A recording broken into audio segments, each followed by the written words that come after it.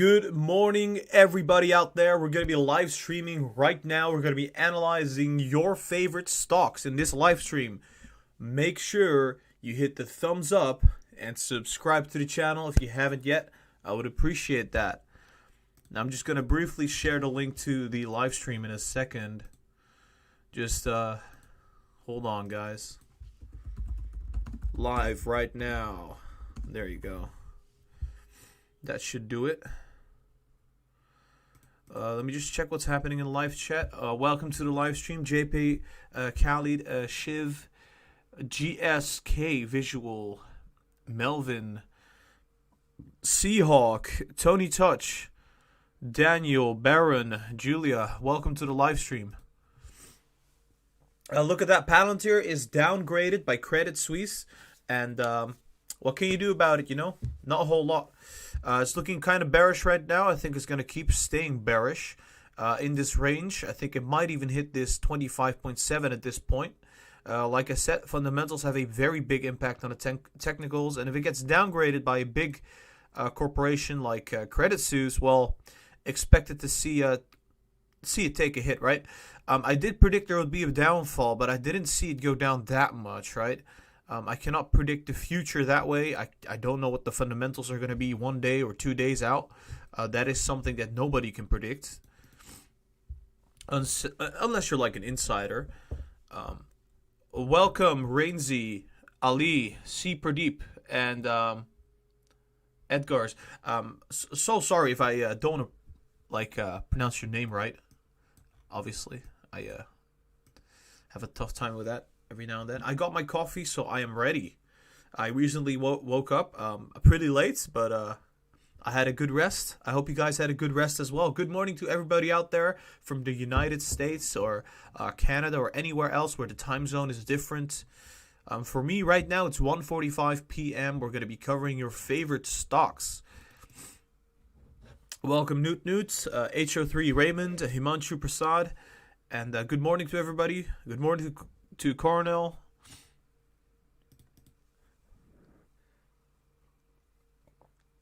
Alright, so Palantir is looking negative on the short term, so it might just be a very negative day for Palantir. Wouldn't be a surprise. I mean, they got downgraded by Credit Suisse. I'm still very bullish on Palantir, though, so I don't think this will have a very big impact. Let's go to NEO. What's happening with NEO? NEO's going down like we said. We said that it would go down and sideways.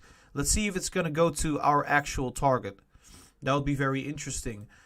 Tesla's not doing a whole lot, obviously. I don't think it's going to do a whole lot until maybe... I think it might even fill the gap to the downside, to the 650. Also, I would say that there's a good chance that Tesla is going to, in my opinion... there's a chance it's going to go sideways until the last hours of the day, which is a possibility. We'll see what happens.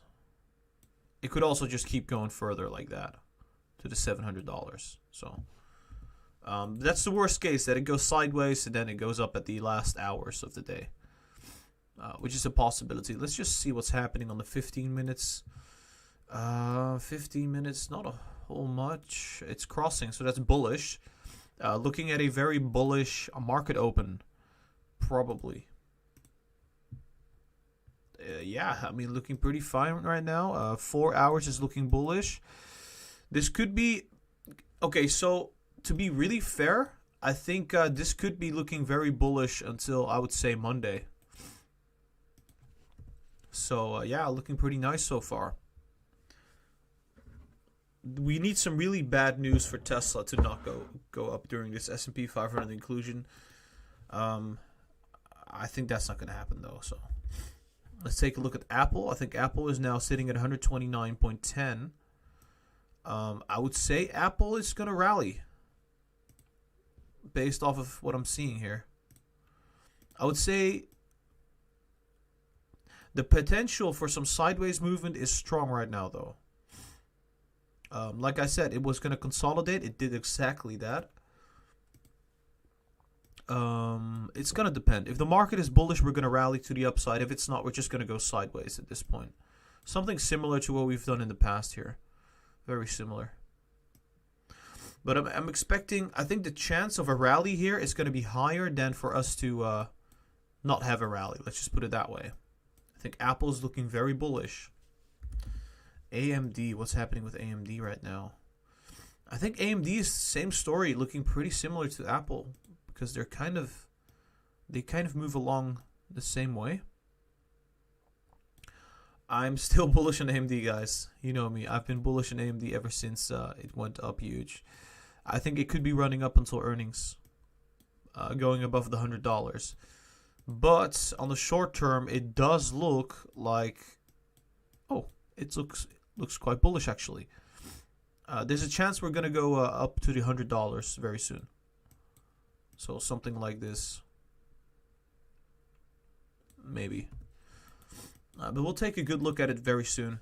I first want to check some stocks out, see what's happening with the general kind of market that we cover. Amazon is going exactly like we said. That's nice. But what's happening on the 4-hour chart? It's potentially about to rally. What's happening on the daily chart? Yeah, Amazon really bullish. I think Amazon could go up another 10% before earnings. I want to go back to Tesla now. Because Tesla is the stock that everybody's looking at today, right? Because of the S&P 500 inclusion, and rightly so. There's going to be a lot of volume coming in, and we're going to be adding that to...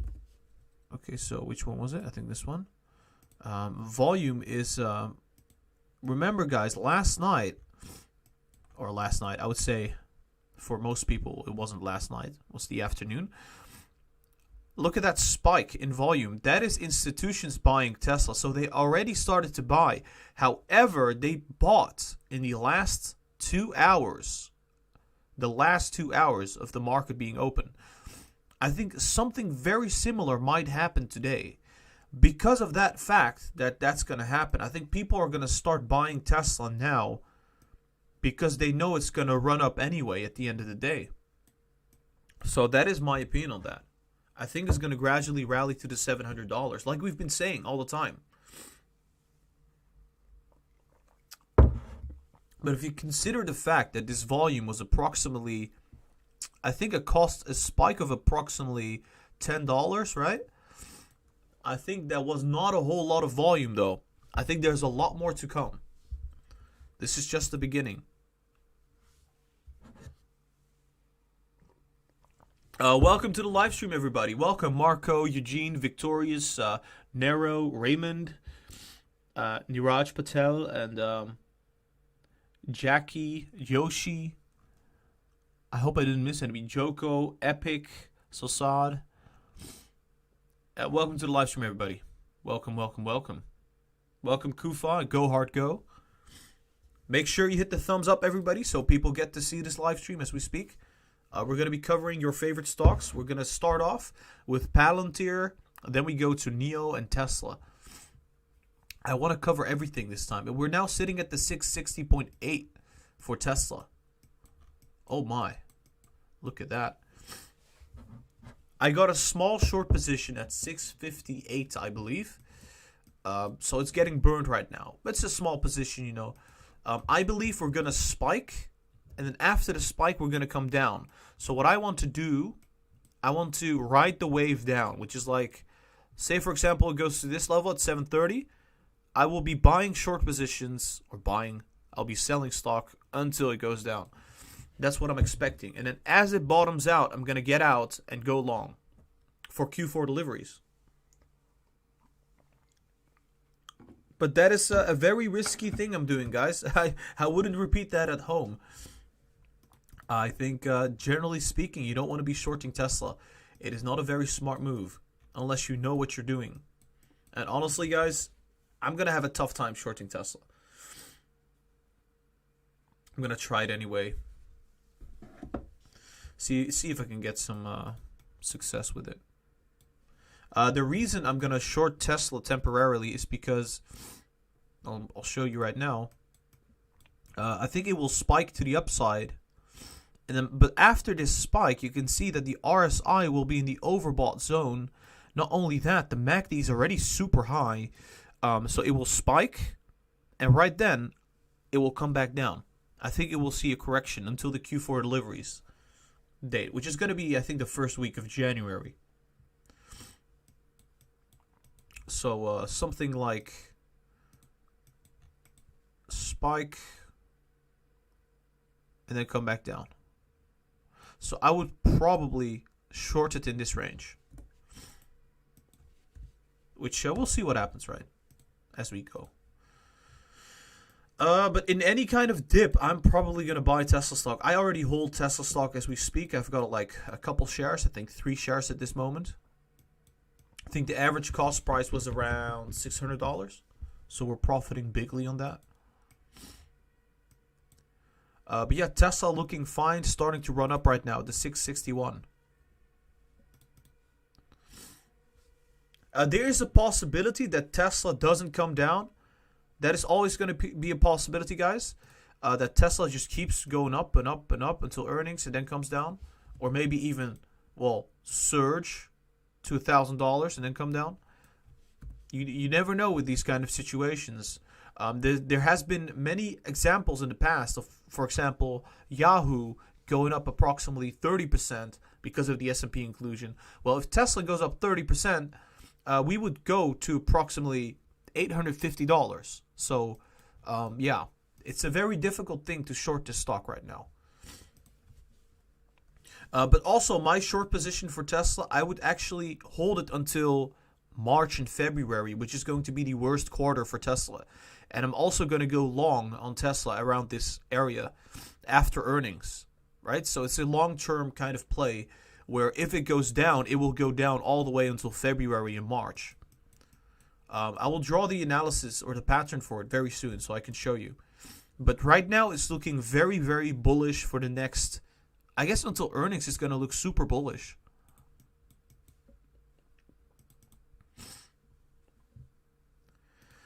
Alright, so I'm just going to be briefly checking out what's happening with NIO, because we also cover NIO stock. It's sitting at the 46. It's a tiny bit of negativity there. I think it's still going to be surging, guys. It still looks very bullish. The daily chart hasn't even crossed yet. We haven't even crossed yet, and we're going up 15%. I think we're going to go up significantly. I think NIO is going to go up significantly for NIO Day. I think the Tesla S&P 500 inclusion is going to be bullish for NIO as well. So I would say NIO is a strong buying opportunity right now. Very strong buying opportunity. And it's going to go to $60 at the least. I did notice one thing about Tesla. If we take a look at the weekly chart. So on the weekly chart, oh, we already crossed, right? Yeah, okay, fair enough. On the weekly chart, we're still trending bullish. No problem. RSI still trending bullish. But I would say possibly by the end of December, we're going to see reversal to the downside. So pre-market sitting at 661. Looking pretty nice so far. Palantir going down, somebody asked. Yeah, so Palantir is trending downwards at this moment as we speak. Well, there's a good reason for that. They got recently downgraded by Credit Suisse. I don't know how you pronounce it. Credit Suisse. I don't know. So the reason they're going down right now is because of this company downgrading Palantir, which in my opinion doesn't really have a basis, but that's just my opinion. I think we still have a lot of room left. I think it's going to fill the gap to the upside very easily. I am not too worried about this. RSI jumped downwards really quickly. So there's a lot of room to the upside. Like I said, guys, I cannot predict fundamentals. Nobody can. Only insiders can. But that's illegal to share. So I cannot know that Credit Suisse is going to downgrade something beforehand. I can't. I just can't. In my technicals were pointing upward. They're still pointing upward, but just, I couldn't predict this. However, we did predict that it would go down today initially. So without knowing the fundamentals, we kind of did predict part of this move, which is pretty sweet.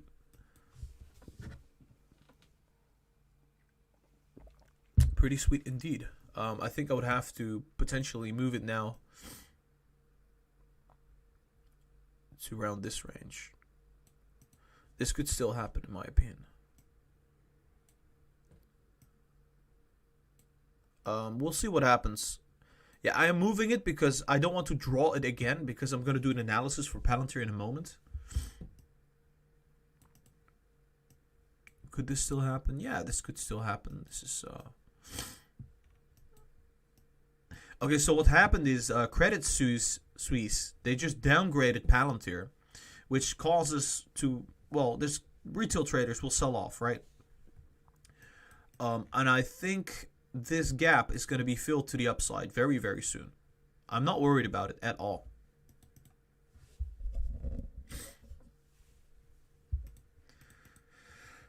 All right, see what's happening here. What's happening with Virgin Galactic? Oh, it's going down. Yeah, I said it was in a bearish channel, so it's no surprise. I was bullish on it, but then I realized who sold their shares. It was Chamath or something. I think one of the people that are on the board, he sold like 15% of his whole stake, causing some negativity over here. There was also some really bad fundamental news. I think a test flight went wrong. I think these are just going to be buying opportunities, honestly. If I take a look at it right now.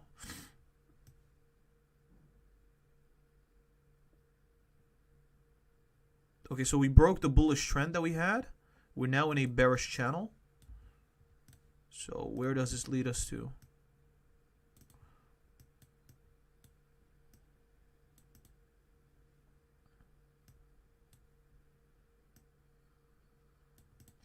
I think we're going to bounce very soon on Virgin Galactic.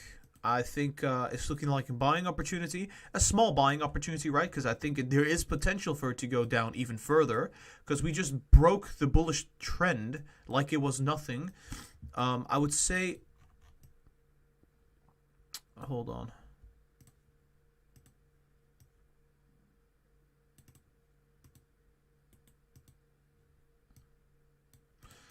I think the potential bottom is going to be sitting at the $20 range. Just quickly looking at this $20 range, wouldn't be too surprising if it reached that way. But I think usually what happens, got a running nose again. Usually what happens is that people anticipate the $20 range to be hit, so they buy at the 21.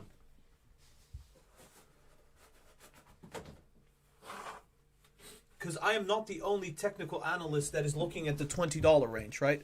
There are many, many more. A lot of people are looking at this range.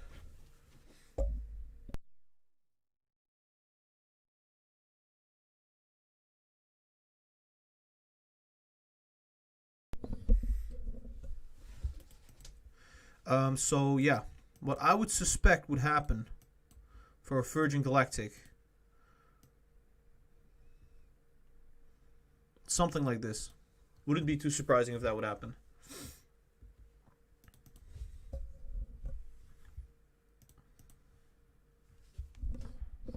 I will be buying Virgin Galactic around the $20 range. I will buy a lot of Virgin Galactic. So let me just briefly check Palantir now. Still down. AMD 0.5. Hey, AMD is going up like we expected. Apple seeing a struggle at the 129. It's probably going to move sideways for a tiny amount of time before surging to the upside.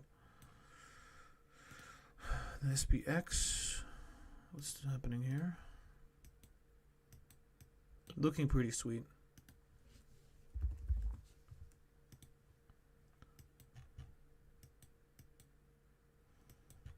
Alright, so Tesla is really, really bullish. I think it could be running up very fast, guys. Especially looking at the 4 hours right now. The MACD could go up all the way. So I think it's most likely going to spike like this, though. This would make more sense. RSI spike as well. Price is going to spike as well. And it's going to come back down. That would not be surprising if that would happen. Because I think it's going to be just like that. It moves up super fast. And then it corrects because people are going to take profits after the inclusion. I mean, why wouldn't they? There's no catalyst aside from the deliveries, which is maybe still too far off. I think deliveries is going to be...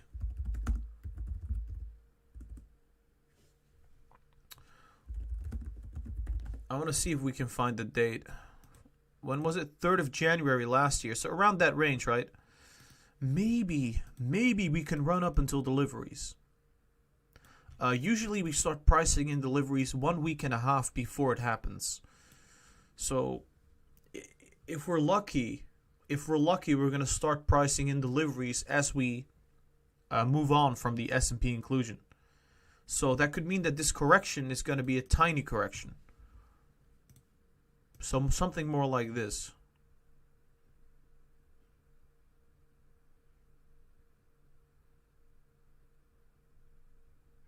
Maybe?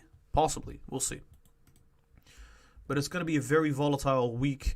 It's going to be a very volatile coming weeks for Tesla stock. Still, to the upside. So, yeah. But no matter how you look at it, there will be a correction for Tesla after the S&P inclusion. There has to be. Because the price is going to run up so fast. There's no reason for it to not correct. Let's just put it this way. I mean, we already had big corrections at these levels. At the 640. At the 650, right? We already had these kind of corrections. What's going to happen when we hit the 700s? I mean, we had... Once we hit 660 or 650, we had a correction of about $100. So maybe it happens again. I think that it will happen again, actually. But yeah. Look at that profit taking. Jesus Christ. Yeah, there is some room to the upside left.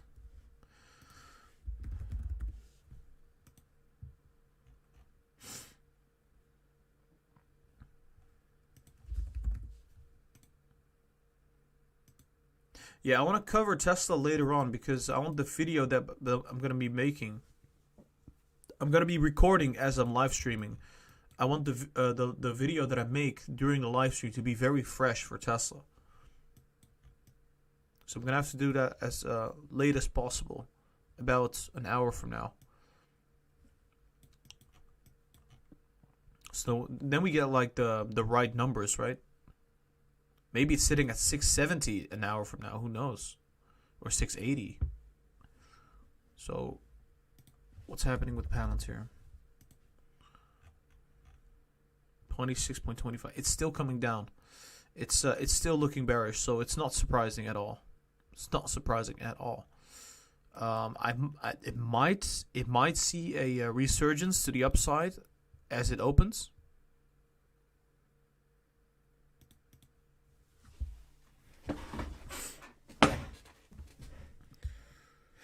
I want to check CD Project Red.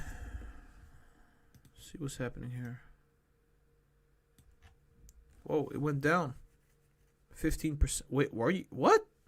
No way. Did it really go down like that? Wait, hold on. That's impossible. No freaking way.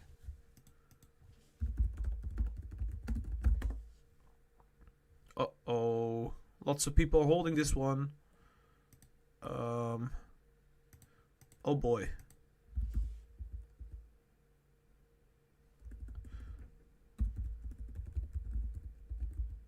I want to find it. I think it's on the isn't it on the American stock market as well?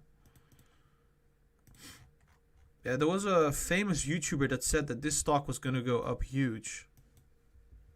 It went down 16% almost. So what can I say?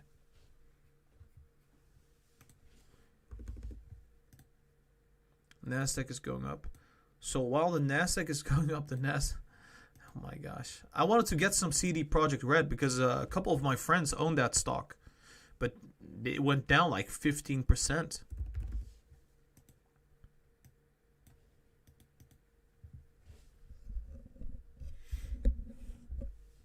Yeah, I bet it's the Cyberpunk refunds having a big effect on the stock.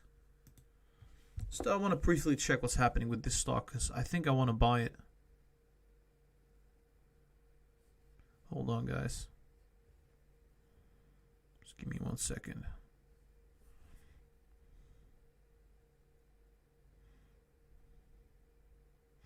Oh, yeah, I cannot find it for some odd reason.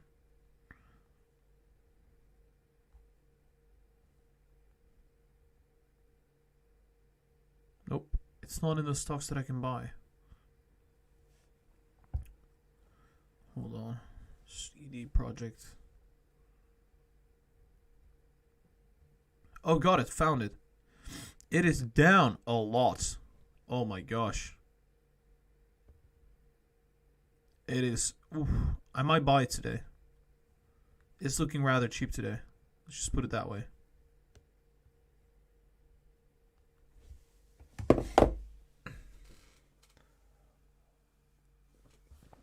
All right, I finished my coffee. I think we're ready to do some analyses. I hope you guys are ready.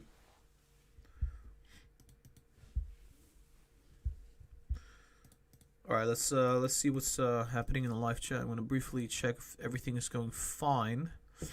Yes, everything is looking pretty amazing as we speak. All right, guys, make sure you hit the thumbs up. I would really, really appreciate that. We're going to be covering Palantir stock. We're going to cover Tesla stock, NIO stock, Apple stock, AMD stock, as many as possible. So keep this in mind. I want to first start off with Palantir because it went down so much. I'm going to have to make an update about that. Then we're going to do Tesla stock, and then we're going to do NIO stock and the rest. So keep this in mind. I'm going to be sharing a link right now on the Discord.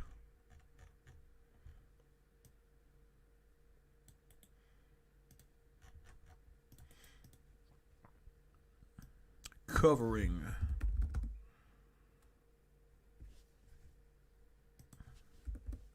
live covering Palantir stock. There you go. That should do it.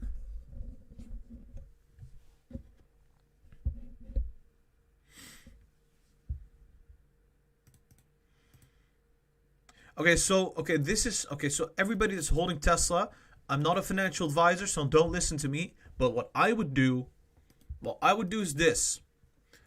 If Tesla stock surges today, I would take at least 50% profits. If Tesla stock doesn't surge today, I would hold it until Monday. That is my opinion.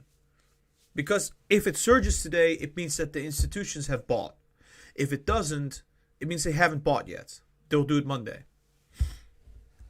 That's just how I look at it right now.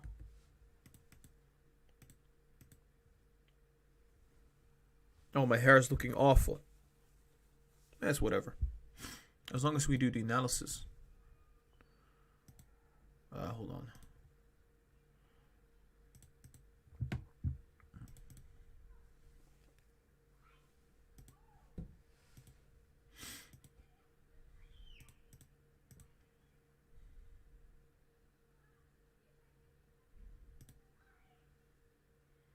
What is this? All right, cool.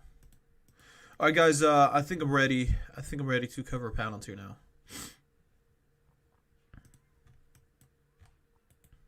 Can we actually move what we just drew? I think it was sitting at a different place. The pattern.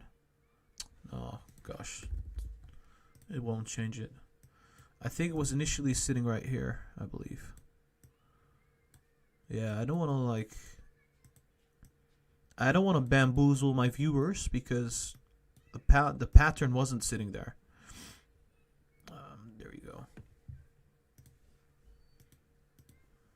Yeah, it was sitting right here, I believe. Something like this.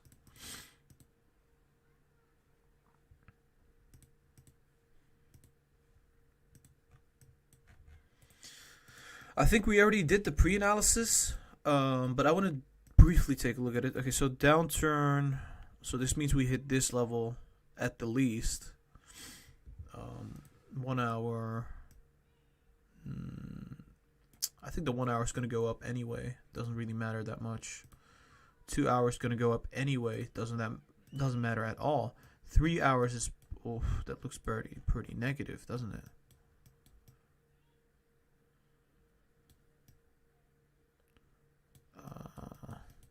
What happened right here? Right. Okay, so I think we're fine. I think we're definitely fine. Historically speaking, when we have this kind of move, okay. All right. I'll accept it. We're gonna go down just a little bit further before they break out. Because of the fundamental news that came out that Credit Suisse downgraded Palantir, it had a big effect on the stock. So the technicals were pointing to a breakout. Then Credit Suisse came along and said, no, we're not going to do that. Pretty much.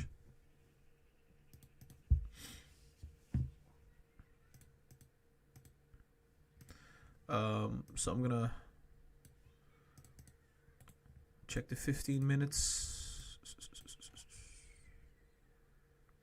Yes, okay, so I think we're going to see a little bit more negativity before we start filling the gap to the upside. And we will fill the gap to the upside, I'm telling you. We're still in the wedge pattern. We're still stuck in this wedge pattern. I'm telling you. We're going to break out very soon. It's very coincidental that at this edge of the wedge pattern and on the 4 hours where the MACD was about to break out to the upside, suddenly Credit Suisse drops in and says, hey guys, we just downgraded Palantir. I mean, very coincidental, just saying. Very, very coincidental. Right at this edge of this wedge. It happens, it happens. It was about to surge, right? It was about to surge like we predicted. So close. But if they think it's too expensive for a stock, well, the same thing happened when Citron said that, right? They said it was overvalued, yet we still went to the $30 again. I mean, we didn't go to the 20. We didn't reach that, like they said. So I would not take. I would not really take it that seriously. I think what they're trying to do is they're trying to move the stock to the downside and to scoop up the shares for themselves, which is understandable because if I was that big of an institution, I would maybe try to do it myself. Why not? Hold on, guys. I need to open the door. I'll be back, and we're going to do the Palantir analysis right away.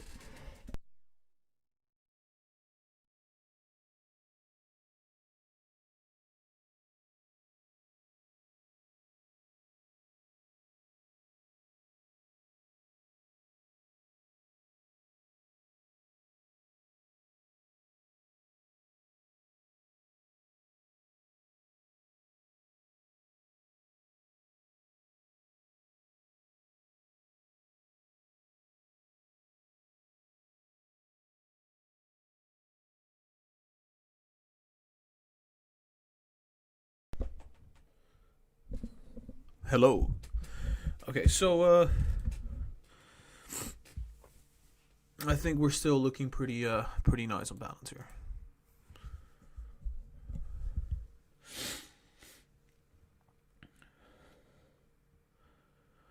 I think there's a good possibility that Tesla goes up 30%. I wouldn't be surprised.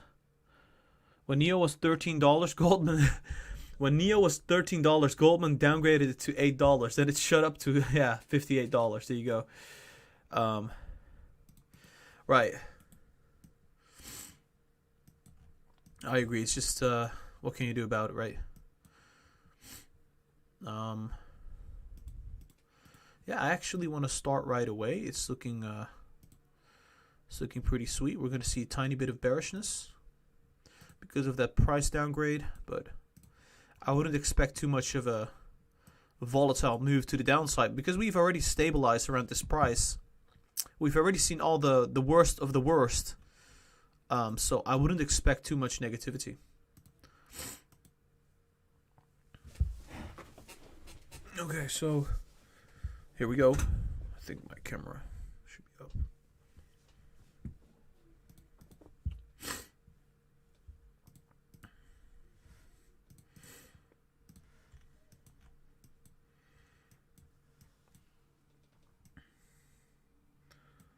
Okay. Let's get the settings right.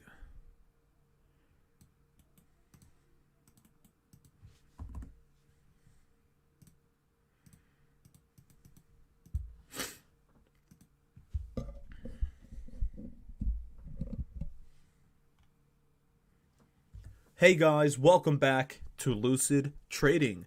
I am Gara, and today we're going to be covering Palantir stock. This will be the daily pre-market analysis for the 18th of December, the last trading day of the week, Friday. Before we begin, hit the thumbs up and subscribe to the channel. I would really appreciate that. On top of that, guys, I am not a financial advisor. I only draw lines on the chart, and I give you my opinions on the technical analysis. So keep that in mind. Now, let's start with this analysis right away. So what I think is happening with Palantir right now is we just recently got downgraded by Credit Suisse. They basically said that Palantir is overvalued and that it should be priced differently to the downside. So this downgrade had an effect on the stock. Obviously, you can see it right here. We gapped down. That was definitely because of that report. I would say this is just some very short-term bearishness. I don't really pay too much attention to this. I think we're still looking pretty bullish. However, we are going to see some volatility to the downside, possibly for today, maybe even for another day. Monday could be the case. So we could be moving to the downside like this before moving upwards. But I still believe that Palantir stock is going to be going up gradually. I'm also going to be adding more shares to my own position as it goes down. I think it's going to fill the gap very soon. And it's just obviously, it's fundamental news. I could not predict the fundamental news because, well, I'm not an insider. I don't work at Credit Suisse. I didn't know what they're doing. The technicals were pointing to a breakout, and I still think it's going to be breaking out. It's just going to be postponed a tiny amount. So for now, I would say it's still looking bullish, but we're going to see some short-term bearishness. I think we're going to go to the lower edge of this wedge. We're going to bottom out right here and gradually push ourselves upwards and above. So that's what I would say on the 30-minute chart. Obviously, our 30-minute prediction of last time, I did say that we would see some bearishness at open today, that we would go down to the $26.9. However, I did not predict the fundamentals to change that fast and go to the, well, I didn't predict the price going to 26.2. It was something unpredictable. Let's just put it that way. The technicals, however, are still pointing to a nice breakout to the upside. So I'm not going to be changing my stance too much on that. But anyway, guys, we have to look at the 1 hour, the 4 hour, and the daily chart to see what's happening now with this fundamental news coming out. Has it changed the technicals at all? We'll be checking that out in a second. So let's go to the 1 hour chart right now. There you go. I'm holding a lot of Palantir still.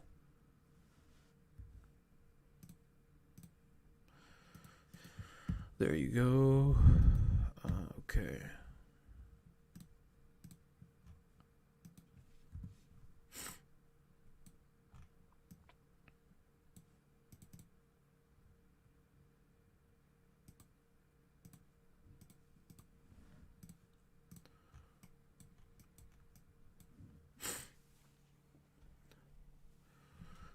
So on the 1 hour chart, have we seen something very similar to what we're seeing right now? I don't necessarily think so. Maybe right here. Yeah, right. So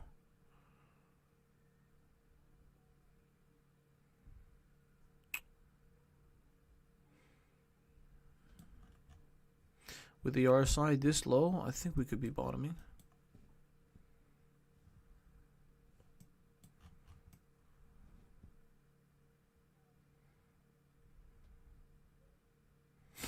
All right. Okay, cool.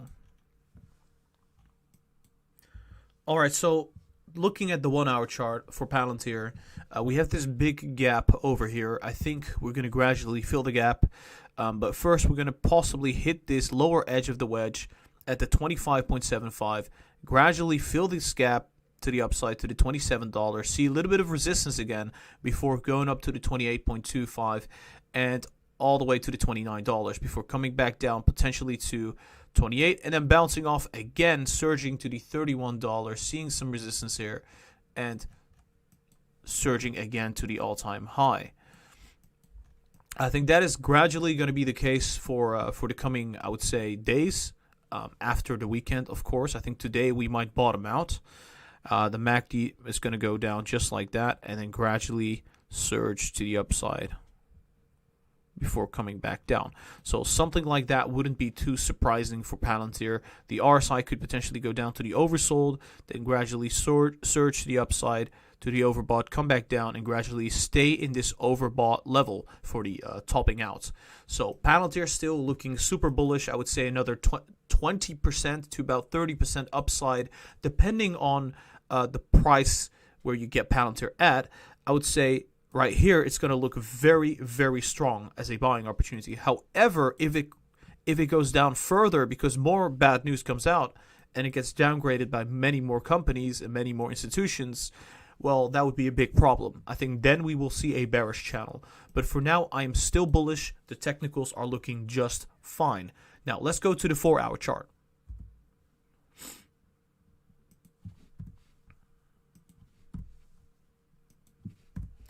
There you go.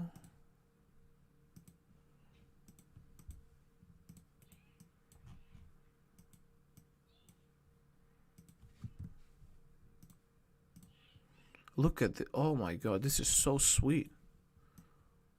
This is so sweet. I'm telling you guys.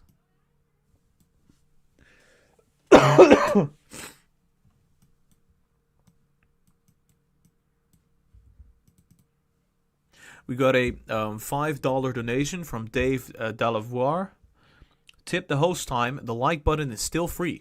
Thank you so much for that donation, Dave. I really appreciate it. The like button is always free. The like button will be free forever. That's I love you, man. I very much appreciate it. All right, so the 4 hours are gonna be interesting. This move is very similar to that move. And what we know is that we had a breakout to the upside when that happened. So I think what's going to happen again is a breakout to the upside. So that's just my opinion on that. 1 second. All right, so here we go. All right, so looking at the 4-hour chart right now, as we speak, I think we're going to see a breakout. Yes, we've seen some negativity for a couple weeks now. I think usually when the MACD goes negative like this and goes flat like this gives us a lot of room to the upside. I think we're going to at least move up just like that, top out, and come back down. Something like this could be happening very soon. I think this will be our Christmas rally, right? The whole stock market is going to be moving, and Palantir is going to move along with it. I think the RSI is now levels where we usually bottom out. So this could potentially go up as well to the overbought, shoot up, and then come back down. I think it's going to look more like this, though, and then come back down. So in my opinion, bottom out, gradually surge, and just keep going to the upside, top out, and then just potentially keep going. So let me draw this again. It's very difficult to draw on the 4-hour chart. So something like this. That wouldn't be too surprising. Obviously, here we could see us bottom out temporarily and then gradually rally again towards the $40. Now, I think getting to the $35 after this downgrade is going to be a little bit harder because we just sold off about, I think it was 3% or something. As we see more of these sell-offs, I'm going to be lowering my, I guess, top price for Palantir. But I think as we get bullish news, it's going to go higher as well. But for now, I think the $34 wouldn't be too bad. Initially, it was $35. I think it's going to be $34 for now. That would be a decent price for approximately 24th of December in that week, right around Christmas time. I think the market's going to be closed, so we're going to see what's going to happen very soon. I'm going to do a weekly analysis in the weekend. So for now, I would say it's looking still very bullish for Palantir. Lots of room on the MACD, lots of room on the RSI. I think it's looking like a strong buy unless it breaks this wedge pattern, which it will do if there's more bearish news or if the stock market starts selling off. So for now, looking pretty nice. Let's go to the daily chart. All right, so I think the daily chart is looking bearish, I believe, which is really surprising. Yeah, right, so that's the daily chart for you. We're down approximately 4% in the pre-market because of the fact that we just got downgraded. So that is not a surprise. We knew that something like this would happen if there was any kind of negative news. There you go.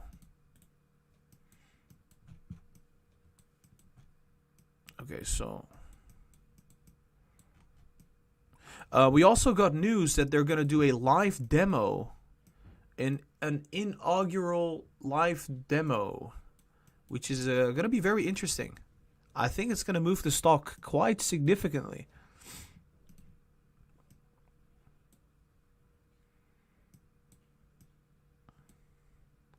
All right, so we're just going to briefly take a look at the daily chart, see what's happening here. In my opinion, what's going to happen, I think we're going to be surging up all the way to this $34, $35, bottom out here, gradually move up, potentially to the $40 for the inaugural demo, and then see a sell-off just like that, ever so slightly for earnings. And then we really sell off after that. The reason I think we're going to sell off right here is because of the fact that the lockup period that we have, where 80% of the insider traders or the inside people, right, their shares are locked up right now. It's going to expire. The lockup is going to expire, and people are going to be able to sell 80% of their shares. And remember, they got in at $5. They got in at $7 per share. They're going to sell. And that sell-off is probably going to get us potentially back to the $20 after that. But for now, it's still looking bullish until about the 26th of January, around this range. So for now, I'm still looking super bullish at Palantir because we just recently got a new catalyst, which is going to be the live demo that they're going to be releasing for the inauguration or something. It's going to be interesting, right? I think people will be buying Palantir stock just for that catalyst. So I'm expecting the MACD to go up, come down a bit, and then start surging again, just like this. And the RSI is going to see something very similar. And then come back down all the way after the lockup period expires. So this was just to get like a feel for what's happening on the long-term time frame. Obviously, with the markets being super volatile and stimulus potentially coming or not coming, this could be looking a little bit different. But this is, in my opinion, what could be happening for now. So I think that was it for the daily chart. Let's go to the 30 minutes right away.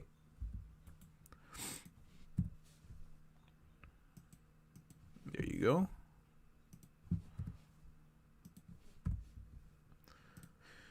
"30 minutes coming up." Let's just hold on.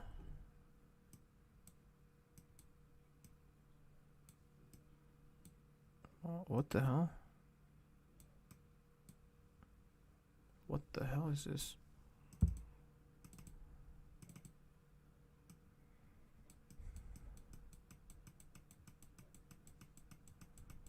Why is this acting up so much? Is it the volume?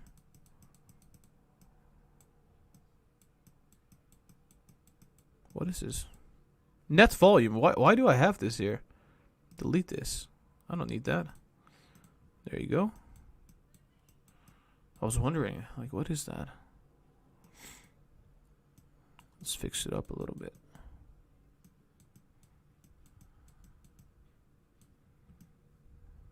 I think that should be fine.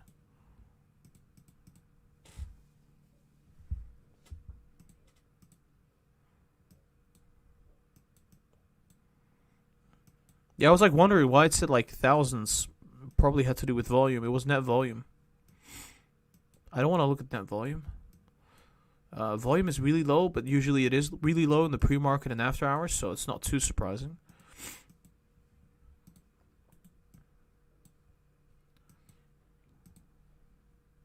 We're about to do the 30 minutes for Palantir. So, hope you guys are ready. Guys, make sure you hit the thumbs up. I would appreciate that. The thumbs up is free. You know, hitting the like button is free, like people said before. So make sure you do. That's a really bad argumentation. It's really bad. But make sure you hit the thumbs up. That I would really appreciate that. Why would the like button not be free though? Got a runny nose, so that's really annoying. We're gonna start in a second.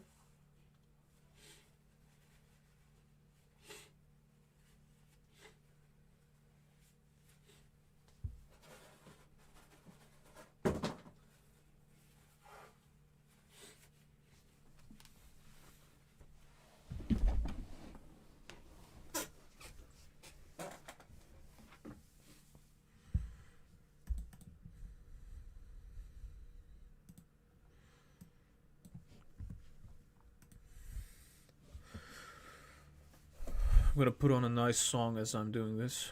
It's gonna help with concentrating, I think. There you go.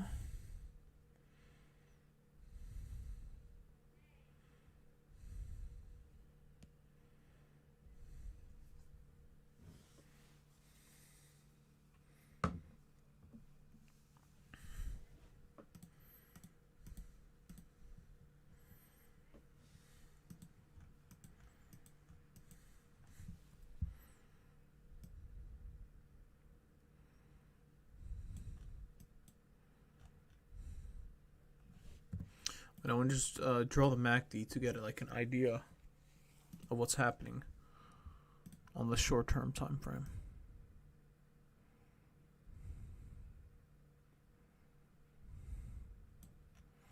So potentially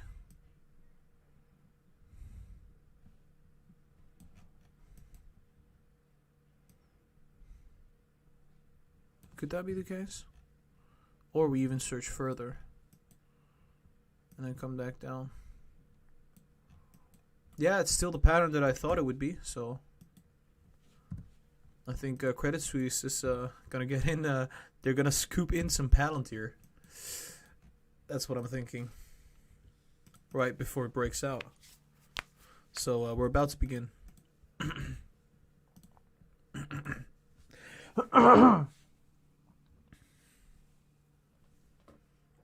All right, so we are looking at the 30-minute time frame. This is going to be the final frontier. What is going to happen for Palantir? Well, we're going to draw it out right now. Before we do, hit the thumbs up and subscribe if you haven't done that, so you get the latest Palantir news from me. All right, we're going to start right away.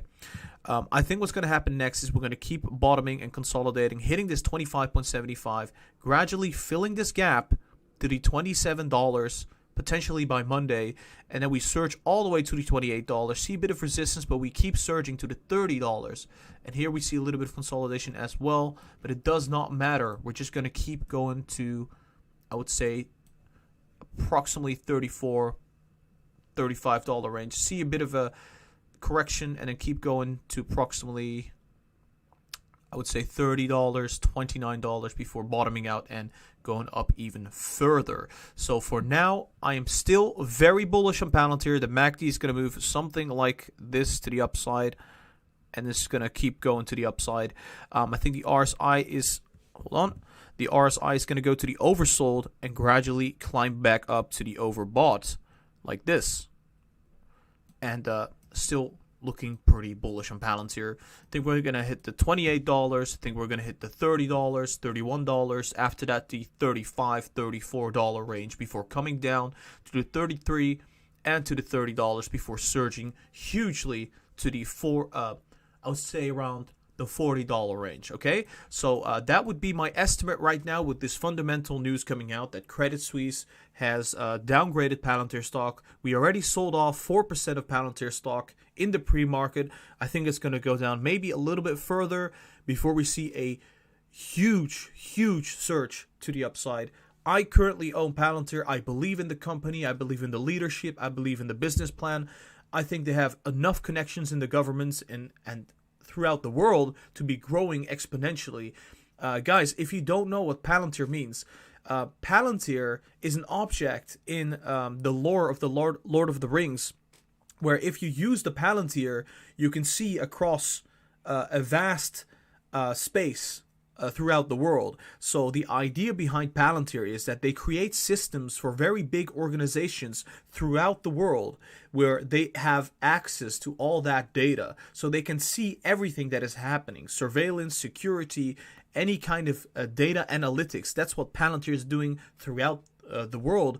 And what we've been seeing with the contracts that keep coming for Palantir, it looks like they will be able to accomplish that goal of theirs of having the Palantir globe, which they can actually access any data from, well, throughout the world, which is going to be interesting, because if they do that, they will become one of the biggest data company out there, and I think they will. That's why I am so bullish. That's why I think they will be going up to approximately $1 trillion market cap, maybe even $2 trillion, if they properly accelerate their growth in the privatized industries out there, and not only with governments. So guys, this was the Palantir stock analysis. I hope you enjoyed it. If you did, hit the thumbs up, subscribe to the channel. I would appreciate that a lot. It would help with the growth of the channel. On top of that, check out the social media. We have Instagram, TikTok, and Twitter. Links will be down below in the description. If you want to donate and show some love, feel free to do so. There's a Patreon link down below where you can get buy and sell signals, early access, exclusive content, and one-on-one conversations with me. So check it all out, guys. Links are going to be down below. I hope you have an awesome day and an awesome weekend. And this was Lucid Trading. I'll see you next time. So that was the Palantir video. Hope you guys liked it. I'm going to do Tesla right now because we're getting pretty close to market open. Tesla is now surging to 667. There you go. Damn. We're going to the $700 next. Yeah, we're going to do NIO after Tesla. I think Tesla is going to be a little bit more important. NIO should be rallying as well, right? NIO should be, yeah, there you, oh, what? It's selling off? Well, we did say it would sell off, so it's not too big of a surprise.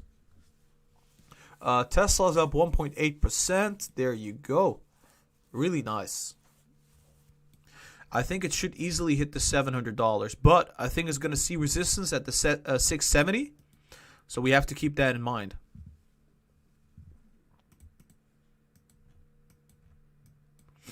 I'm going to be sharing the link now for the Tesla analysis.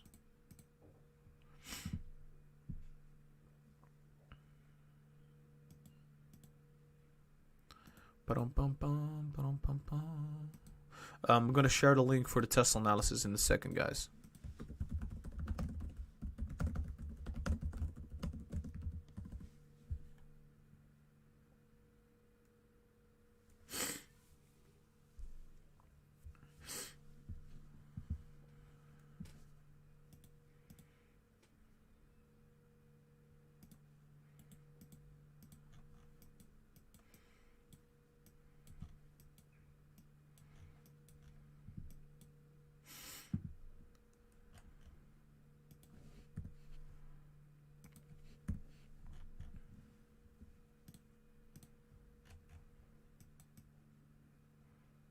Oh, we're getting to a resistance point. I think we're going to see resistance at the 670. Oh my. I think we're going to... Potentially, we can sell off at market open, though. I'm afraid of that happening. Yeah, most likely we will. Most likely we will. Because, yep. I think we're going to see a sell-off at open. Unless the institutions are already buying, which they're not. So it's not gonna be a big sell-off. It's gonna be a tiny sell-off. overextended on almost every time frame. So I think at the 670 we're going to see some resistance. But honestly, does it really matter? We have the inclusion. No, I think this could keep going. I think today's a special day, so in any normal kind of circumstances, we would sell off at open, just like that, and then surge. But right now we have the inclusion today happening, and well, Monday as well. So I think there's a good probability that we're going to see a massive surge. People just don't care anymore. They're just going to buy at every price, because the capital is going to come anyway. Like, we're now sitting at the 669. I think we're going to hit 670 soon. We're now sitting at 2% upside for Tesla stock. What's happening on the daily chart? Daily chart is trending bullishly again. Like we said, we're going to bounce and then come back down. So we're still fine. We are perfectly fine. I want to see if, like, these kind of moves. This was about $70, I think. $70 to the upside. And this was about $40. $100, $70, $80. Okay, so I think this could keep going to the 700, guys. This could keep going to the 700. There's a good possibility that happens. Yep, pretty much. We're now at the 669.4. This is not going to stop. I don't think this is going to stop. Usually we do see a correction here, and then who knows? Like, this is a unique event, so maybe the normal kind of ways doesn't work. Because if it was like a normal situation, I would say it's going to correct and then bounce. So something like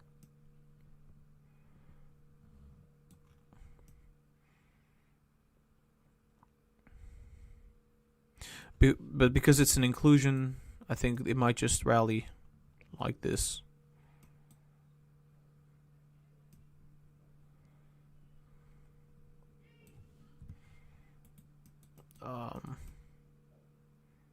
I'm just going to remain very optimistic. Let's see what happens. If I'm going to be really, really optimistic,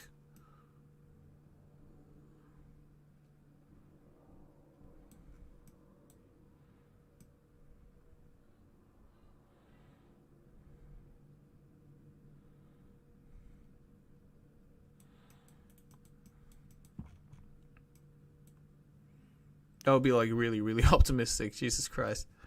But it could happen, you know. It could be very, very bullish. We've seen the same thing happen with other stocks out there. Like, well, in the past, right?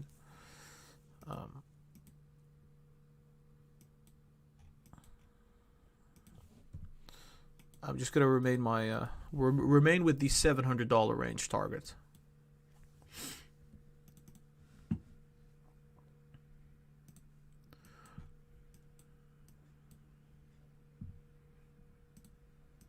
$15 minutes. Still looking pretty bullish.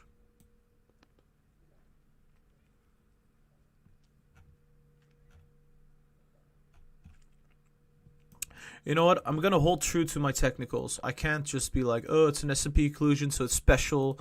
That's the newbie trader mindset. I think it's going to correct, and then we're going to surge. Yeah, that's my opinion. I think it might be wrong because it's a very special day, but I have to hold true to my own kind of technical experience. And in my experience, when there is a resistance, there's a resistance.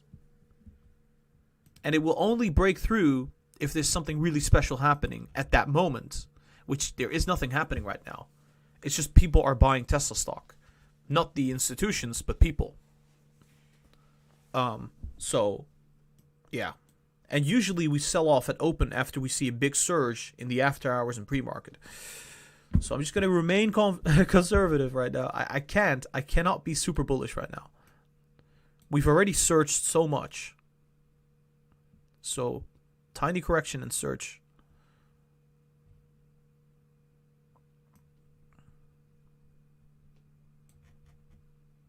Could that be the case? Yeah, well, potentially.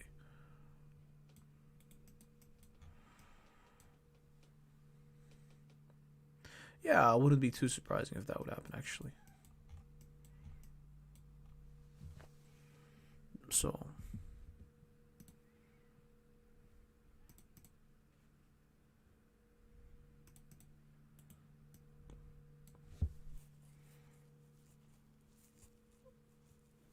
but you would think that, like, people would buy at any price, but I think everyone that wanted to buy Tesla already bought Tesla. I think today maybe there's going to be a little bit of a uncertainty. Like, people are going to be a little bit fearful because the institutions might not buy until the last hours of the day, which means we're going to see an initial sell-off to the 657 at the least, I would say. Maybe even to the 650s before we see the grandiose surge from the institutions buying Tesla stock. There's even a prediction that I made that they won't buy until Monday, right? They'll buy a tiny amount. So they'll spread it out, which they're already doing.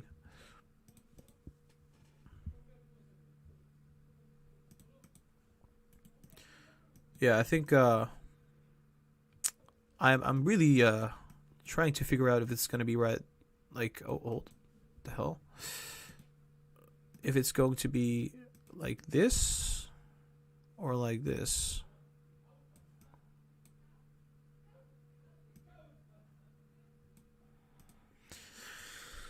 Oh, man, it's a really difficult one.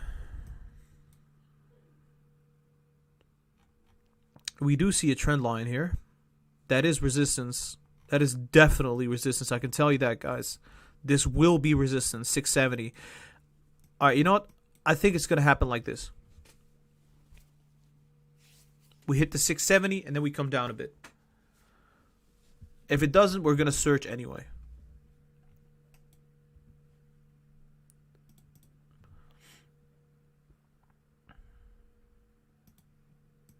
Yeah, so what's happening on the 1 hour? Even on the 1 hour is kind of indicating that something like this will be happening.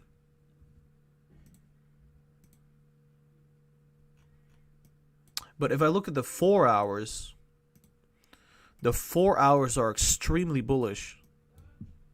The 4 hours really, really bullish. So, but yeah, this tiny dip that we're going to see right now, I think you don't even see it on the 4 hours. Like, if it goes down $10, like, you won't see it on the 4 hours. Barely. So it could be happening.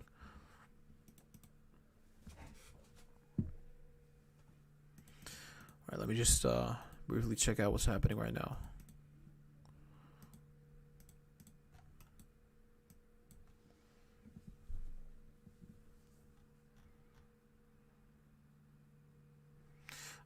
Can we predict the top by using a recent top? I want to check if we can do that. Has the stock split been predicted by a recent top? No. Not that one, at least. Nope. Maybe this one.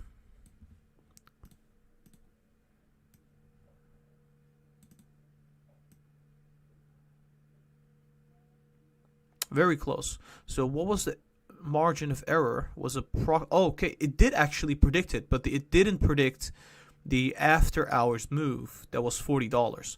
So I think we might be right about the top being around. Oh my gosh, that's going to be awesome if that's the case.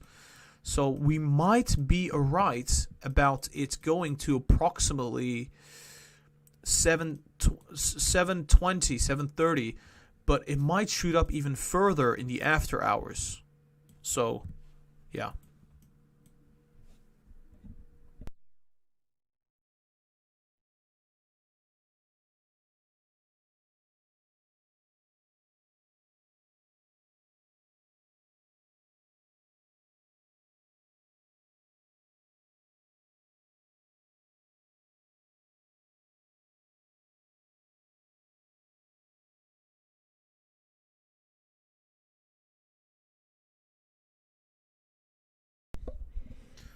So we are already seeing resistance.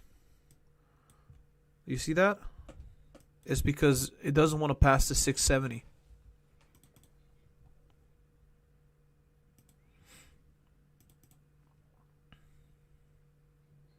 I think we got another donation. We got a £2 donation from Niraj Patel. Gara is homeless soon with this crystal ball. Elon #1. Thank you for the £2 donation, Niraj. Alright. Oh, he was referring to my short position, of course. Yeah, right. Who knows? Who knows? I'll actually, I think I'm gonna show my portfolio for that. It's gonna be a nice one. It's gonna be interesting. I've successfully shorted Tesla many times. I went long on Tesla many times successfully. We are here to make money. We're not here to be fanboying about a company. Yes, Tesla's amazing, but would you rather make money or just, be a fan? I think making money is the wisest choice.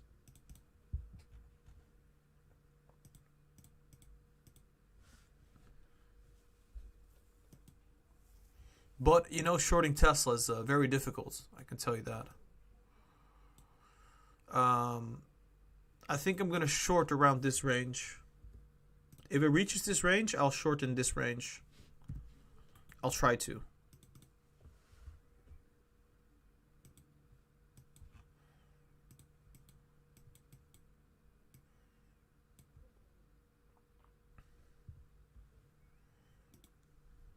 See what's happening.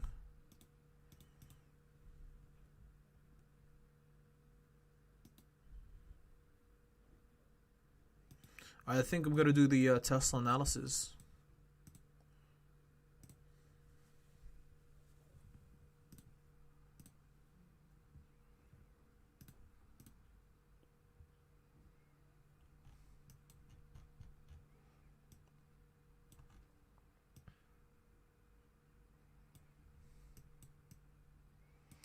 It looks more bullish than I thought, though. It looks like we could go bullish until deliveries. So, yeah, could be a possibility. Yep, pretty much.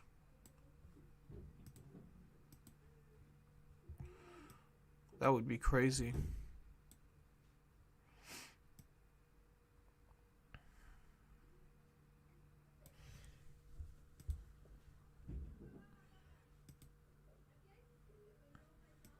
Yeah, it's already going down, like I said. Resistance has been seen at the 670 range. So, yeah. It's having a tough time there.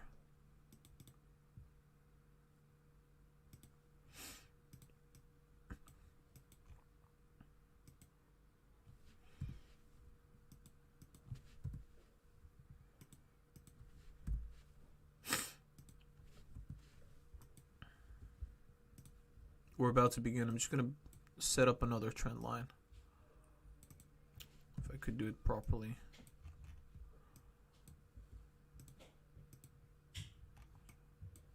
See if I can.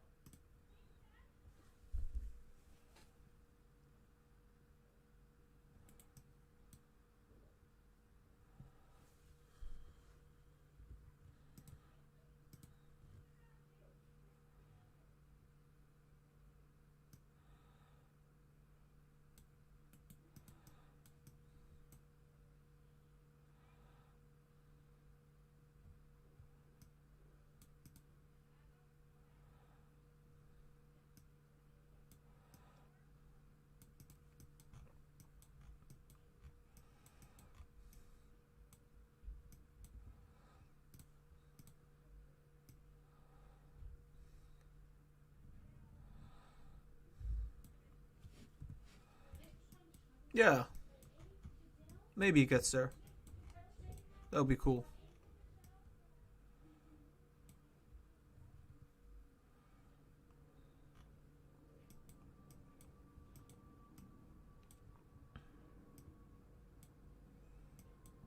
In this range.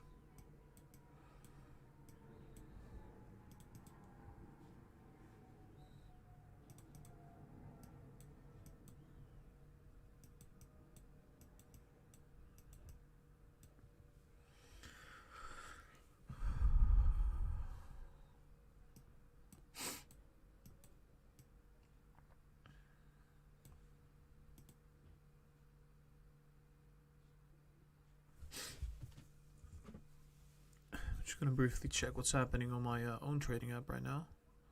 Are the markets up right now?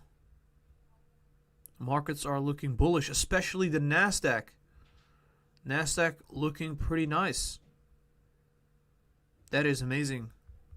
Good news. All right. Market is going to open about 30 minutes from now. It's looking pretty amazing.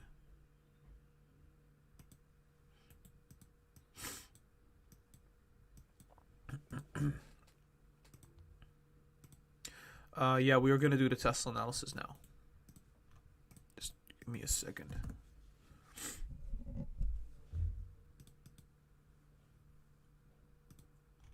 think now we have a nice bottom.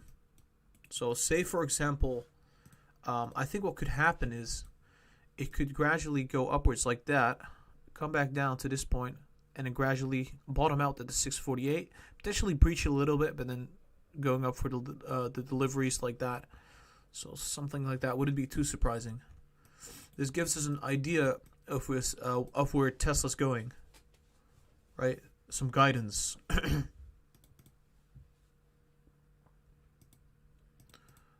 All right, so I think we're ready to begin. Guys, before we begin, make sure you hit the thumbs up. I would appreciate that. Everybody has to see this. We have about 16,000 subscribers, and we're right now sitting at 800 viewers. So make sure you hit the thumbs up. I would really appreciate that. Subscribe to the channel if you haven't yet. We're about to do this analysis right away. So give me a second. There we go. All right, so I'm going to start immediately because the markets are about to open. There you go.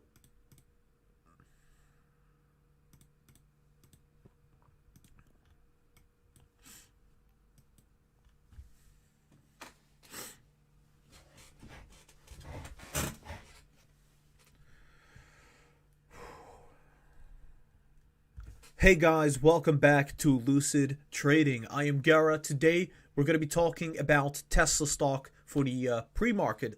Today is the 18th of December, Friday, the last trading day. Before we begin, make sure you hit the thumbs up and subscribe to the channel. I would appreciate that. Also, I am not a financial advisor, so everything I say and everything I do in the charts, that's just my opinion on the technicals. It's just for entertainment only. Now, let's begin right away. So, guys, today is the quad witching day. Today is the S&P 500 inclusion day, along with Monday, of course. So a lot is happening right now for Tesla stock. We are already up approximately 2%. As we speak, like I said, we could be running to the $700 and above, so it's not surprising at all. So I want to just get into this right away. So I think what's going to happen, usually what we see after Tesla surges like this, we're now sitting at the 671, getting there, very close. I think there's resistance right here. We could see a little bit of a sell-off before we start surging again, but we will surge majestically to the upside all the way up to approximately what is going to be $730, $740 before we see that resistance and we come back down to this $700, I would say $690, and then gradually to the $650 before we start rallying for Q4 deliveries. Now, for now, this is just my 30-minute analysis, just poof. That's what I think was happening on the 30-minute chart without looking at the 1 hour and 4 hours. So this could very well be the case.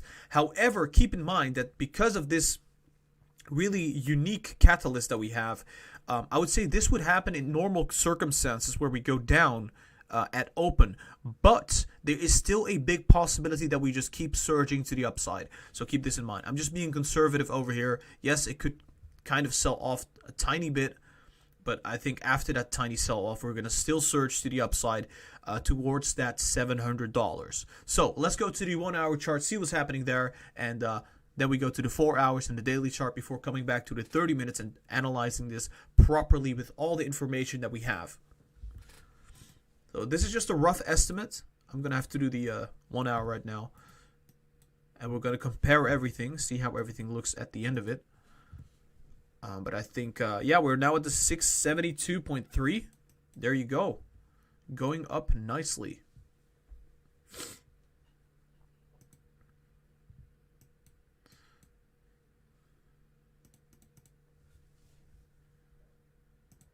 Right.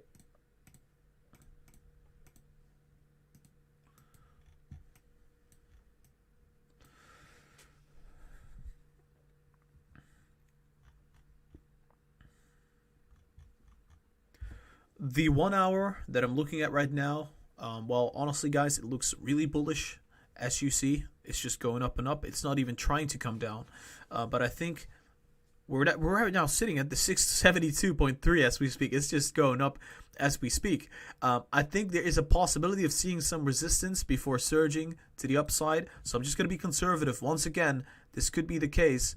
And then we surge all the way, I think, like we said, in this $740 range. However, in the bullish scenario where the markets are also going up, we could go to the $800. So around this range before coming down properly to that $700 and gradually to the $650 before we start rallying to Q4 deliveries, which is going to be the first week of January. So for now, it's looking super bullish. I would say approximately about 20% upside in that case. So that's going to be really, really juicy. That's going to be amazing, right? Keep in mind, this is if the markets are extremely bullish. I expected the $800 range if stimulus was passed. Right now, it's not passed yet. So in any other scenario, I'm seeing the 730 being the top before coming down for right before Q4 deliveries and then rallying again. So the MACD would potentially look like this in this scenario and then come back down like that before rallying for the Q4 deliveries. We will see a correction, I think, after the inclusion, but it's not going to be too big of a correction. I think it's just gradually going to come down, people taking profits. The RSI is going to look something like this and go to the oversold briefly before rallying again. So that would be it for the 1 hour chart. Still looking incredibly, incredibly bullish. Like I said, we could still surge all the way like that, but I'm being conservative. Normally, the technicals indicate that we will see a tiny sell-off at this resistance that we see right here before surging again. Because of the fact that the volume is not picking up that much, this could very well be the case. If the institutions and hedge funds start buying at market open, well, we're just going to surge right away. So just keep that in mind. Now let's go to the 4 hour chart. I think the 4 hour chart is going to look a little bit different. I would say even more bullish. It's a really weird phenomenon that we're going to see on the 4 hour chart.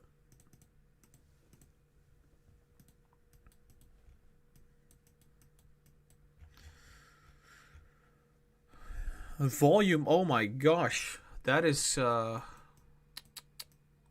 think the volume is going to really pick up.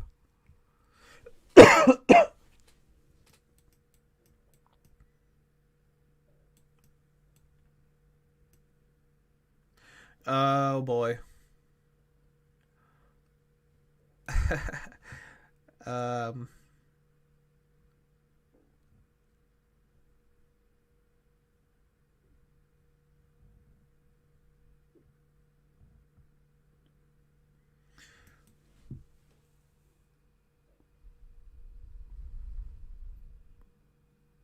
Okay.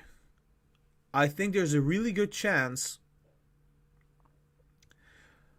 How much volume came in last night? That is nothing.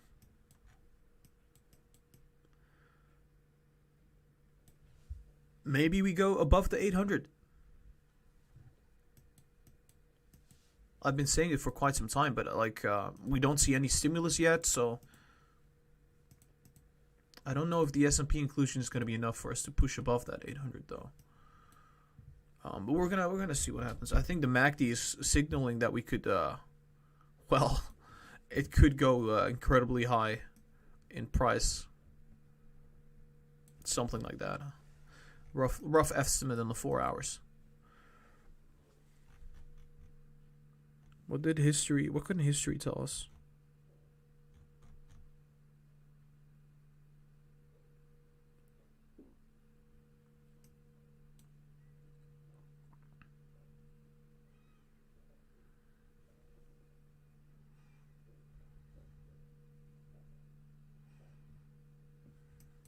I think we're gonna at least see 700, and then we'll see what happens further. All right, so looking at the 4-hour chart for Tesla stock, it's looking incredibly bullish. We have a lot of room on the MACD. It's looking more bullish than the 30 minutes. It's looking more bullish than the 1 hour. I think that is an indication that we could potentially be moving even longer, even further to the upside than we thought, potentially for a couple days before we see any kind of correction. So this could last us until a couple days after the inclusion even. So potentially in this scenario we would move all the way, hold on, we could move all the way to the $800 and then correct to the downside, and then see a correction before the deliveries and to surge again and then come back down. So that could be a potential outcome. However, because the MACD is still looking super bullish and the RSI has a lot of room to go to the overbought, I think what could even happen is, that would be crazy though, we surge all the way, we come back down, and we surge even further for earnings. And then after earnings, we plummet. Okay, I don't necessarily think this will happen. I think this could be a potential scenario. Now we're getting closer to having such a scenario because obviously we've been very bullish. The S&P inclusion is going to be a once in a lifetime event. Usually we do not see a big sell-off after an S&P 500 inclusion. However, I thought because this is Tesla, because of the volatility, yes, we might see a very big drop and then pick up the pace again. But now we have Q4 deliveries, it's going to be a record.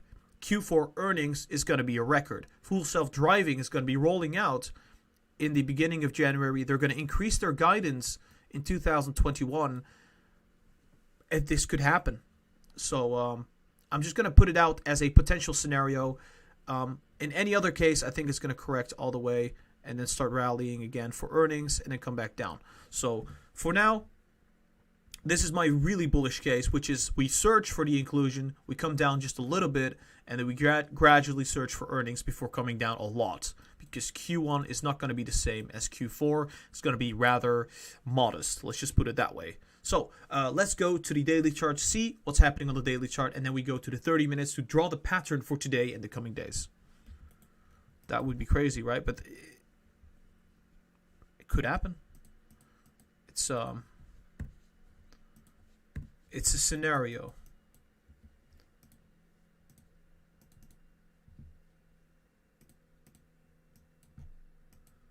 We're now sitting at the 674.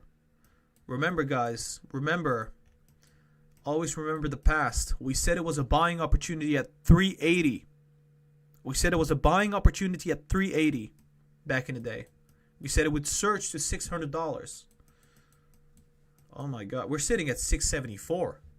We're not sitting at 7. We're above the target that we placed at the 380. That's crazy.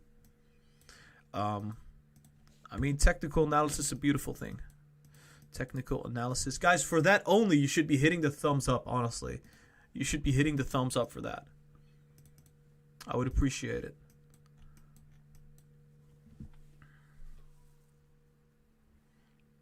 Nah, the MACD is sitting too high. It's sitting too high for us to be surging all the way to earnings, I think, potentially.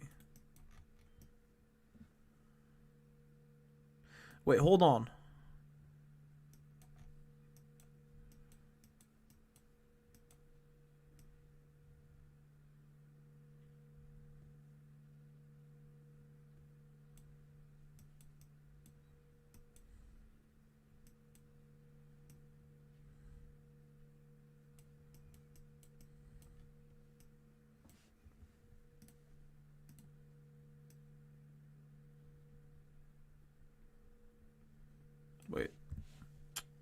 Hold on, guys.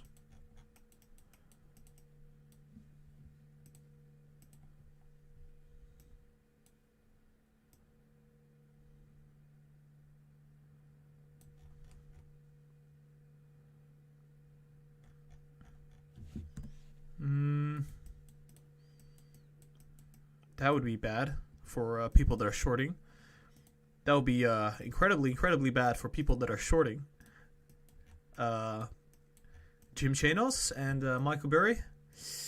That's going to be very bad if that would happen. Anyway, I think I'm going to be covering the daily chart. I'm going to give two scenarios. Alright, so I'm covering the daily chart right now, and honestly, I have two scenarios. I got two scenarios, okay? Both are rather bullish. I don't really have a super bearish scenario for Tesla at this moment. I think what could initially happen is that we surge. Hold on, we surge all the way to this $800, $700 range, come back down, and we pick up the pace for Q4 deliveries, come back down, and we pick up the pace for earnings, and we go down all the way to the $500 range in February and March. That's rather bullish, I would say. It's going to go to the $700, $800 range and then come down. However, I also have another prediction, which is going to be we hit this range about, I would say, between $700 and $800, and we come back down, see a tiny correction, but then we don't stop. We keep on rallying. We keep rallying until earnings. And then as earnings comes, we're going to gradually come back down because we don't have a lot of, I guess, bullish catalysts left, which could mean that we could be running up instead of going down because of all the catalysts that we still have left, which means we could even reach $900 at some point, maybe even $1,000 for earnings. That would be crazy, but it wouldn't be too surprising. We have seen this kind of stuff all over the place. Tesla is kind of known for these kind of movements, and obviously if anybody's shorting at the 655 and it goes to $800, well, that's going to be a short squeeze, right? So we're going to see a short squeeze. We're going to see the inclusion happen. We're going to see Q4 deliveries, Q4 earnings. It's going to be magnificent. However, in Q1 of 2021, we will see big downturns, so keep that in mind. So first scenario, we'll see a correction after the inclusion. We see a rally for Q4 deliveries. Then we see another correction until earnings. And we see another rally for earnings. But this is the bullish scenario. I'm going to keep this just right here. This could very well happen. So I'm just going to... This is another scenario. We have two scenarios, both very bullish. I don't think it's going to be super bearish. No way it's going to happen. I think it's going to be rather bullish. So that would be it on the daily chart. The MACD would move probably something like this. And the RSI something like this. So let's go to the 30 minutes and draw the pattern for the coming days. Scenarios change.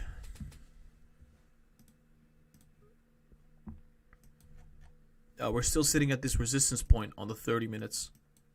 So that's very interesting. 12 minutes left until the market opens. Oh boy. Like we said, guys, resistance right here. I said it several times.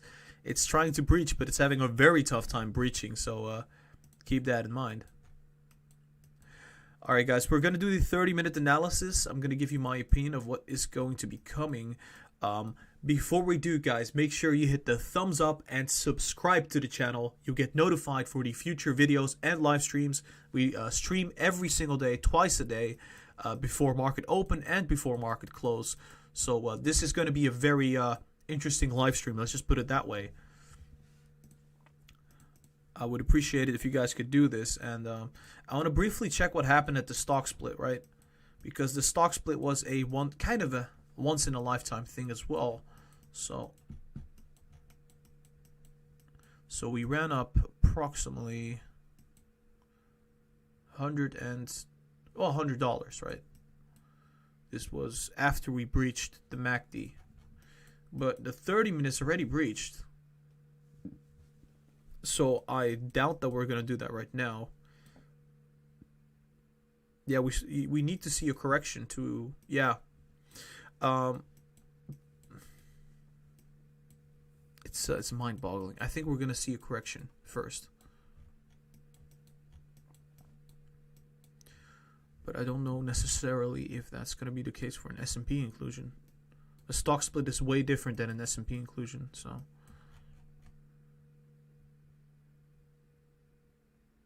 nope. I think I'm just gonna lay out two different scenarios once again because this is such a volatile day. I can't with 100% confidence say that one is going to be better than the other. So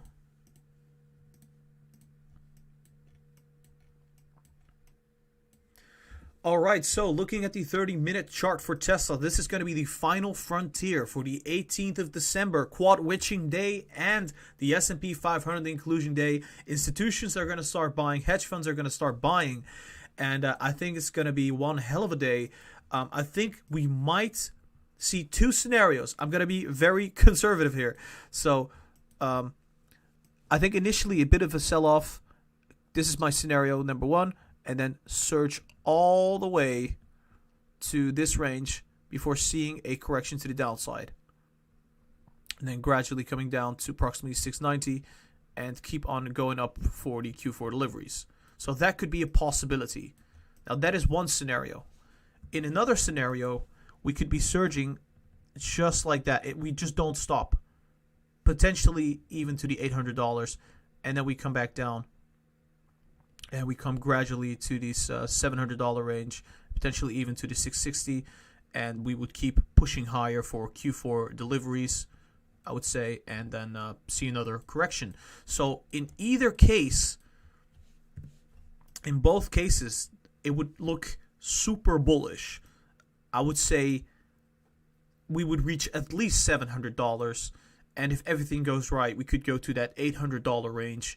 And like I said on the daily chart, we could still keep going for Q4 deliveries, Q4 earnings, which could potentially take us to $900 and even $1,000. The MACD would run up in this scenario like this.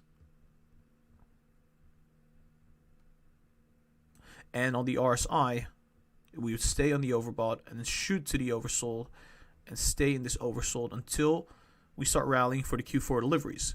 So I'm looking at the $700 to $800 range.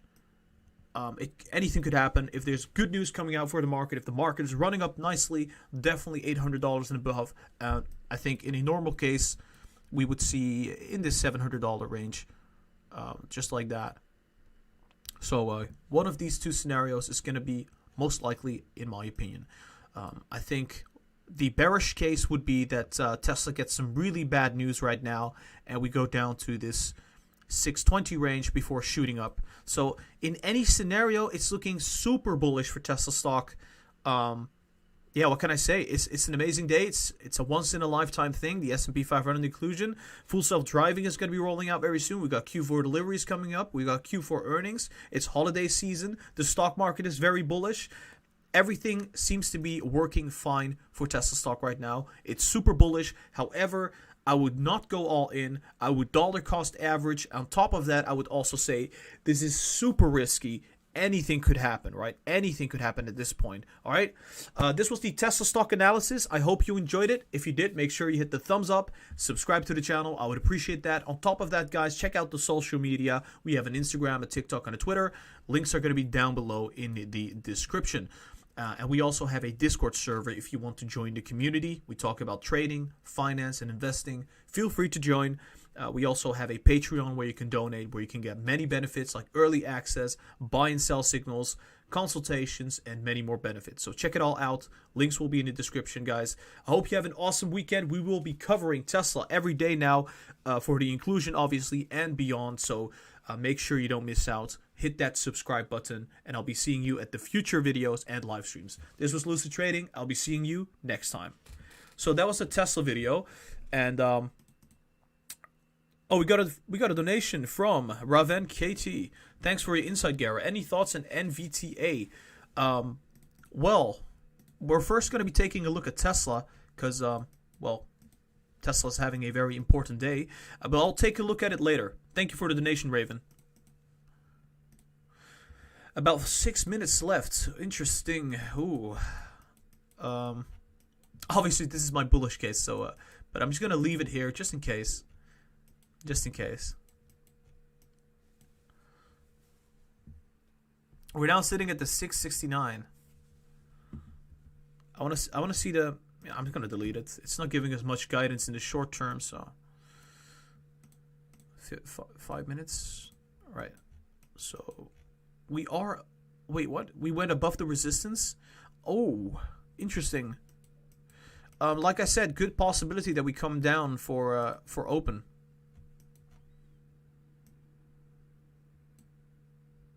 Maybe? Wait, hold on. Let me draw it properly.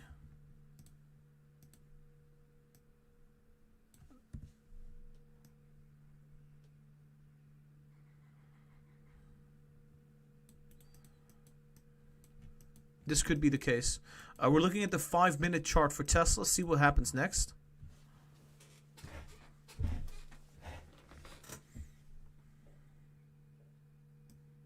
I think this could be more the case, right? Yeah.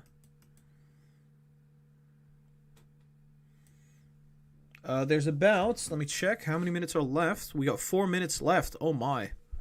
That's going to be interesting. That is going to be really interesting.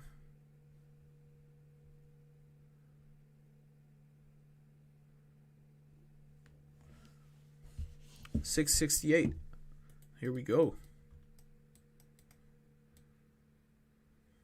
I want to delete that line. I want to kind of look at what's happening here. Yeah, a lot of people just bought into Tesla stock, but the institutions haven't. So I think we're going to have to wait until the institutions start buying. And the RSI.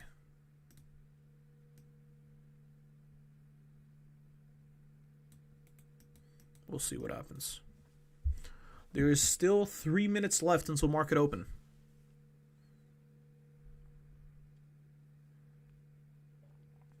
Briefly checking out what's happening here. So it seems like we're still having a struggle at this resistance kind of level. That's 670. But we're still up huge, so that's no problem.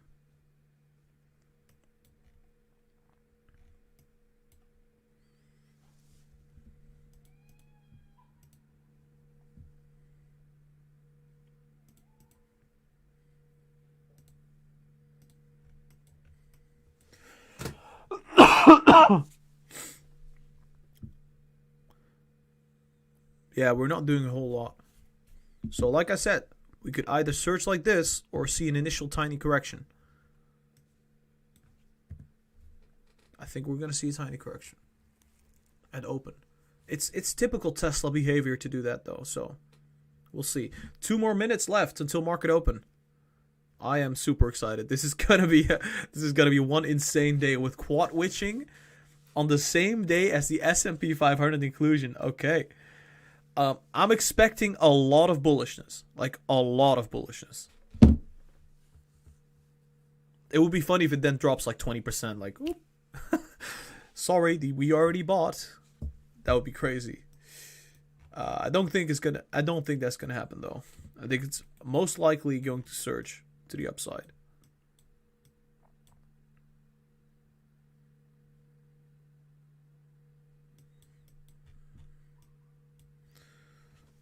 Still, I think a minute left or something. Almost a minute left. Briefly gonna check what's happening.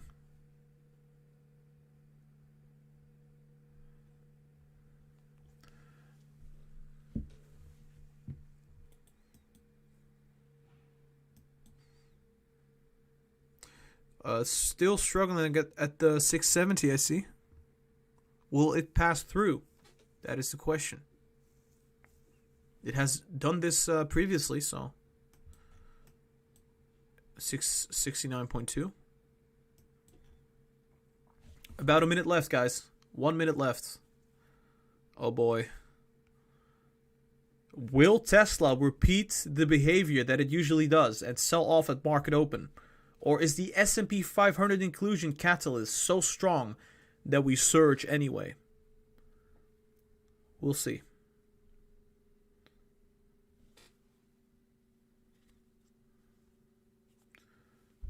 Yep, we're surging. Oh, there we go. There we go. Market open, guys. Tesla is currently Selling off. Surprise, surprise. 667. Yeah, we did say that this would be a possibility. 666. We'll see. Oh, we shot up right away. Some volume coming into the upside. 670.5. 670.2.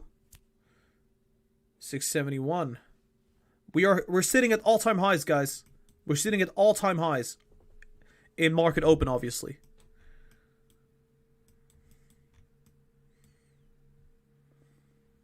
I'm going to check my own stocks. Just give me 1 second. I think Palantir should be selling off nicely.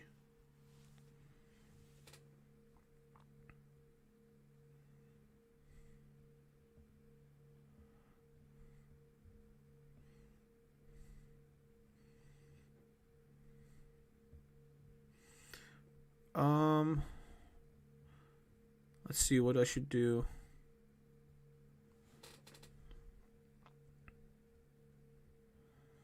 Oh, hold on. Yeah, we're sitting at the 669. I'm going to be adding some more funds. Hold on. We're now sitting... Oh, we're skyrocketing. Seems like we're going to do the other scenario where we just keep going up for for a whole lot of time. Yep, pretty much. Okay, cool. Volume is really high right now because it's market open, obviously. Hold on. Move the funds. There you go.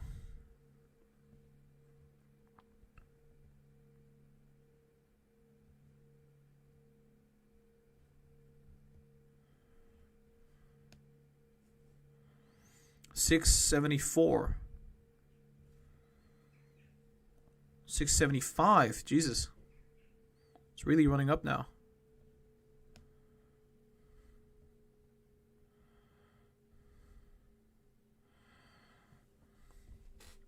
676, 677 coming up.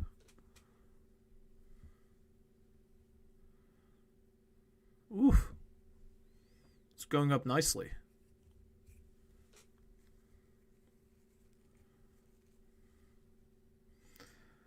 So we are going up to really, really high levels. Like we said, 680 is coming up now.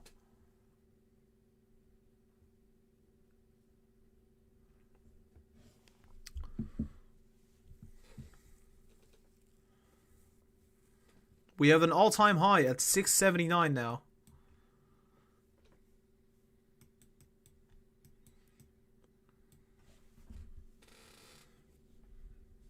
Hold on, guys. Just going to briefly check what's happening in the live chat.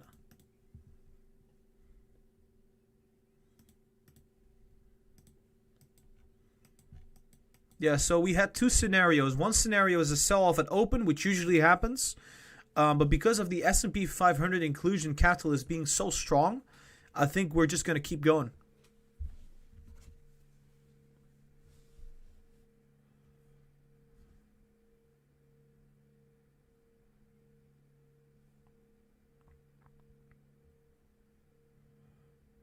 Oh, Tesla's going up. Oof. It's going up a lot. Jim Chanos and Michael Burry, they're probably crying right now.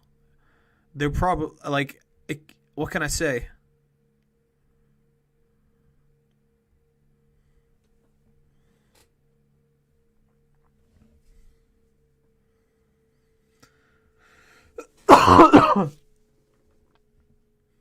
I think this is a lot of volume coming in.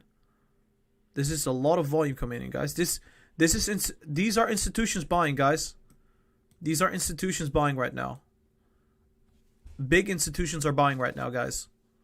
Very big institutions are buying. The volume is insane. Very insane volume. As we speak.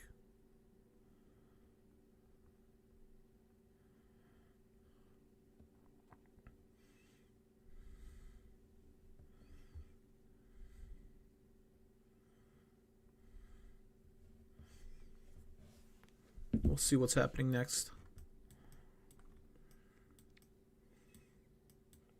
Look at that volume candle. We haven't seen this much volume since forever. Let's just put it this way. Nothing compares. Nothing compares. This is big institutions buying Tesla stock, and they're still buying.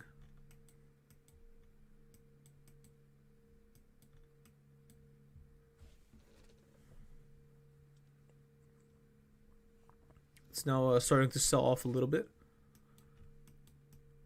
Holy moly, that volume was crazy. Yeah, we're seeing a little bit of consolidation here. See what's happening next. See if the volume is going to pick up at all.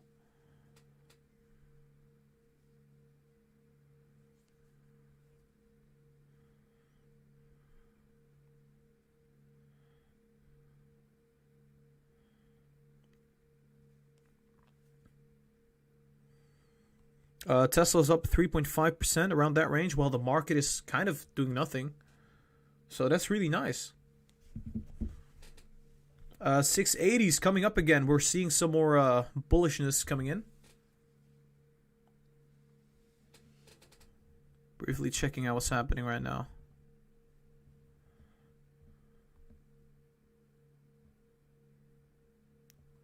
Is this going to sell off all the way?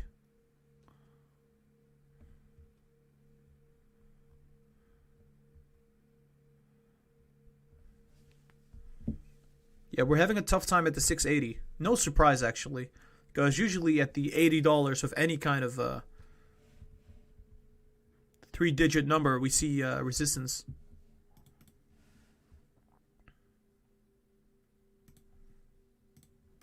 Yeah, we're coming down now, 676.5. Yeah, I think we're going to consolidate just a bit before we see another big surge. Looks like we are. So.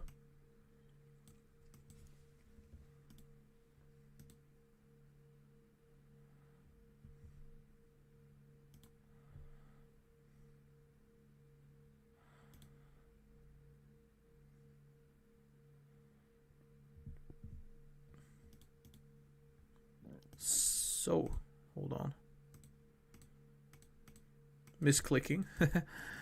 There we go. Some selling happening, but it's not looking too bad yet, so could still go up, I would say. But I want to see what's happening on the 30-minute time frame. We could still keep going. This is not it yet.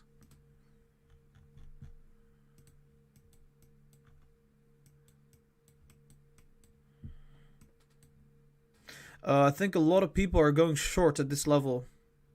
Lots of people are going short. Wouldn't be surprising, actually. This level especially. Not only that, the $700 range, I think it won't even be reached until the contracts expire today for the quad witching event.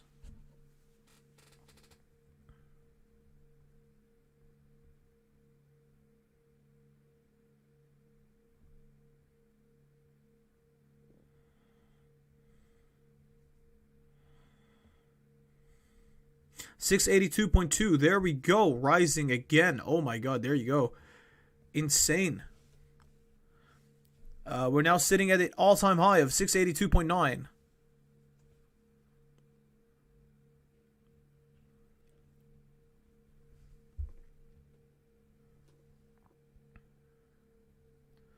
Hold on.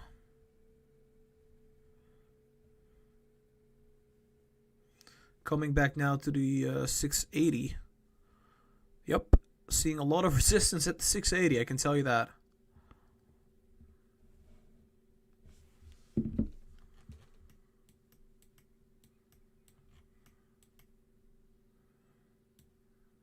$681.36. Okay, we're starting to run up again. We had a resistance point here, but now we've breached it. So it seems like we're going towards that $700.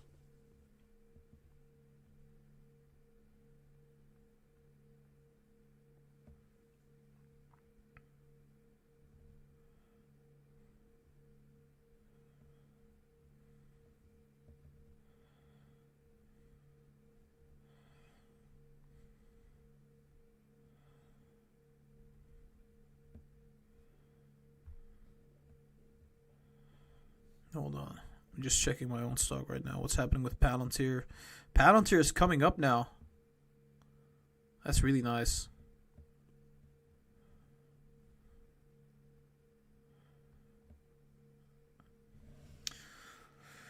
All right, see what's happening at the moment. So sitting at the $684.5. That's just amazing. Look how fast it's running up as well. And we've been saying this for a long time that we would go towards that $700. However, the big problem here right now is going to be the fact that quad witching is gonna sort of mess up things because the $700 range, a lot of people are holding contracts there. I don't think they're gonna make it trigger just like at this level. So we might not go to the $700 today, or maybe in the last hour of today. So we're gonna have to wait for that.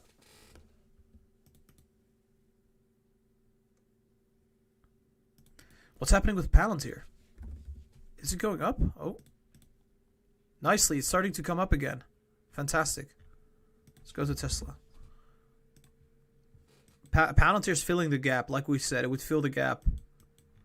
It's doing it faster than expected.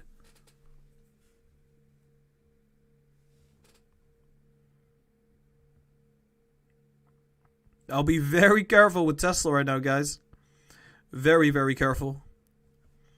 Anything could happen at this point. It's already starting to surge. Institutions are buying right now. They bought a little bit, I bet.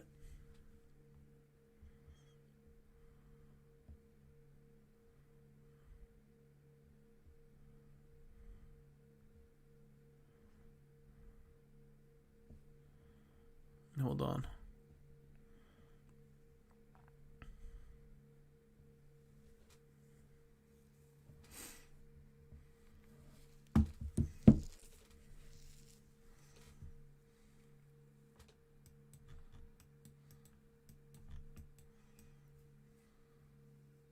Yeah, no, it's not doing a whole lot right now. It's sitting at the 680 range.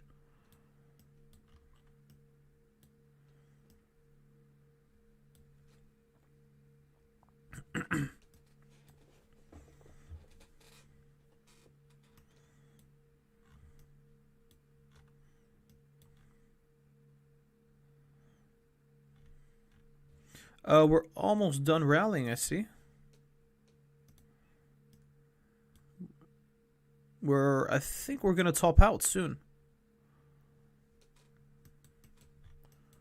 But yeah, like I said, consolidate at some point, right? So maybe here we could start consolidating before going up again. That would be the most likely scenario. Hold on.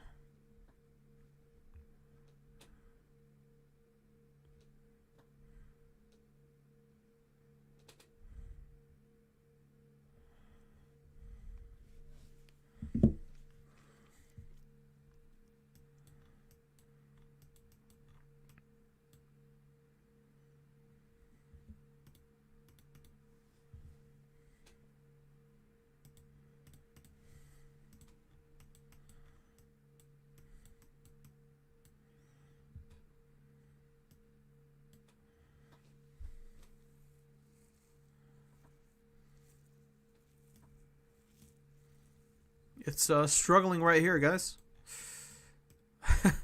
What can I say? I thought it would struggle at the 670s though. I think the volume is the problem is the volume is going down now, which means probably the institutions are holding off.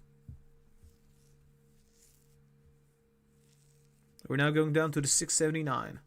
We do have an all-time high sitting at the 684.6. Around that range. Amazing.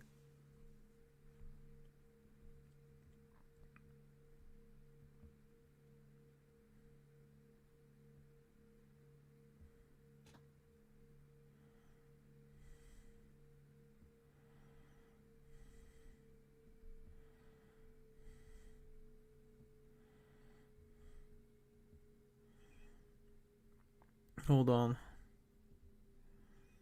This is the perfect day to be shorting. I'm having tiny short positions as it goes up. So if we go to the $700, I'll put a big one right here. I'll put a big short-term position right here. In this range, yeah, potentially. I just want to ride the wave down after the inclusion because everybody's going to be selling then. Obviously, I also hold Tesla shares. I believe in the company, but I'm also a trader. So I'm going to ride the wave to the upside. I'm also going to ride the wave to the downside.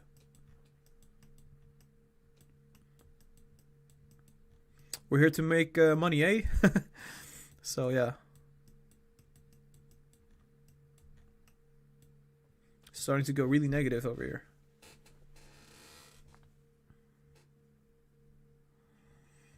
Hold on, guys. I'm checking Palantir right now on my phone. Palantir's still down. Oof, coming down now. We're hitting this. Ooh, damn. Not too surprising, right? The volume is really low, so there's a lot of selling happening right now as we speak. Lots of selling.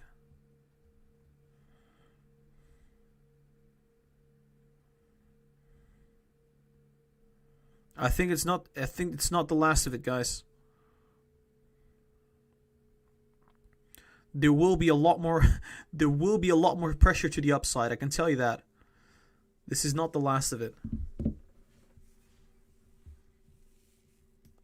This is just how do you say this?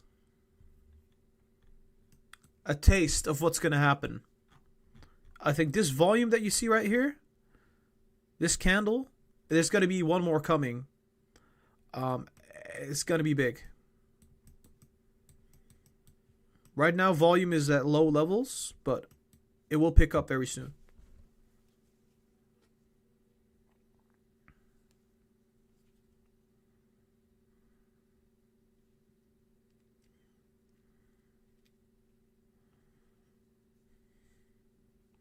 I'll be very careful. Be very, very careful. This is going to be incredible. Hold on. I'm just checking out what's happening in the live chat.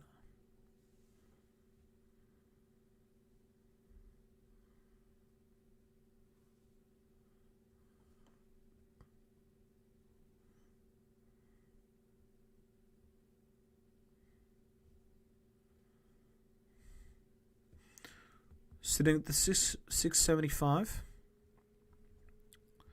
All right.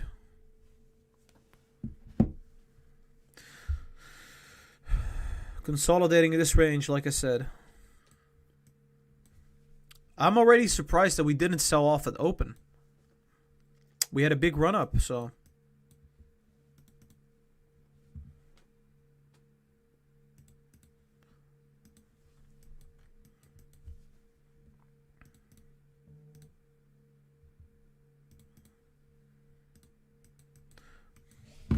Hold on.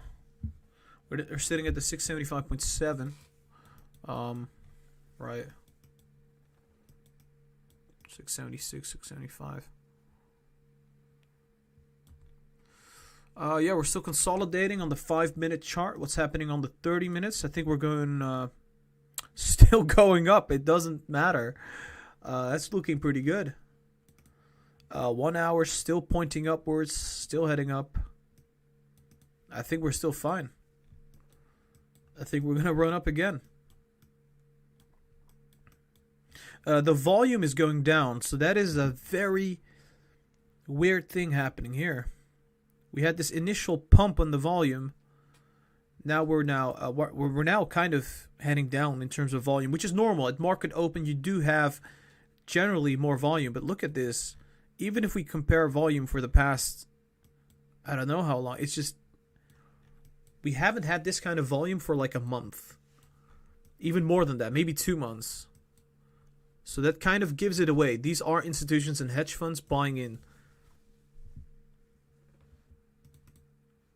Potentially.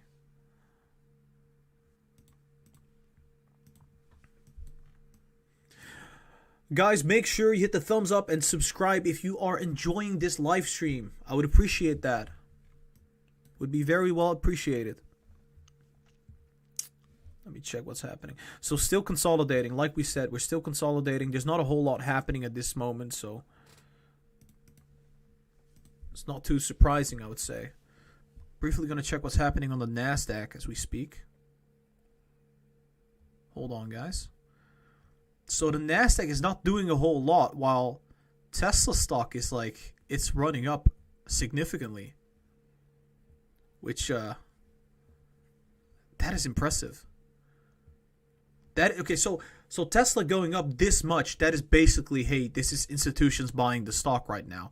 But I think there's enough room to the upside. How would I say? I think there's a lot more volume coming in very soon. This is just the start of it. I think we're going to be running up. We're going to consolidate a little bit. I think the institutions want to get a little bit of a lower price, right? So they're just going to wait until this sells off a little bit, and then gradually they pick up the pace again. That's what I think is going to happen next. But, anything could happen at this moment.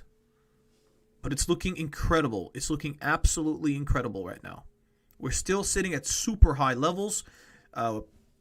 Honestly, guys, prediction has come true. We have said several times 680 would be reached. I think $700 is going to be next, but I think we're going to see this at the end of the day, potentially. We'll see what happens. These contracts that, like I said, there are contracts out there sitting at the $700.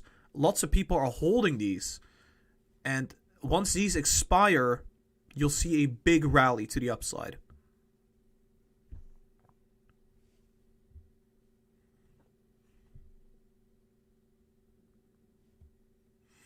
Hold on. Okay, so we're now going to the 666. Oh boy, sell off happening, right? Because no volume. There is no volume right now. With no volume, well, what do you do?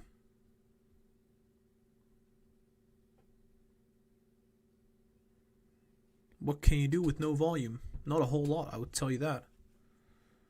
Let me just briefly check what's happening. So we're still seeing a sell-off right here. So I expected this sell-off at market open to reach this 660, 665. We're now hitting this trend line. You can see it right here. We're hitting the trend line, using it as support, potentially. But we're still consolidating.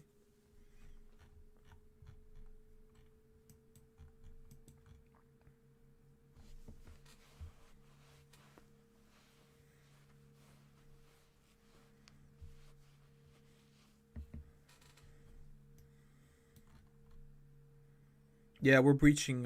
This is looking rather negative for now. So we just went down approximately 2%.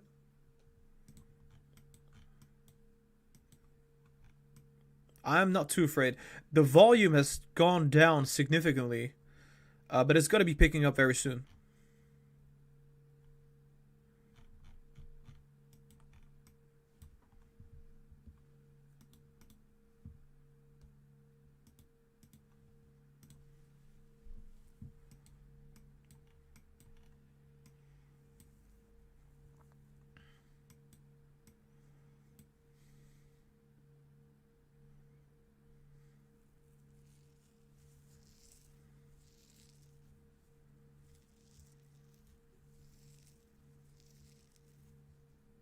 $672.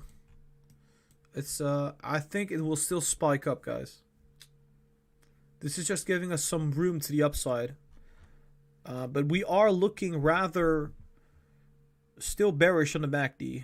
So that is what I notice right now on the 5-minute chart.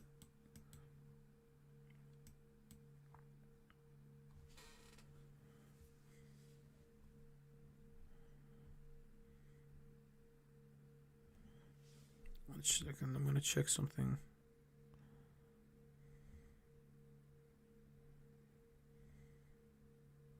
Yeah, NEO also went down. Very noticeable.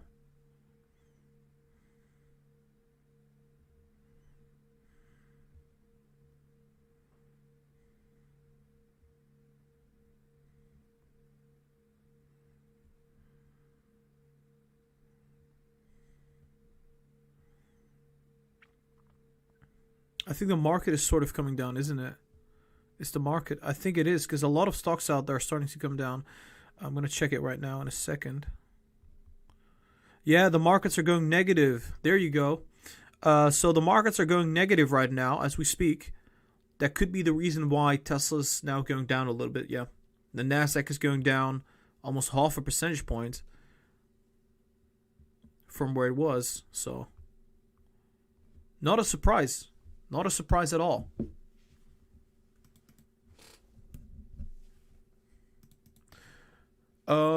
Yeah, the whole market is coming down as we speak. I would say the SPX is going down now, so that explains a whole lot. So, bunch of negativity right now. So, I would say I want to just briefly check Apple. Oh yeah, Apple's going down as well. So, I think Apple's looking like a buying opportunity right now.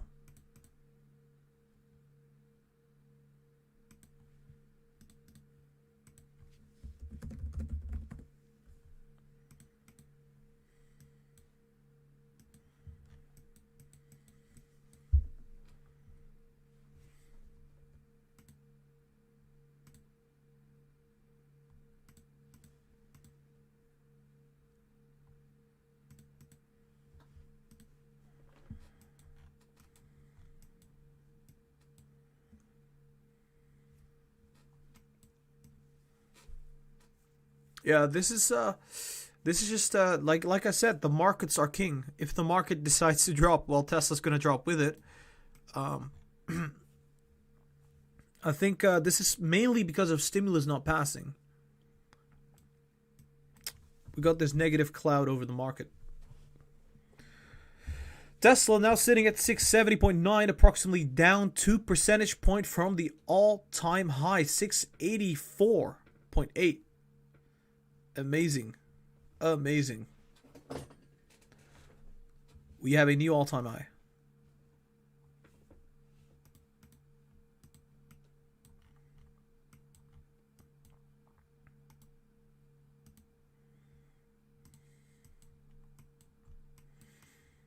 Oh, yeah, so it's looking really bearish right now. Let's just put it that way. I want to check if I can buy some stocks because I got a lot of capital at my disposal right now.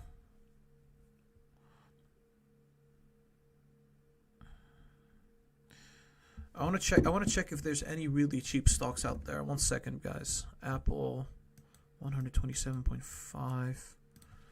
AMD is going down as well to this 96.2. Neo 45.8. Neo looking really cheap. Palantir 26.25. Palantir looking pretty nice as well. So that's nice. Virgin Galactic should be going down massively. It's not. It's going to the upper side of the bearish channel. Not bad. Not bad at all. Let's go back to Tesla. We're now sitting at 666.6.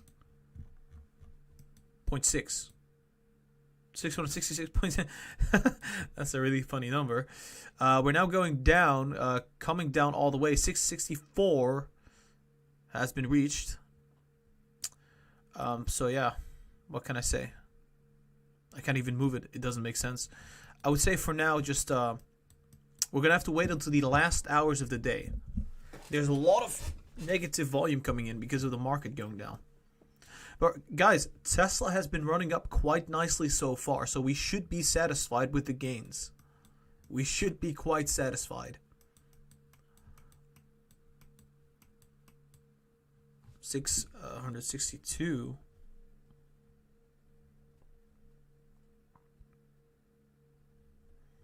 Briefly gonna check out what's happening. Oof, it just keeps dropping, doesn't it?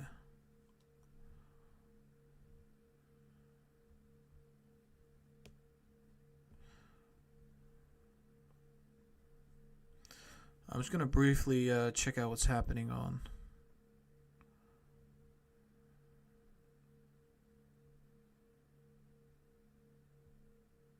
There you go. Yeah, so far it's looking like we're still dropping. I think there's a support at the 658 right here. So yeah, I think the markets are looking really negative at this moment. It's having a very big impact, right? So let's see what the QQQ is doing. We're down 0.3%. Look at this sell-off. This is having a very big impact on Tesla as well, because Tesla is in the Nasdaq. So far, sitting at the 660. I think maybe it's a small buying opportunity. Let me just check.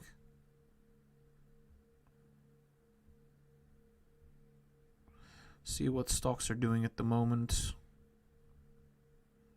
Apple selling off 1 percentage point. Amazon 0.6.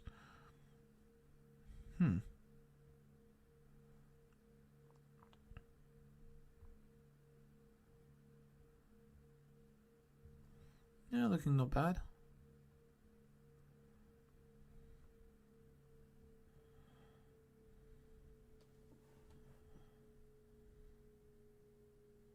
I bought some Tesla at like, what is it, 660 or something? It's probably going to sell off further, but we'll see what happens.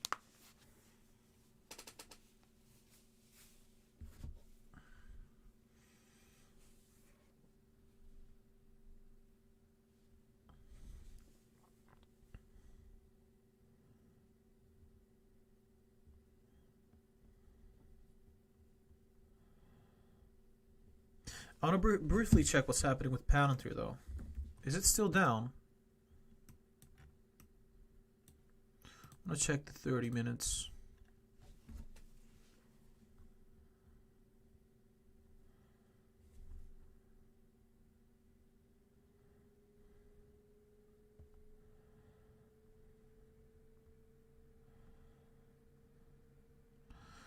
Just bought another 100 shares of Palantir at cheap prices. Might just buy another 100.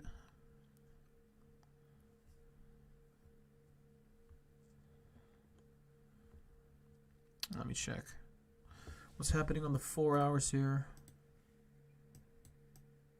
Yeah, it looks pretty alright.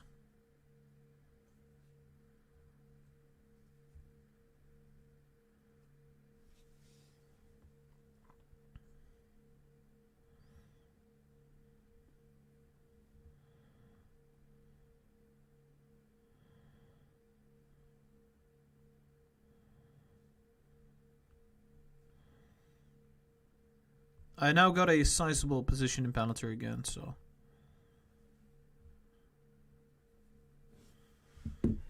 Let's go back to Tesla. There you go.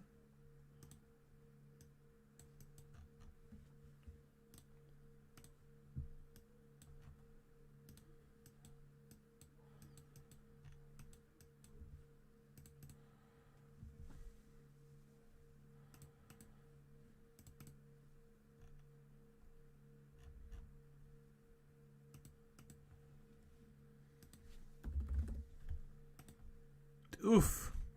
17% to the downside. That's looking pretty bad. That's looking pretty bad. It's a potential buying opportunity depending on the circumstances, though. The project, CD project. I think it's a. I think it's a buying opportunity, honestly, if anything, for CD project.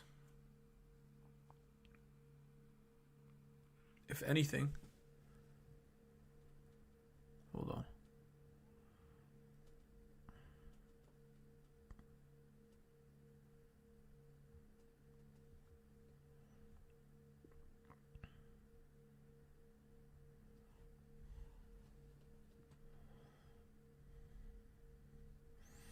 I'm just gonna briefly check out my CFDs. Don't have that much right now, though. Got some of them.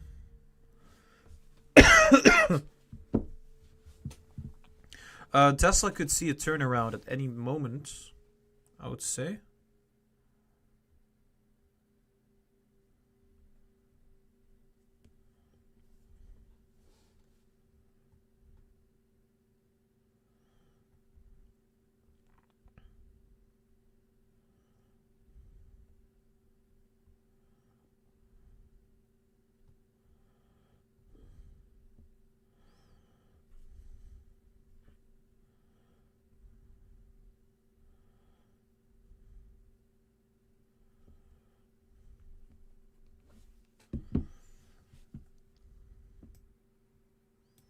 Okay, so we're starting to recover now. 665. There you go. Is the volume picking up though? That is the more important question. Is the volume picking up? Because if the volume doesn't pick up, this is just nothing. 667. There you go. Lots of volume coming in.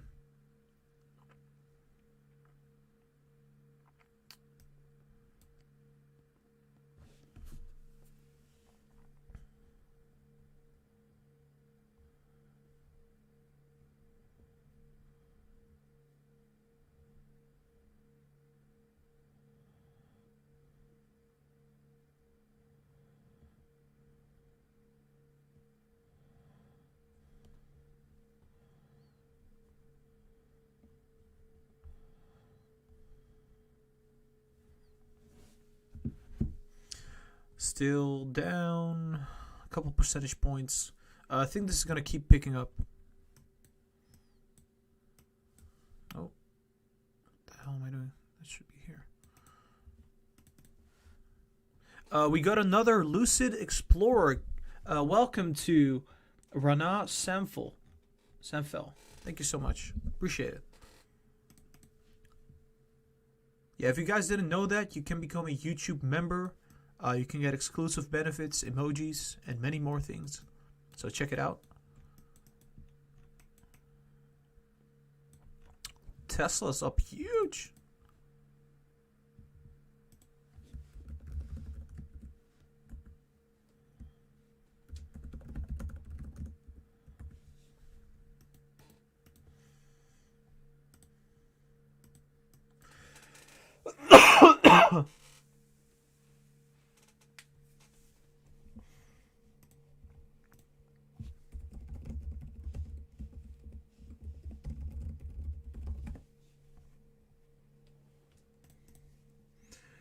Wow, so we're still hovering in this range. Come on, Tesla, do something. Somebody poke it with a stick. The volume is just too low. I think the hedge funds and institutions are still buying though right now. Ooh. Might this have been the last candle that we'll see? Maybe, we'll see. I think it's not. Although the volume is higher than usual. It is way higher than usual.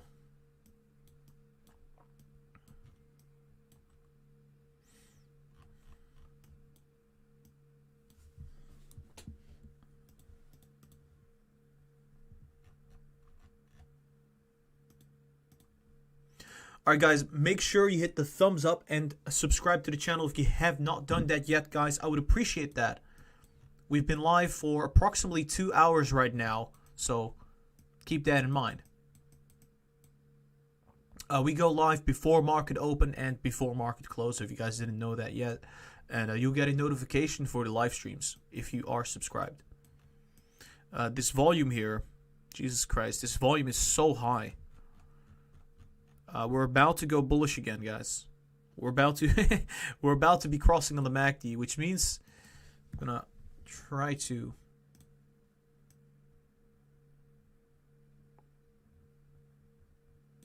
maybe this kind of movement. That would be crazy though. We're seeing some bullishness coming in.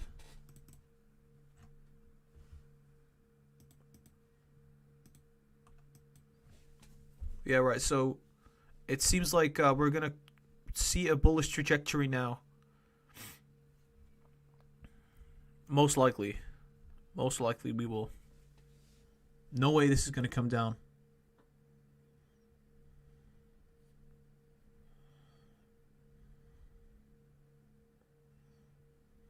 There we go.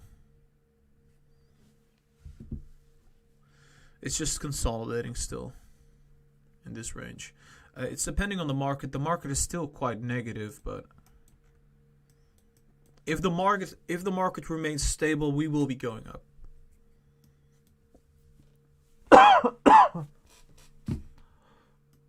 So yeah, still sitting at the 666. Volume is looking negative right now.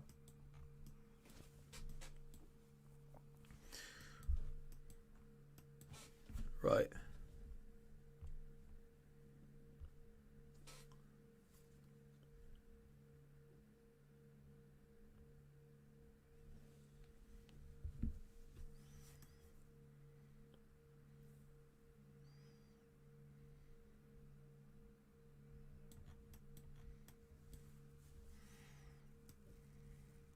668.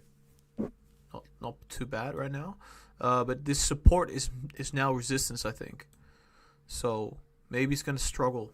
It could be struggling to get over this point. I hope it doesn't, but yeah, it's struggling.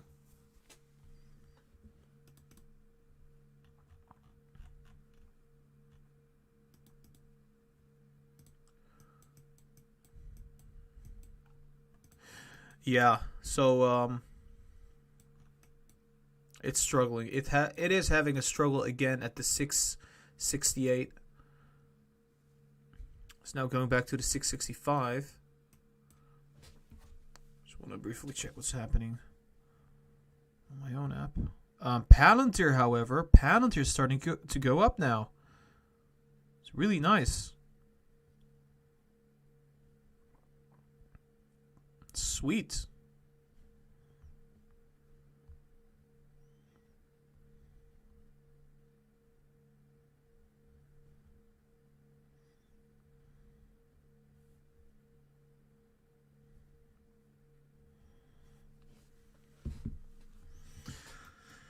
Yeah, not a whole lot happening right now. Just kind of waiting for the institutions to pick up the volume. I want to check what's happening in the live chat briefly.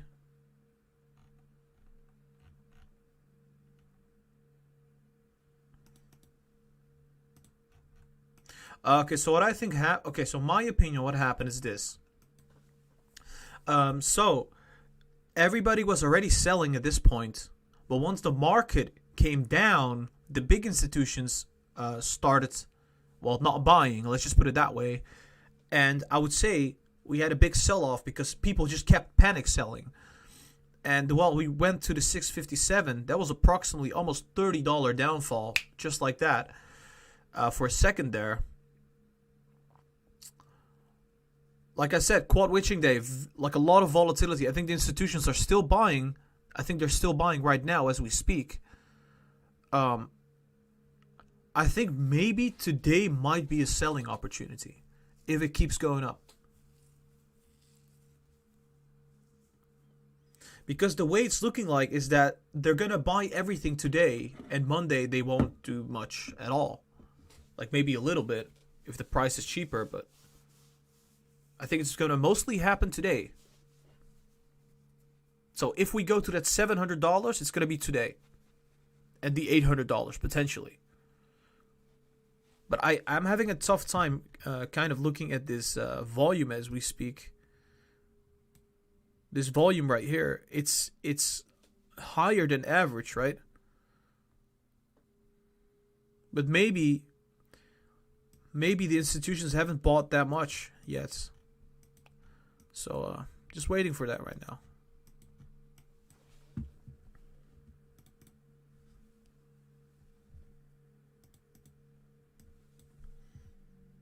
I'm expecting another rally.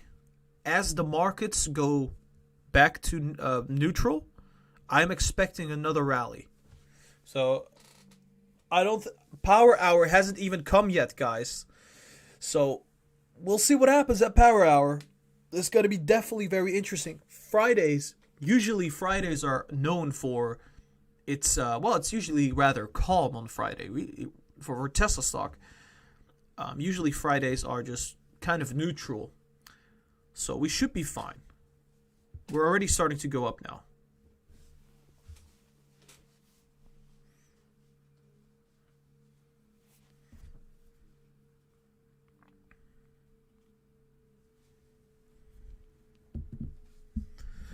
Guys, so I want to tell you one thing. This is for some people out there who are interested in this. I am going to be uploading the buy and sell signals today on Patreon. If you are not a patron yet, check the Patreon link down below in the description. You can donate there. Any amount is possible. What did I do? Any amount is possible, and I'm going to be uploading it today. I've been very late with the buy and sell signals the past weeks, so I just want to be on time this time.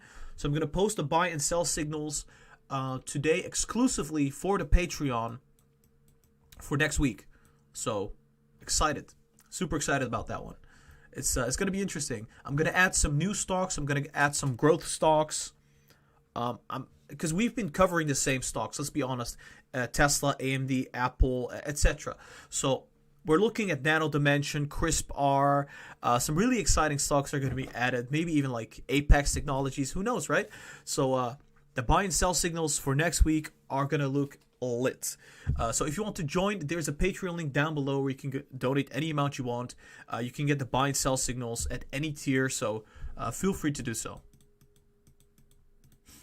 Obviously, guys, I'm not a financial advisor. These are my buys and my sells. It's just my opinion of what I'm going to do. I'm not telling anybody to buy or sell anything. Currently, our buy and sell signals has been pretty much outperforming the S&P every time, every single time. Obviously, maybe in the long term, we might not outperform. Who knows?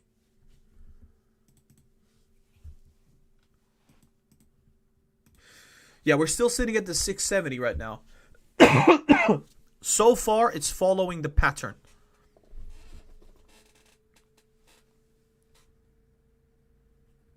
So far, it is looking pretty juicy.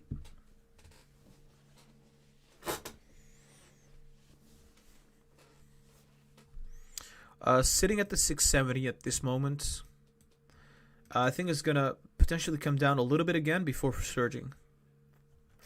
Remember, we drew this pattern just a second ago, like this. We followed what was already happening and then kind of projecting on into the future.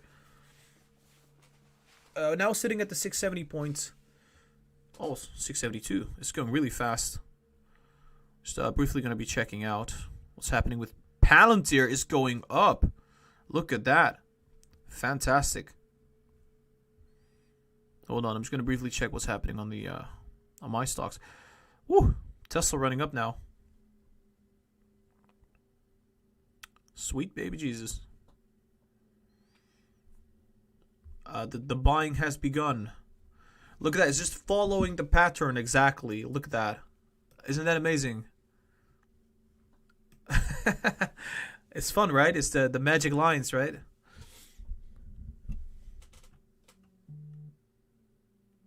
They're talking about stimulus right now. Oh, I didn't know that. I don't live in the United States. I do get a lot of news every now and then. Hold on.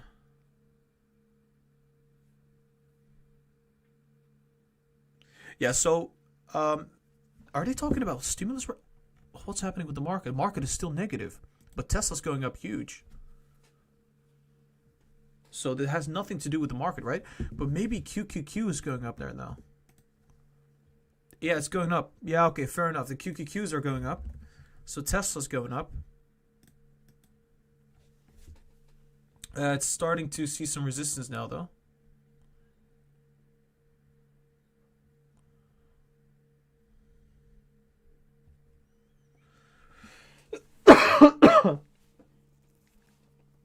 Tesla's outperforming the market by quite a lot, which is pretty nice. Guys, if the stimulus news is going to be bad, expect the whole market to drop. If it's going to be bad, right? Let's see what happens here. I think we should be able to cross now on the MACD, which is going to be rather bullish, but it's going to depend on the markets. It's going to really depend on the markets at this point.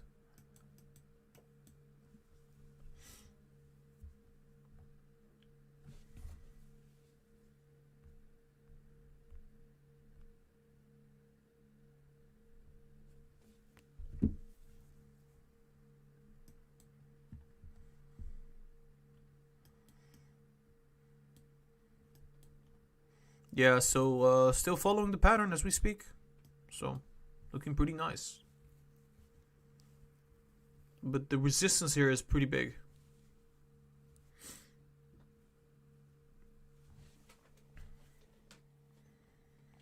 One second.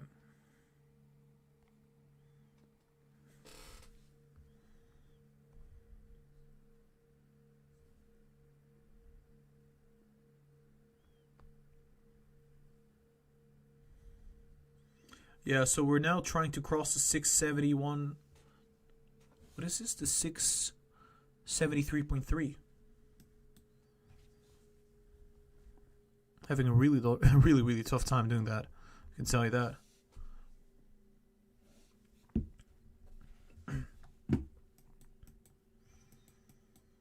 Yeah, so we're seeing a little bit of resistance, potentially coming down to the 668. I would say 668.8 in this range.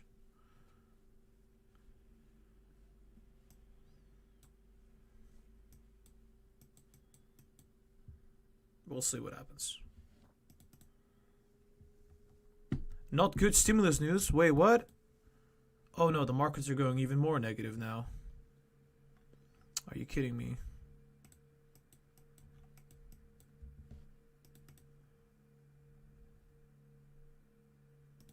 Wait, 1 second, 1 second. What's Palantir doing? Palantir coming up a little bit now.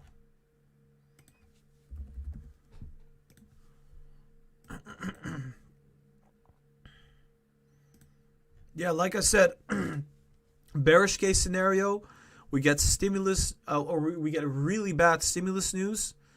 In the most bearish case scenario, we just do nothing because stimulus is not coming. So let's hope let's hope it does come. We can't really do anything about that one though. There's going to be too much selling pressure if stimulus doesn't come. So we're just not going to move. We'll see what happens. Because the whole market is expecting stimulus to come. If it doesn't, we're going to sell off right away. I'm talking the whole market, right? Not only Tesla.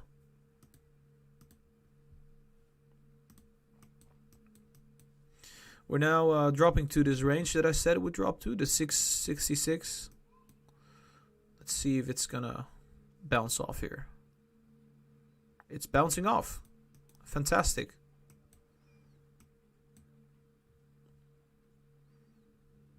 We should be able to cross very soon. So I think the next 30 minutes, I think, will be rather bullish.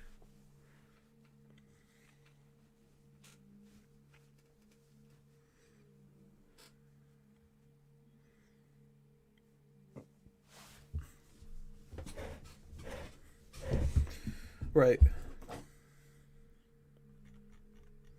Oh, we got a new Lucid Adventurer, Claudio Fernandez. Thank you so much for donating. I appreciate it. Welcome to the Lucid Adventurers. It's awesome.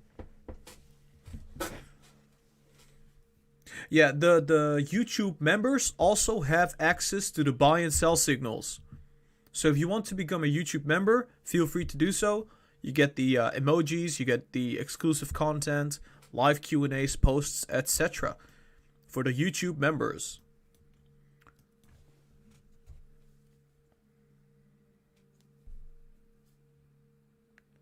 Oh, we got a $50 donation from Rachel. I assume a woman. Hi Gara, I'm your Patreon member. I appreciate your talent and hard work. You take away my stress daily with your guidance. Merry Christmas and Happy New Year to you. Thank you so much for that, Rachel. Merry Christmas and Happy New Year. I really appreciate that. That's awesome. Thank you so much. Guys, it is following the pattern. This is just amazing. Okay, so look at this. It's following the pattern exactly. So hopefully now we can reach the 678. If not, then, well, this is going to be, we're going to have to draw a different pattern. But for some reason, it's liking this movement.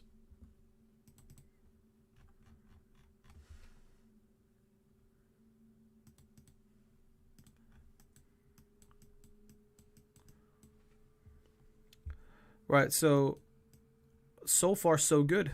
Looking pretty sweet.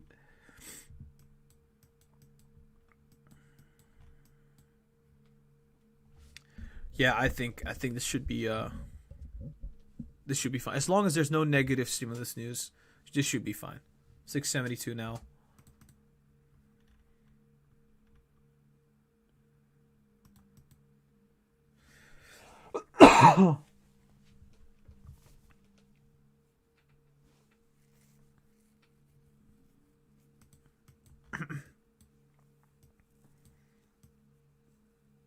About to cross at any second.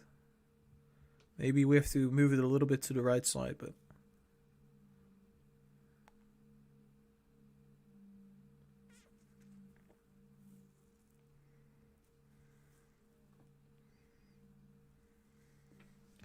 let me check. I want to check what's happening with Palantir. Palantir still struggling. Still struggling right now. Yep, it's coming back down a bit. Look at that. Filled the gap partially.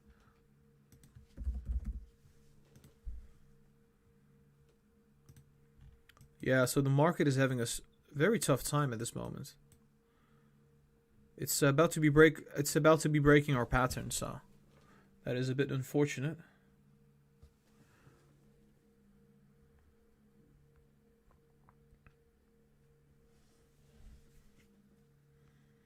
Hold on.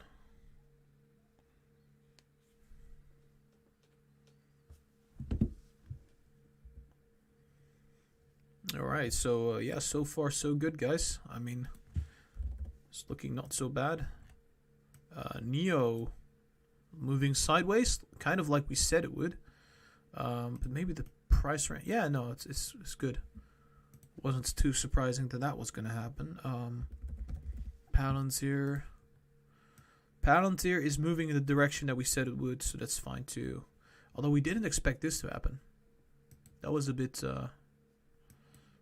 Suddenly spiked to the 26.8. Apparently. Let's go back to Tesla. Potentially breaking out on a MACD, which is going to be a bullish signal. It could also cancel out and go down again, but I would see. I think there's a chance it's going to break out to the upside.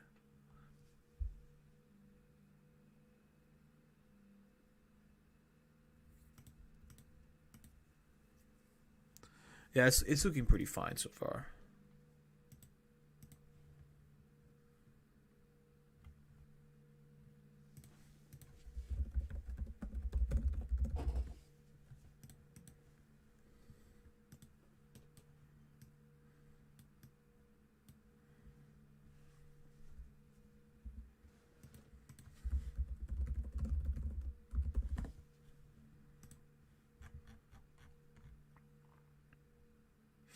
Whoa, Tesla's again forced to stop construction at Gigafactory Berlin. What? But why do they post this today? What the hell? On like all of the days that you could be posting this, they posted today. Okay. I mean, are you kidding me? Look at that. What was the date again? 18th of December. You could have posted this yesterday, the day before yesterday, the day before yesterday. Okay. All right, Electric.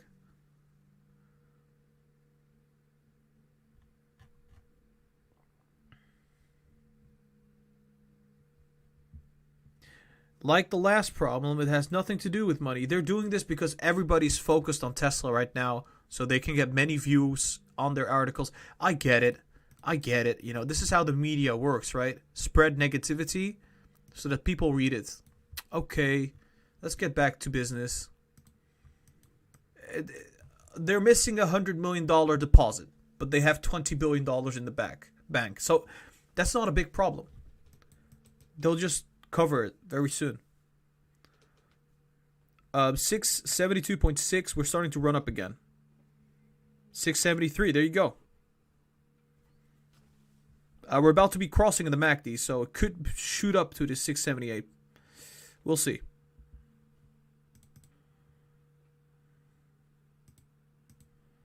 I can't believe it. From all the days that you could have posted this on your... Why today? Why?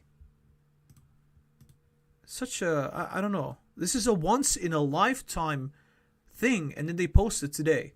It's like... You could have posted it yesterday, the day before yesterday, the day before that, last week.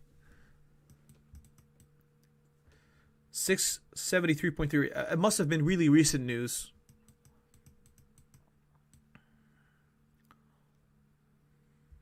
Yeah, it's just this resistance, guys. I'm telling you, it's having a tough time. It's having a tough time. From where was this again? Yeah, there you go. It's a good resistance level. It's a really good resistance level. I can tell you that. It's having a really tough time here. We're now sitting at 672.5, so we're not.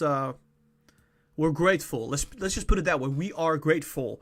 I said that Tesla was a buying opportunity at $380. We're now sitting at 672.8.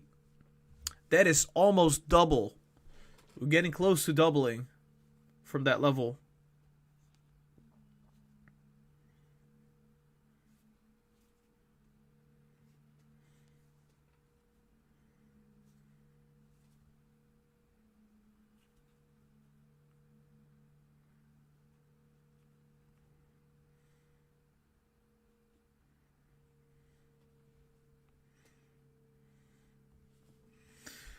Come on, breach. Breach. Say some. Open now. Sesame open now. Or how you say it in... I don't know how you say it in English.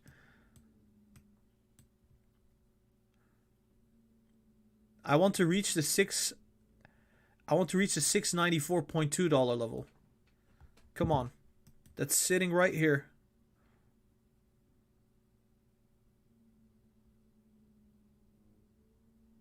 It's running up now. 674.5. Come on, follow the pattern. We're about to break on the MACD. Yes. It's breaking the resistance. It could go to the 679 if it keeps going. Yes. I like this. I like this very much.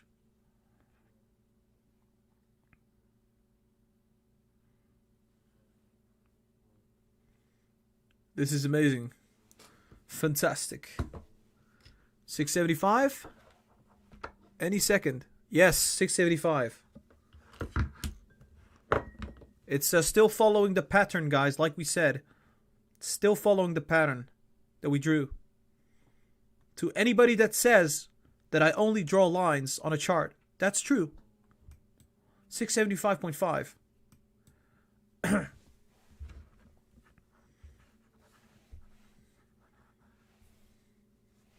Just gonna briefly check out.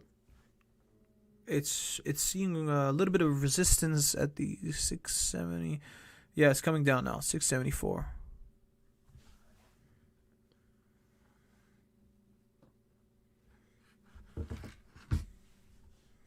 Yeah, not bad. We're about to cross. If it crosses, it will go down. It will go up to that level. If it doesn't cross, that's a problem. It's probably because the markets are looking really negative at this moment. Pretty negative.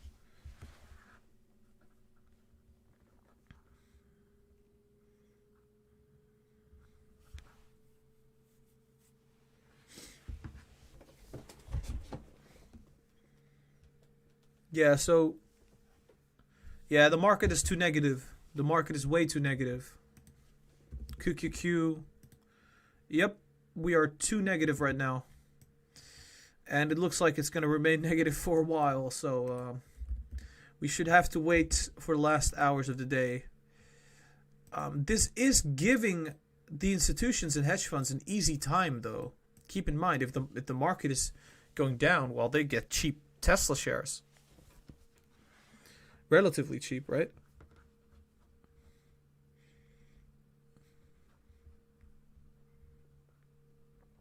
I'm just briefly checking out what's happening.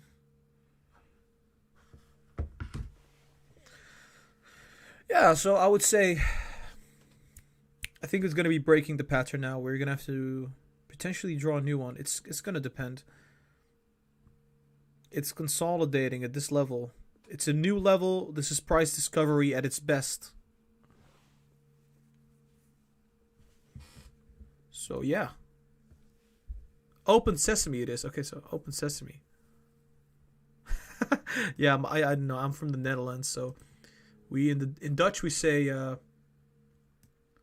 sesam open nu. I think. Maybe I got that one wrong as well.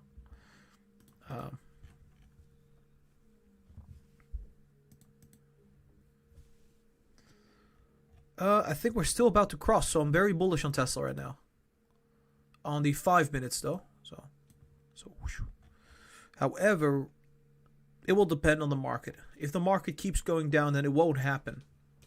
I'm telling you guys.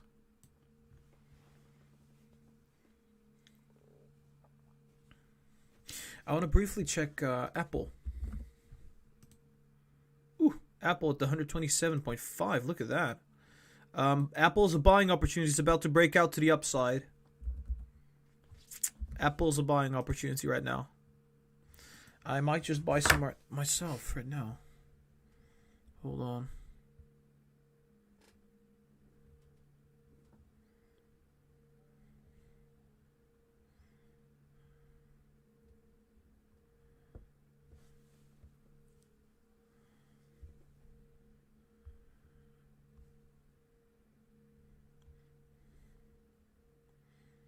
Yeah, it's looking pretty sweet.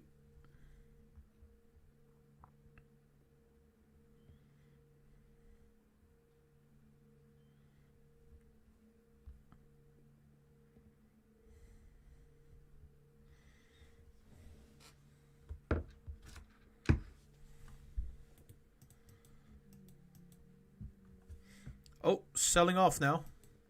What's happening? Markets are... Oh, that's another QQQ. QQQ is coming down even further, which is bad news for Tesla.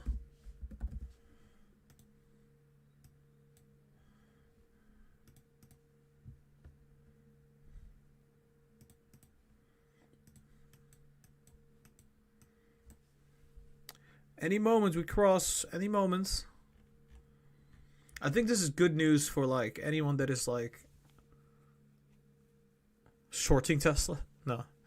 I think this is good news for people that want to get another buying opportunity before the actual inclusion. So riding the wave to like 700 potentially. But so far it's looking pretty negative. Because of, I think it's, I'm going to check on my phone what's happening.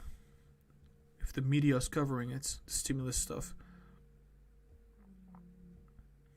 So I would say, hold on, media.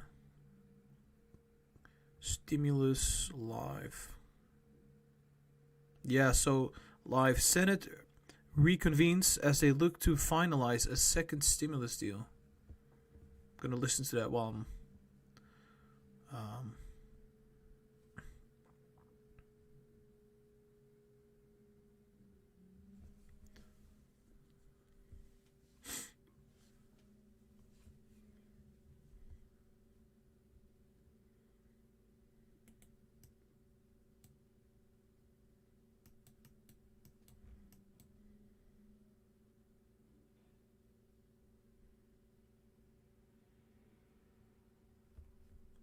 Oh, okay, so they're talking about a massive cybersecurity breach of the government by the Russians.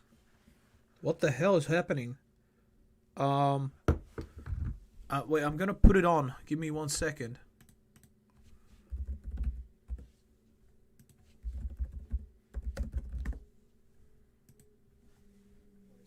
Election when every intelligence agency of our government agreed that the Russians were meddling in our election and doing their best to subvert the will of the American people. We made strong statements in opposition to it, and we took action. Some of it has been publicly reported, and some of it has been disclosed to members of Congress in a classified setting. We were successful in thwarting their efforts in the 2018 election, and I want to salute all of those who were responsible for that effort. And in 2020, I believe the same can be said. We'll know more as we sift through the evidence. But this latest disclosure is really troubling. We believe that beginning in March of this year, that the Russians started compromising our cybersecurity network in many different ways. Every day, there's a new disclosure of another agency that reports that they have somehow wheedled their way into this important critical information. How much they know, what they've gained, how much they've compromised us, we don't know yet. It certainly is unnerving, and it deserves a very thorough investigation. This is good news for as to Palantir. how we failed. You see, the United States was not taking anything for granted. We were literally spending billions of dollars for the safety of these security systems. And we knew that included in those systems was information which is essential for the protection of the United States. To think that that has been compromised at the hands of one of our implacable foes is certainly unnerving. I believe that we should initiate a thorough and complete investigation. Let the chips fall where they may. Establish where we have failed from a technology viewpoint, and if any individuals are responsible, that they be held accountable. At the same time, I have to say that I join the presiding officer in commenting on one particular aspect of this that I just can't understand. The White House has been virtually silent as all of these facts have unfolded by the day. I cannot understand that, why the Commander-in-Chief of the United States of America has not spoken out forcefully against the Russians for their involvement in this cybersecurity breach, why he has not likened this to a virtual invasion of the United States when it comes to our own national security. I believe that we should have been firm from the beginning and honest with the American people as well about the nature of this threat. But instead, this president has been silent. I recall not that long ago, a few months ago, we found evidence that the Russians were offering bounties on the heads of American soldiers in Afghanistan. Outrageous and unthinkable. And yet the White House was silent, refused to respond to what I know. That's each day orchestrate and take a record-setting economy right down with it. And even as we've watched doctors, nurses, and researchers make life-saving history, we've lost more than 300,000 Americans entirely too soon. Like I've said, the Senate will be right here until an agreement is passed, whenever that may be.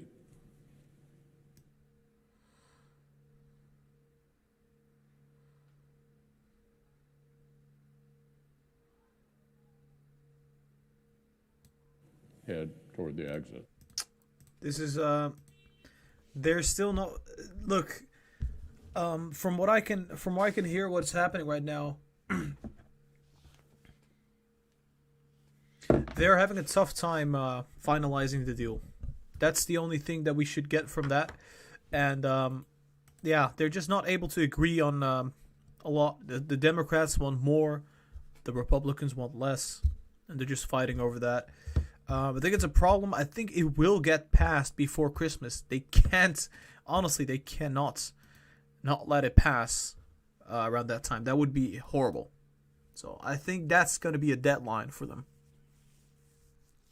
I think there will be I think there might even be protesting if that doesn't happen. So we'll see. We'll see. So far, Tesla is still looking bullish. We're kind of consolidating until the market knows where it's heading. But yeah, the markets are looking pretty negative.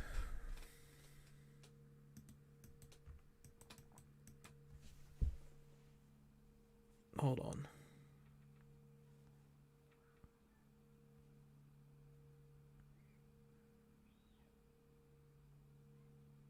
Palantir is going up nicely.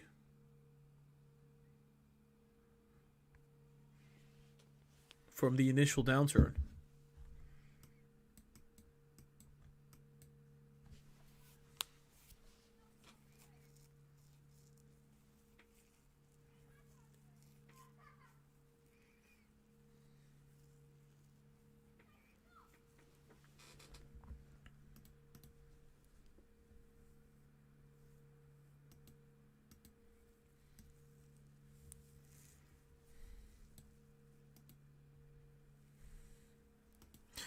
Alright guys, I've been live for approximately 3 hours now. I think it's going to be time to take a break, because sitting for 3 hours is not healthy, and I'm going to have to be walking around a little bit. I'm going to eat my lunch. I haven't eaten breakfast or lunch yet, so I'm going to be doing that. But yeah, I'll be back probably... I'll be back when I'm back. The same... That's basically the whole stimulus thing. Let the chips fall where they may fall. Well, right. I'm gonna be taking a walk. I'm gonna eat something. I'm gonna be back. So I'm gonna let you guys decide. Should I end this live stream or should I just put it on pause and then come back? End the live stream right now, or take a pause and come back, because I could create a new live stream as well. I want to see what your guys' opinions are.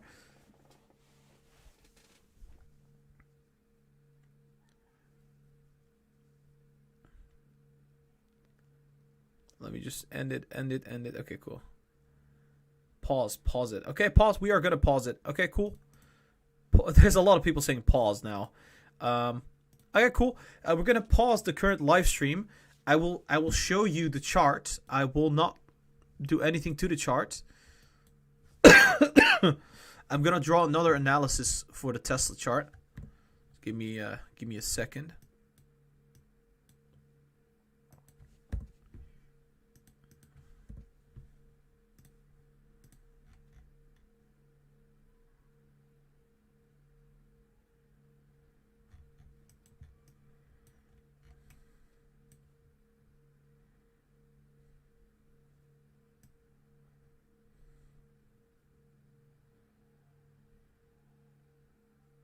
What's the time right now?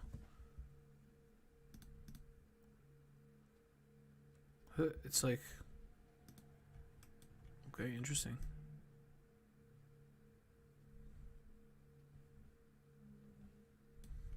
No, that's a bit radical.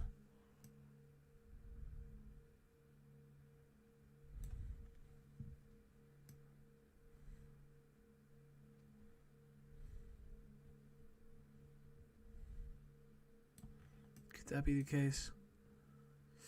I'm gonna be hyper bullish.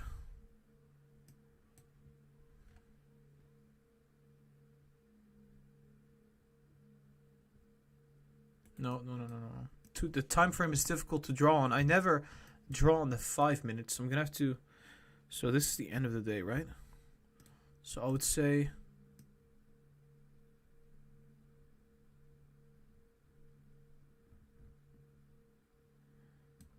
Something like that. Alright, I'm going to keep this on for now. I'm going to take a break. I'm going to eat. I'm going to drink. I'm going to do everything that I have to do. Potentially even upload the videos that I have to upload. It's not going to take too long. You're able to see the charts. And I've been streaming for 3 hours, so I do have to take a break. So, taking...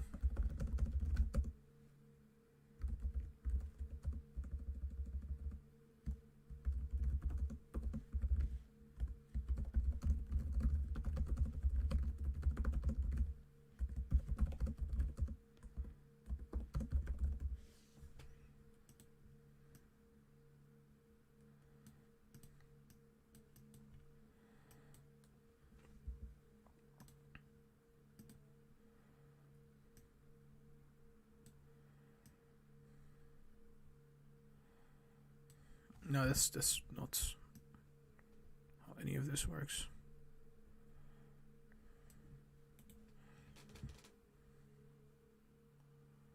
All right.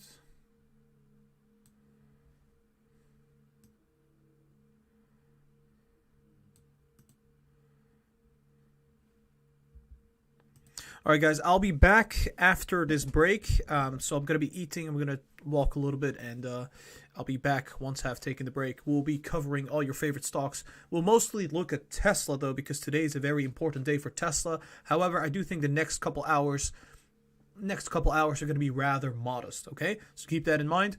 I'll be back soon. I'll see you in a second, I guess. So see you soon.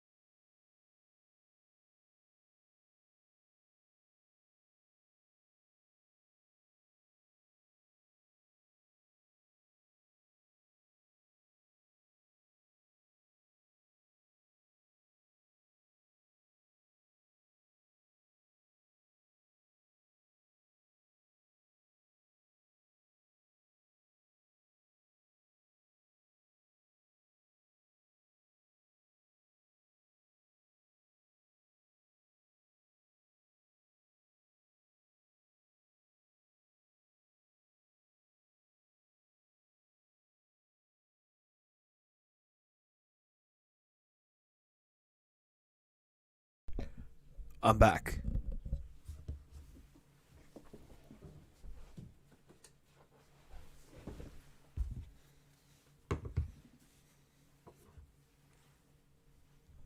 All right, so super dark. Look at that.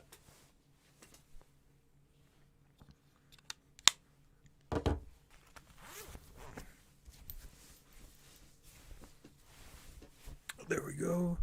Yeah, so my light is it's fixing itself now in a second.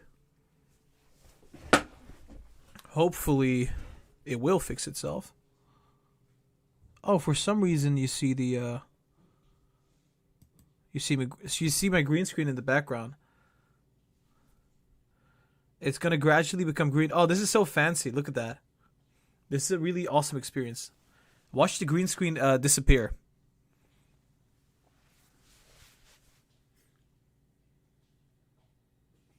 Ever so gradually, it's gonna start disappearing. It's really cool.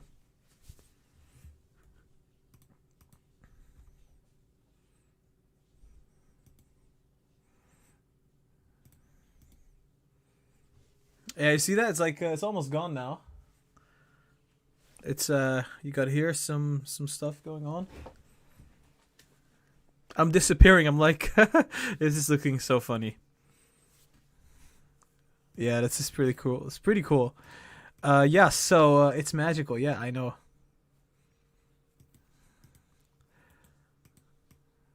Right, so what is happening, everybody? I'm back. We're going to be covering your favorite stocks again. The green screen is almost vanished, I would say. It's gradually going to be vanished. You can still see it in the background as we speak. See if I can fix it.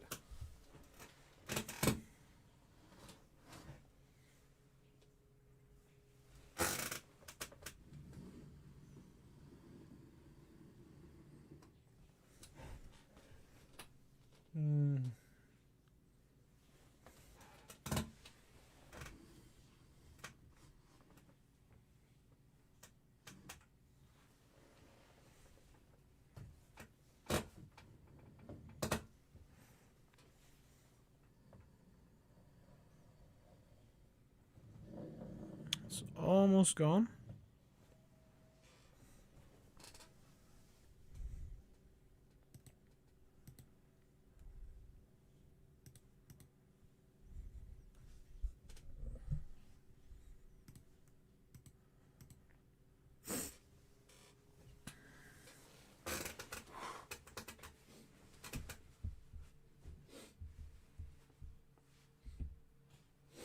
People are starting to come back. That's amazing. Yeah, so if you guys didn't know, we took a break of about, I would say, it was 45 minutes to about an hour. I think an hour. But we did stream for 3 hours, so that was only fair.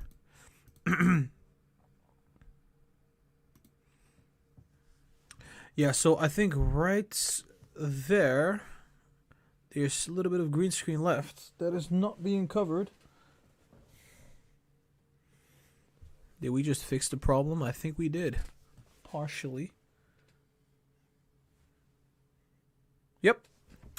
So the green screen is now completely working and fine. That is great. It's amazing. All right. I think right now Tesla is sitting at levels where it's gradually going to be.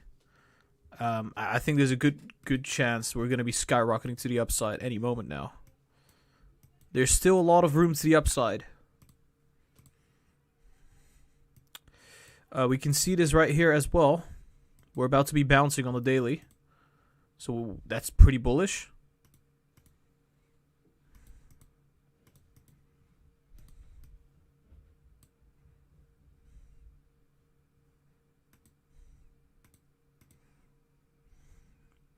One second.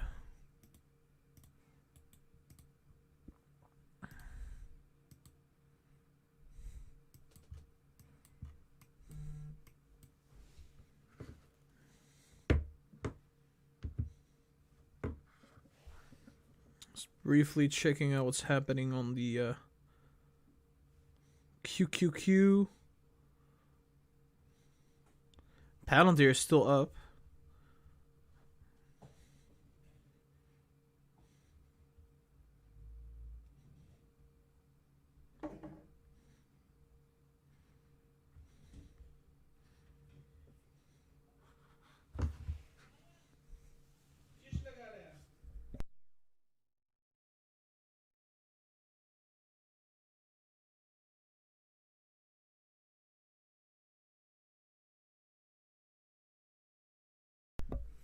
Yeah, so I think currently we're still consolidating. I did say we would consolidate a bit before 2 hours, like about 2 hours before market close, which is like 2 hours from now. Volume has been high, but it's going down.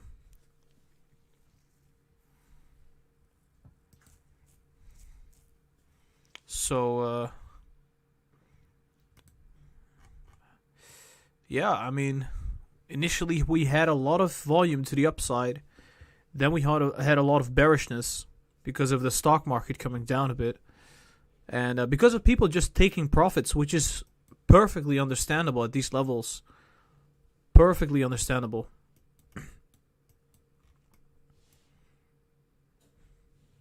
We even briefly touched the 650s at some point, apparently.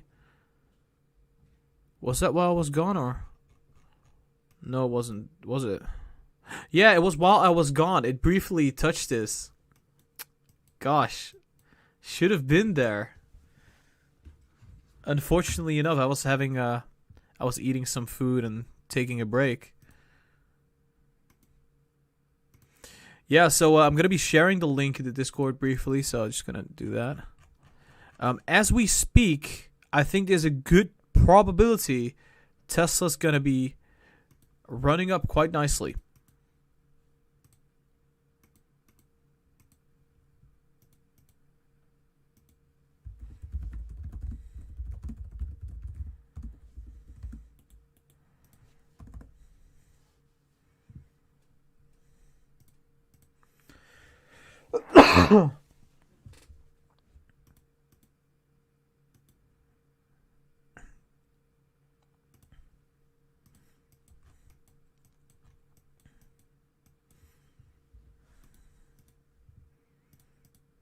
Okay, let me just briefly.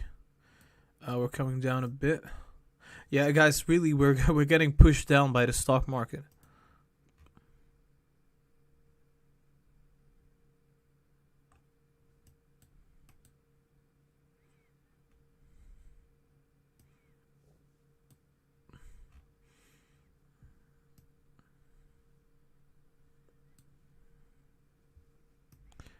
There you go.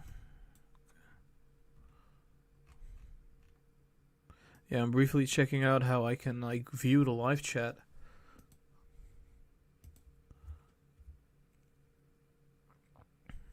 View the live chat as efficiently as possible, obviously. There you go. Okay, so we're seeing kind of a bearish pattern emerging here on the 5 minutes.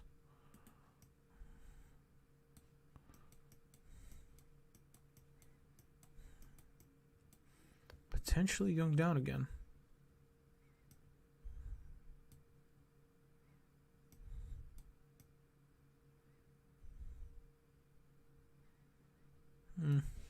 That should be fine.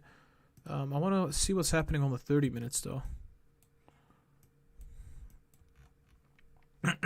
Seems like we're still rallying to the upside. We're now still seeing some bearishness because of the market.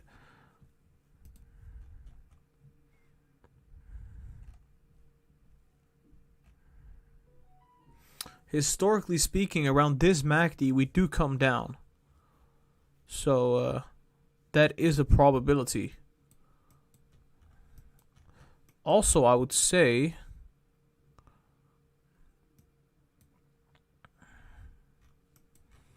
No, never mind. We could stay in this MACD range horizontally, which could still mean that we're going to be going up. that is still going to be a probability that honestly could be happening.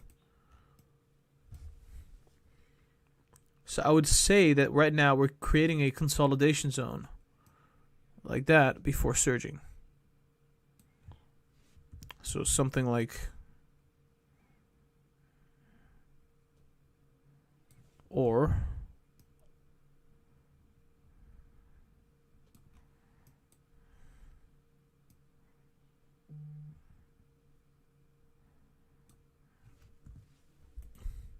let's just keep it this way for now.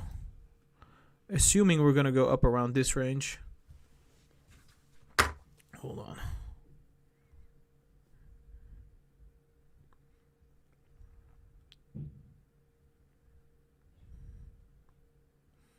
Hold on, guys.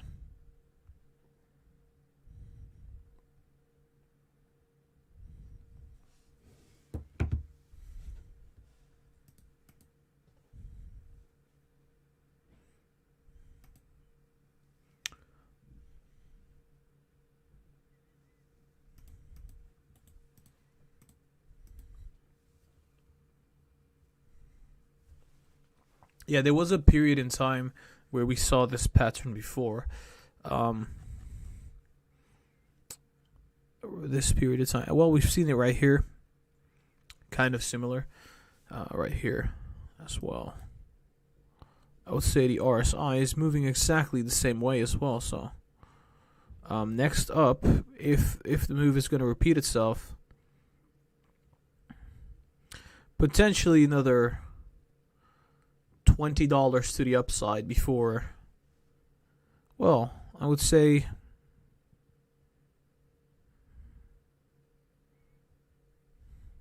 I would say a move of about $20 to $50 to the upside is coming. Still coming. Historically speaking, when we're at this MACD, we see kind of that kind of moves after the consolidation. Yeah, I would say $20 to $50 in that range. So that would put us above the $700. However, I think what's more likely to happen, we're going to consolidate until the last hour of the day, then we shoot upwards to that $700.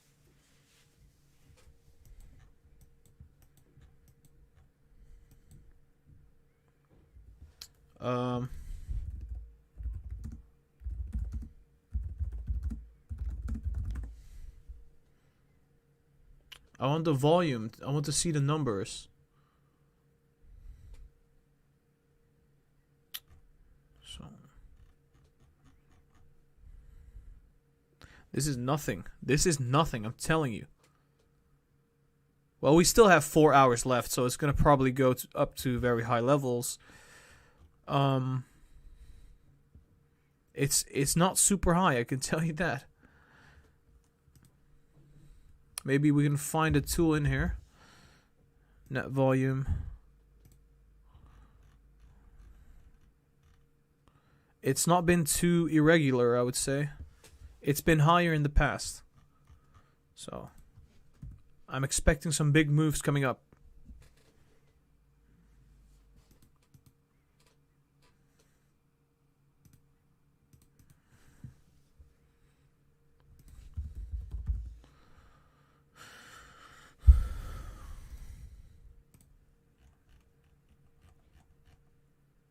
That's not too useful. Basically, volume has been running up ever since forever. Since the beginning of the year, probably.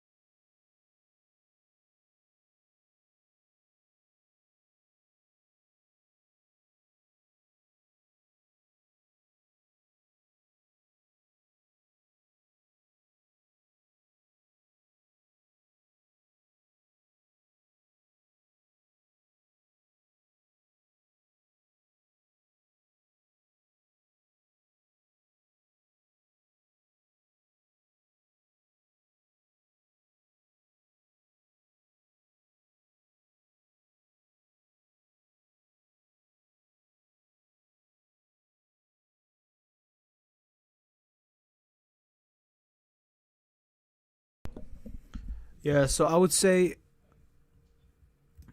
I don't see a whole lot of evidence of incredible volume coming in.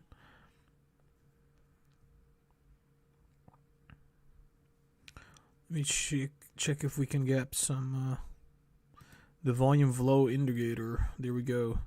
Volume flow.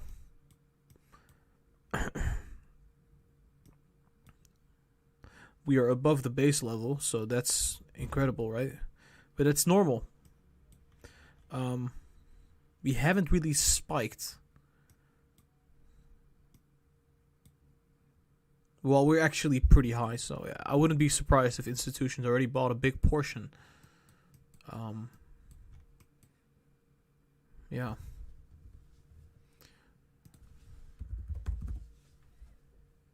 Did I already try this one? I think so, yeah.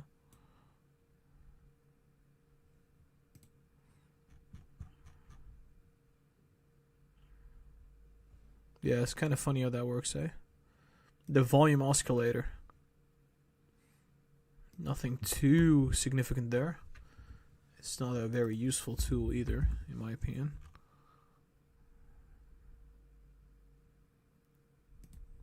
Well, what's this? This is interesting.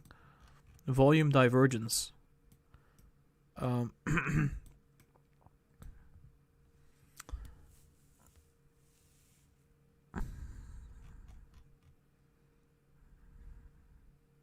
Yeah, so we didn't have incredible amount of volume yet. I would say that's going to be coming very soon.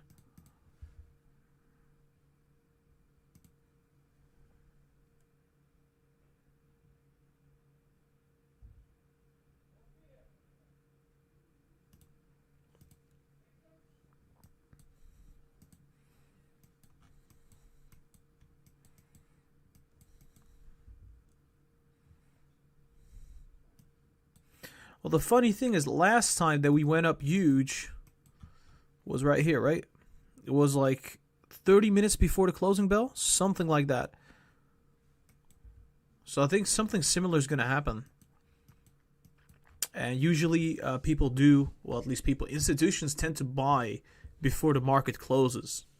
So I'm still expecting that big volume spike at the end of the day. Just, yeah.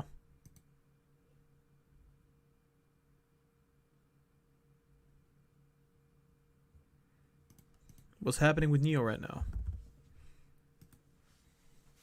47.17. Wow, it's not even consolidating. It's just going up. It doesn't care. It's just going to go up anyway. What's Palantir doing? It's going up as well. Now Tesla's having a tough time, eh? I think it's just going to be a matter of time. At some point, it's going to start surging, and we'll know right away.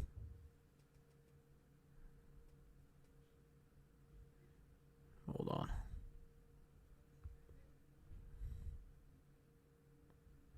I'm just briefly checking out what's happening with my own stocks currently.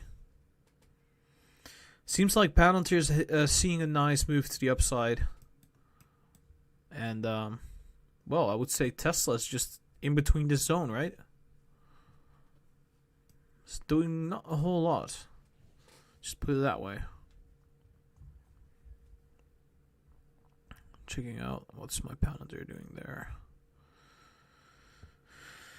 Not a whole lot there as well.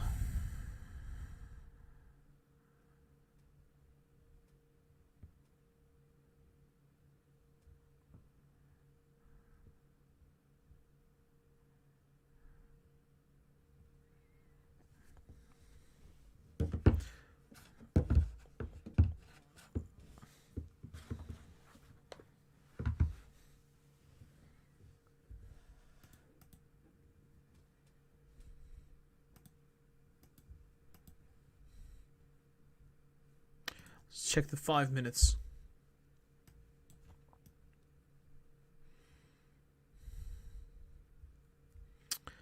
I guess we're gonna have to wait until the end of the market. End of the market. Until close. It does look like it. Usually a couple hours right before it starts running up. In this range, we start running up.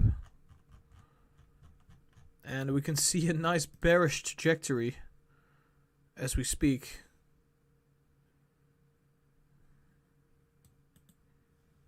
I would say more like this.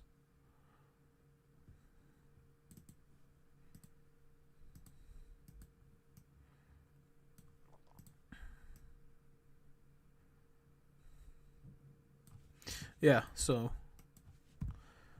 nothing too unexpected happening. It's I think we're ready to be seeing another big surge to the upside. It's coming up. I want to check Apple. What's Apple doing? Apple's still sitting at this 127. 1 second. Yep, still sitting in this range. I think it's looking like a strong buying opportunity, though. It's looking pretty good.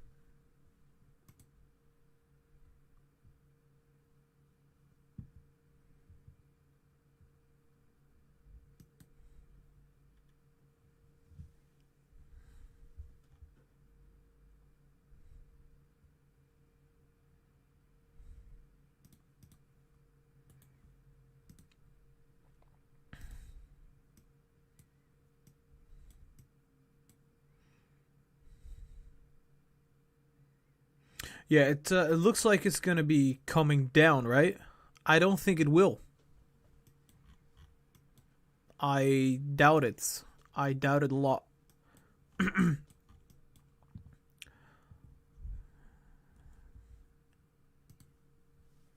It's gonna be running up, I think.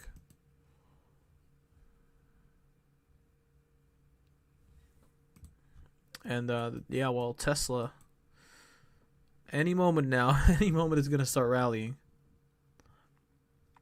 It already crossed on the MACD, right?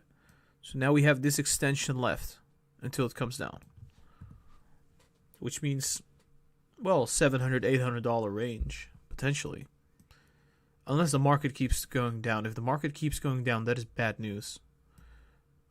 Yeah. So now we do have new resistance. Keep that in mind. We have a new all-time high.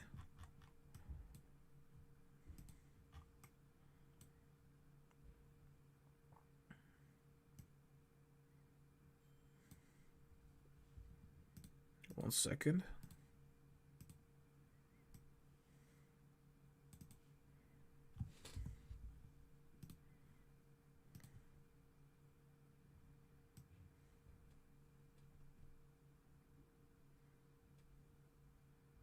Nah, that would be crazy. That's not gonna happen.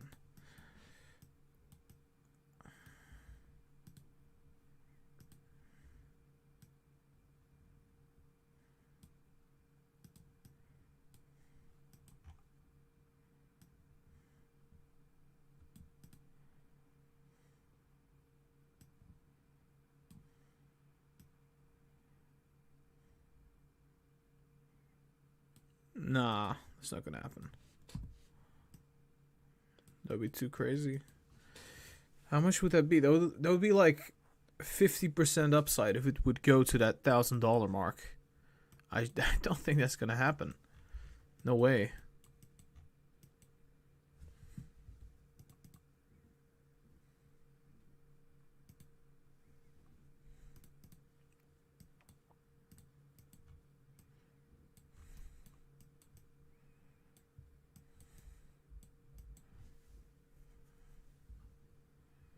Oh, we're now sitting at 666.66. Interesting numbers.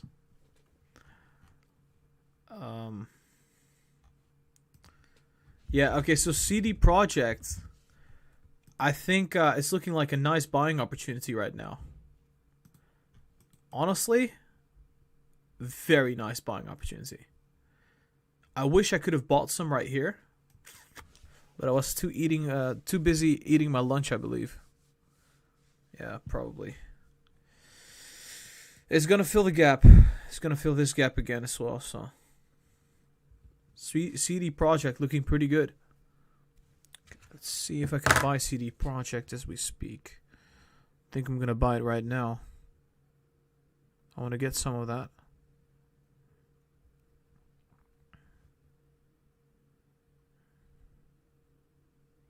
See how much cash I got. Enough to buy some shares. CD Projects. I'm gonna buy like 9 of them. Just a small amount.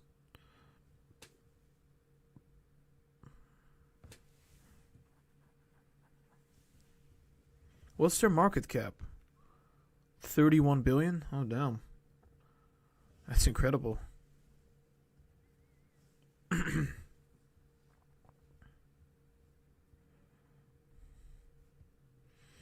Yeah, so CD Projekt, in my opinion, they had an all-time high at like 470 or something because of the Cyberpunk release, right? And now they're sitting at what, 271 or something? I think it's... Wait, hold on. Am I correct about this? Yeah, so they were sitting pretty high. And, yeah. I mean, it's pretty cheap.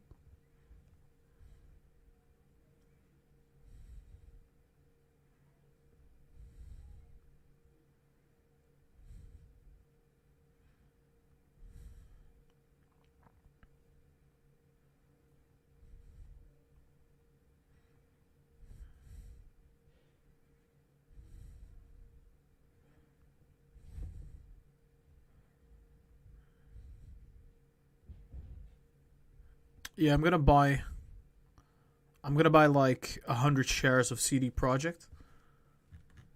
Not at this price, obviously. It's at the other price. 668.8. We're starting to see a little bit more positivity, I believe. Running up a little bit more.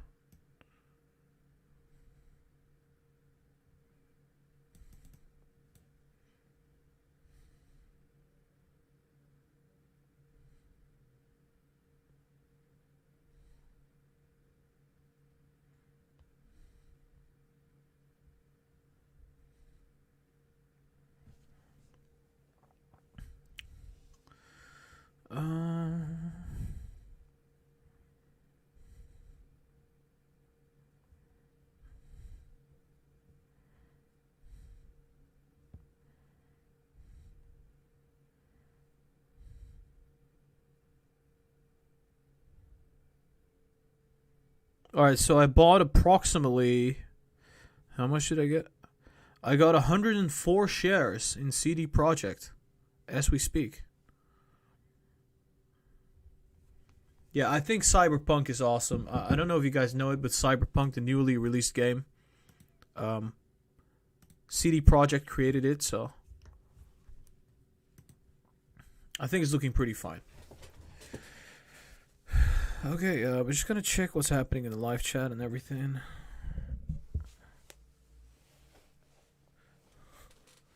Oh yeah, CD Projekt is actually $18. Oddly. There you go. I got it right here. I think it's gonna be surging to the upside quite nicely, so pretty much. It's I don't know why it's dropping so much. They're actually performing pretty well. Everybody's loving Cyberpunk. They had some problems with their game. It doesn't matter. They're gonna fix it very soon, and the stock price is gonna surge again. Pretty much. So yeah, I bought some CD Projekt Red at a discount. We got a 13% discount today, so I'm happy with that.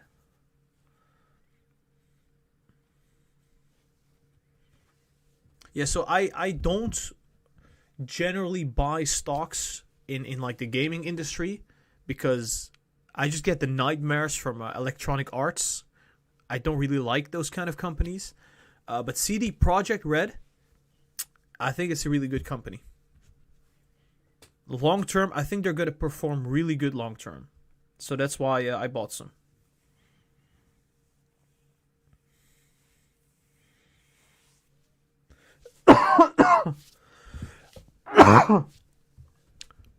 If I would pick a gaming stock, it would be CD Projekt Red.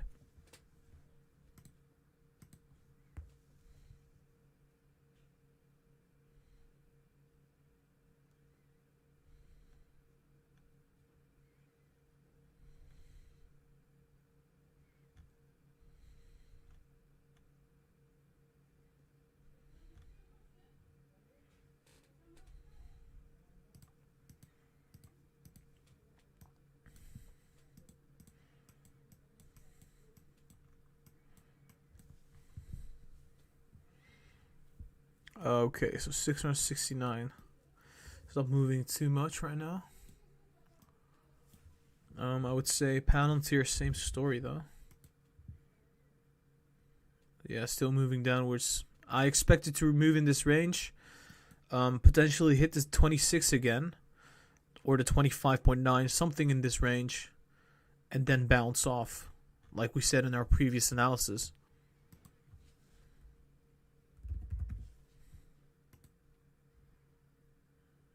I think the volume is going positive as we speak, which is a good signal.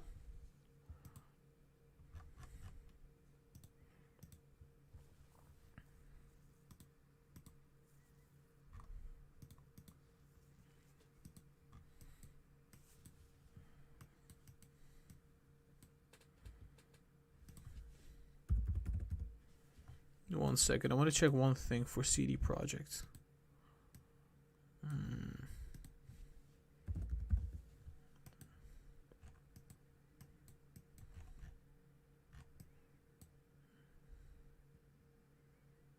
Yeah, it's I think it's a buying opportunity. I think it's a solid buying opportunity right now. Yep. Yeah. Solid buying opportunity. When do you get a sell like this? 14% after it dropped like what? How much did it drop? Like $10? Damn. Sweet, sweet buying opportunity. Yep. I like the way CD Projekt is looking right now. So it's looking pretty amazing.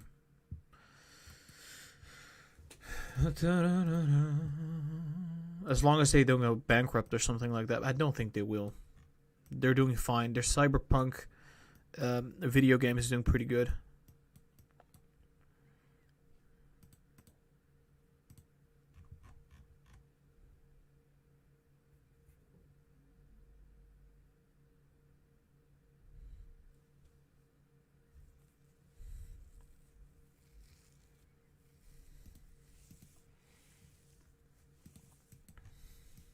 Well, I noticed there's so much hate against CD Projekt. It's interesting. Why is there so much hate against CD Projekt? Are there people shorting? Okay, let me know. Who's shorting CD Projekt right now? I think people are shorting CD Projekt. I've got a feeling people are shorting it right now. I wouldn't be surprised because it did fall like 40% or something. Maybe more than that. I don't think CD Projekt is the stock you should be shorting, man. I don't think so. As soon as they tell you what the revenue is from Cyberpunk, it's crazy numbers. I think they will do very well.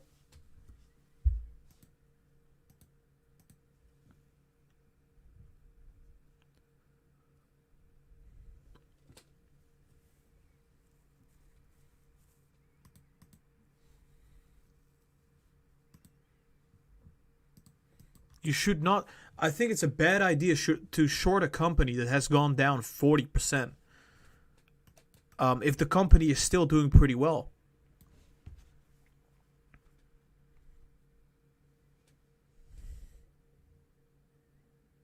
Yeah, CD Projekt's starting to go up right now. Pretty sweet.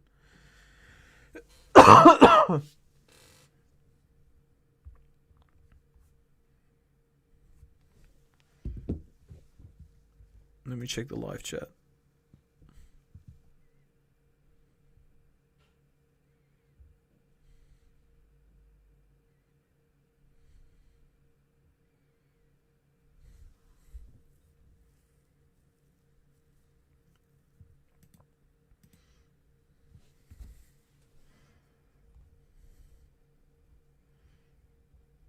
I think you know what? I'm gonna buy even more CD Projekt. I'm gonna trim my Palantir position by an amount.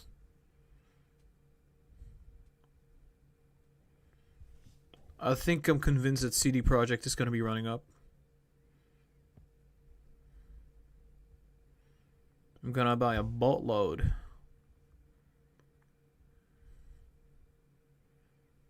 Another 100 shares or something.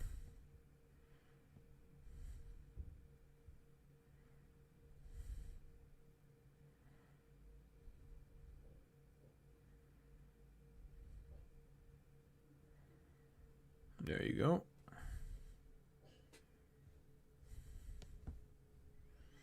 Yeah, I don't think CD Projekt is going to be performing bad. I think they're going to do really well.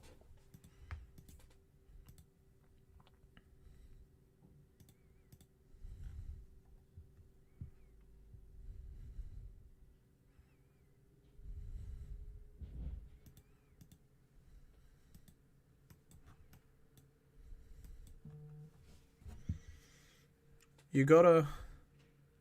Oh, CD Projekt is running up right now. 0.2%. Yes. It's not a whole lot, but it's something. But yeah, I think CD Projekt is looking pretty cheap. I think it's going to be a very big company in the future in the gaming industry. It's already big as it is.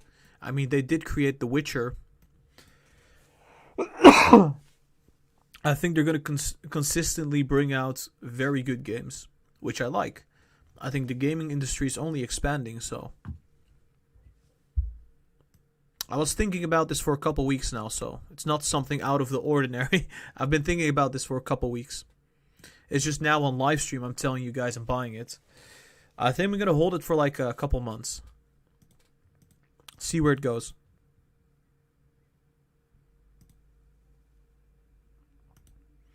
Otkli.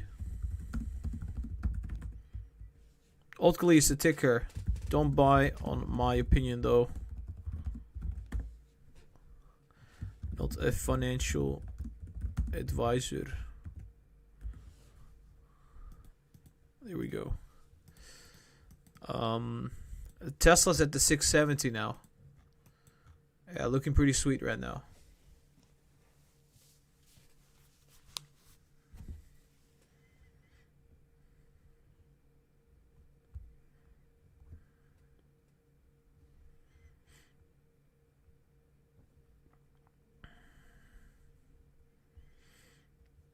Hold on.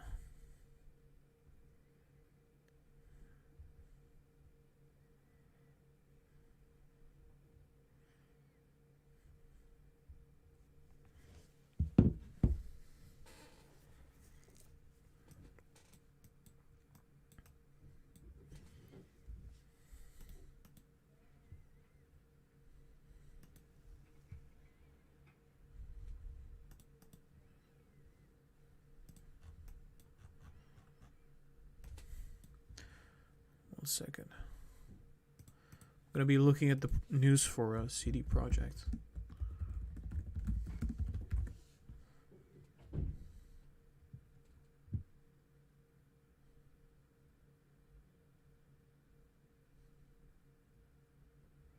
Oh yeah, Sony. So Sony deleted Cyberpunk from the PlayStation Store.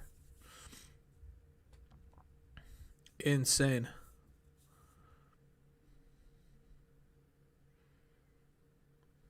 That is insane.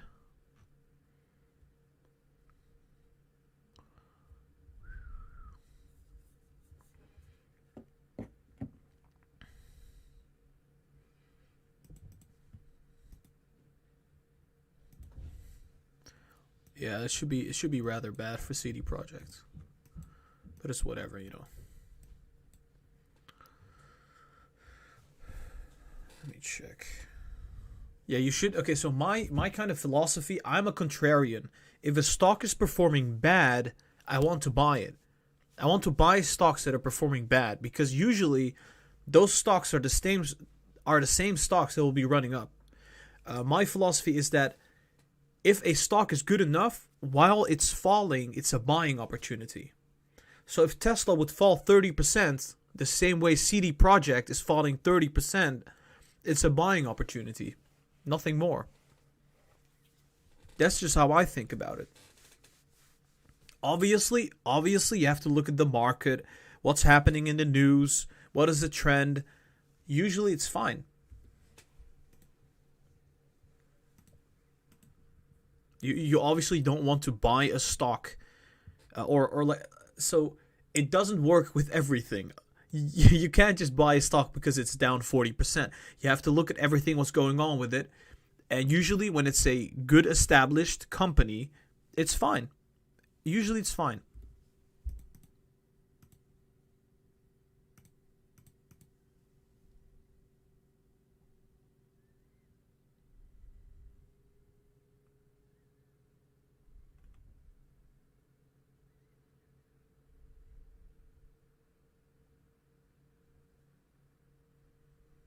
Oh, I actually bought Intel. The funny thing is, somebody said, then buy Intel stock.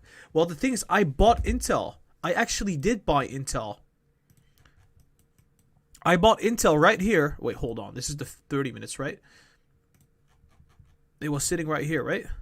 Intel was sitting right here, the $45. I bought Intel. I sold Intel at $52. That's how we do. That's literally how I do it. It's sold off, right? Because if AMD is taking the world, blah, blah, blah, right? So I thought, I'm going to buy Intel in this range. I'm going to sell it in this range. Sure, buy low, sell high. That is the strategy. The same thing I'm going to be doing to CD Projekt. I'm going to buy low, sell high. Easy as that.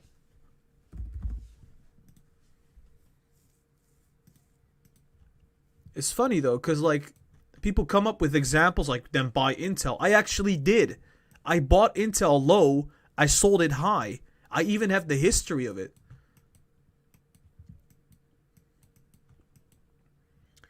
It's like, would you rather buy Intel that is pushed down like 30%, or would you rather buy a stock that is at all-time highs? You choose, but I would prefer to buy Intel that is down 30 to 40%, which still has a future. I'm talking about short-term trades, right? I'm not talking about long-term trades. In a short-term trade, you just want to go with the flow to the upside.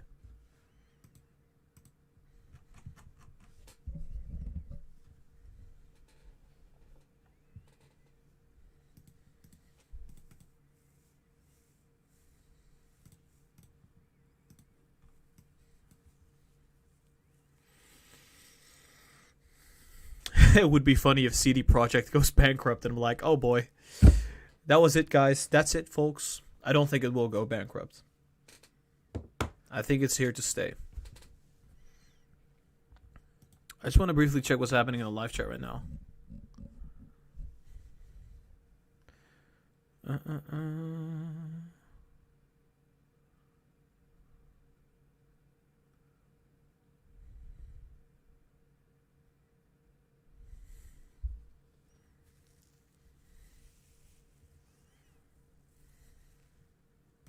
Yeah, a lot of people are suggesting to cover different kind of stocks.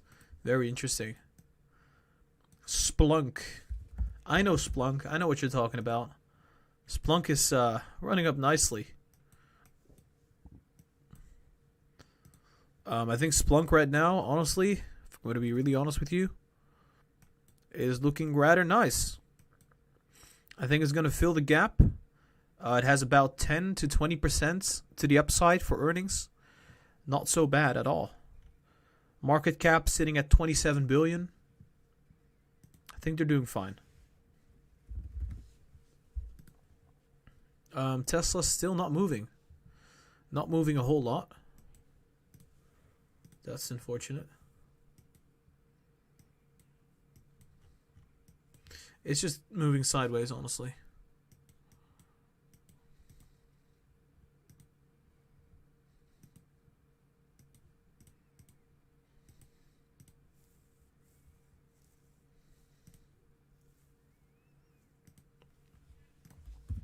Looking at Salesforce.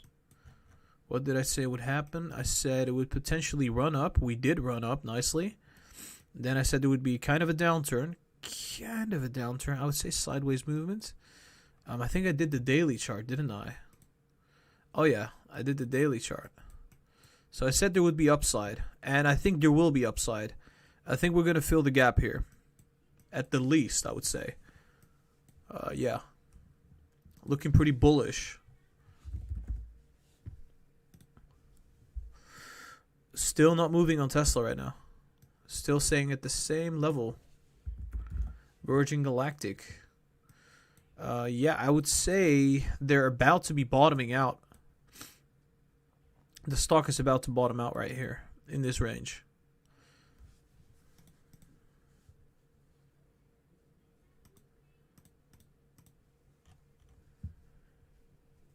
BFT.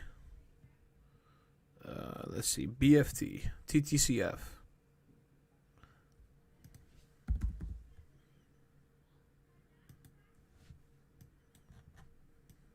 I don't know what this is, but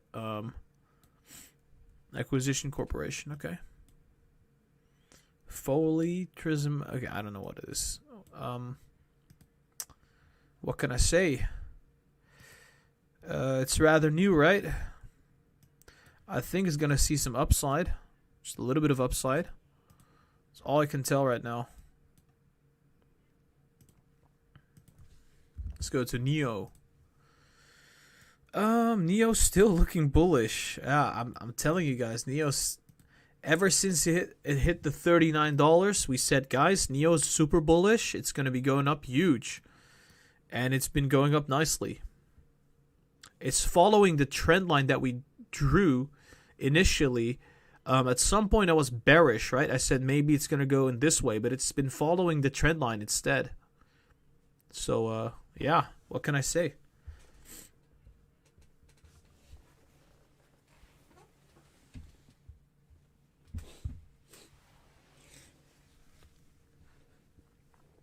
Tesla still at the same level.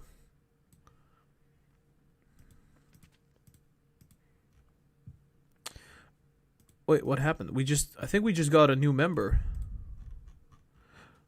Oh, welcome, Dylan Bridgewater. Welcome to the Lucid Explorers. I appreciate you. Thank you so much for that donation.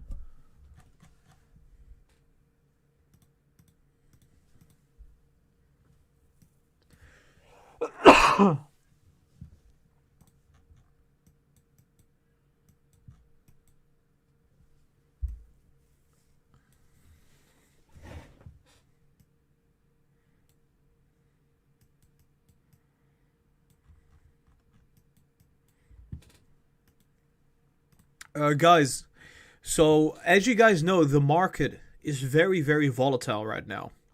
However, I think after a market crash, I think it could happen next year at the end of the year. I think investing is going to get really, really popular, right? Investing is going to be a thing, probably at the end of next year. Until then, trading is going to be a thing. Everybody's going to be trading, pretty much, because it's just going to be too uncertain to be investing. And I think if we go to like a climate of just investing, we're going to be covering the daily. We're going to be covering the weekly very often. And I think we're going to be covering the monthly. So I think in any kind of scenario next year, I think at the end of the year, we're going to start covering the long term. Because I'm going to switch a little bit more towards investing once we see a market crash. It only makes sense because right now trading is awesome. This is the perfect climate for trading. Markets is super volatile. We're going up and down every now and then. So there will be a shift towards investing very soon. I'll give it like 10, 12 months.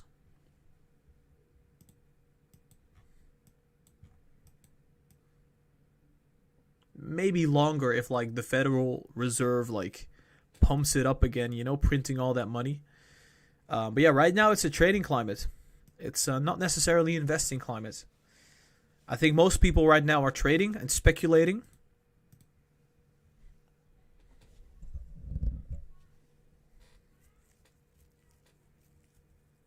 Let me check what's happening in the live chat.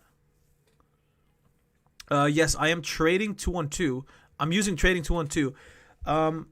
Hold on. I think I had a link for trading 212. Just give me 1 second. If you guys are curious, I think you could get like a free stock or something.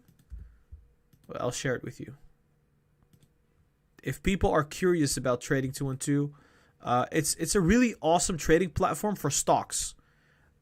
I do not really like the CFDs. For stocks, perfect. I love it.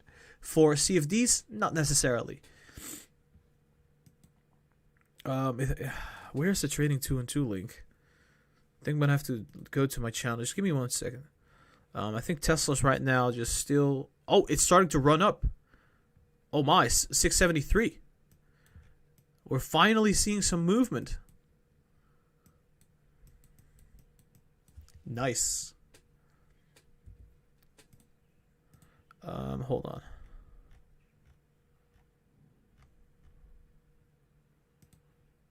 Hey guys. There we go.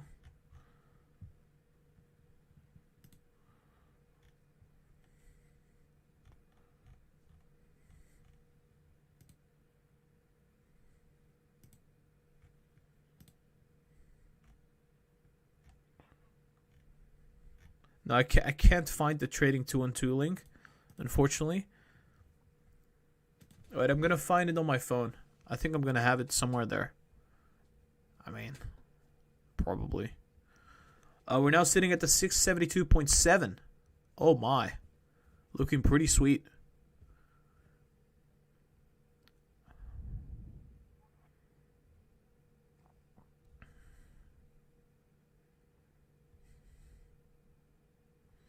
Wait, hold on.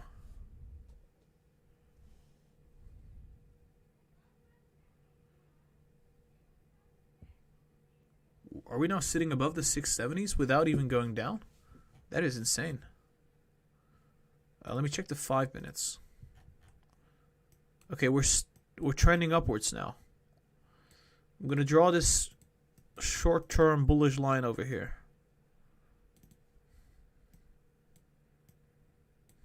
Hopefully we can keep going that way. Oh, that's yellow. If we keep going this way, we will reach the $700. I hope it's going to use it. This trend line that we drew.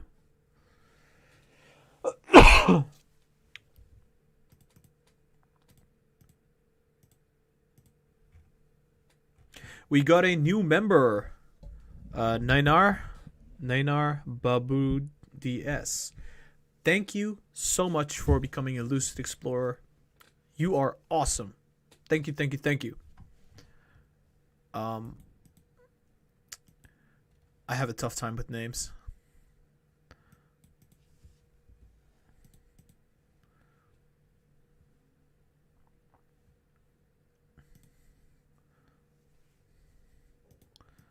So yeah, I think this is looking pretty sweet. Hopefully you can use this trend line to go all the way up. So we're still up like 2.5%. I think this is the continuation of the rally, I guess. Well, the markets are starting to go up, so that's also a thing that's happening right now. And the MACD is going up. We're kind of launching ourselves right now to the upside. We'll see what happens. I think the volume is going positive as well, which is pretty good. It's not bad, I can tell you that.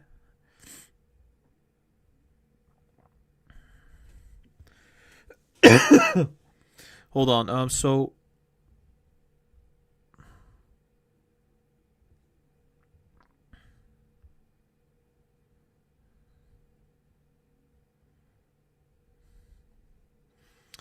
I am going to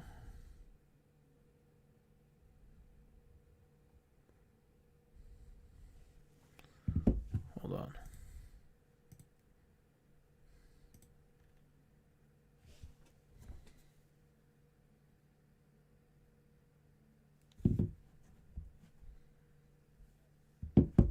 Where did it go? on CD Projekt. My brother-in-law is a game developer.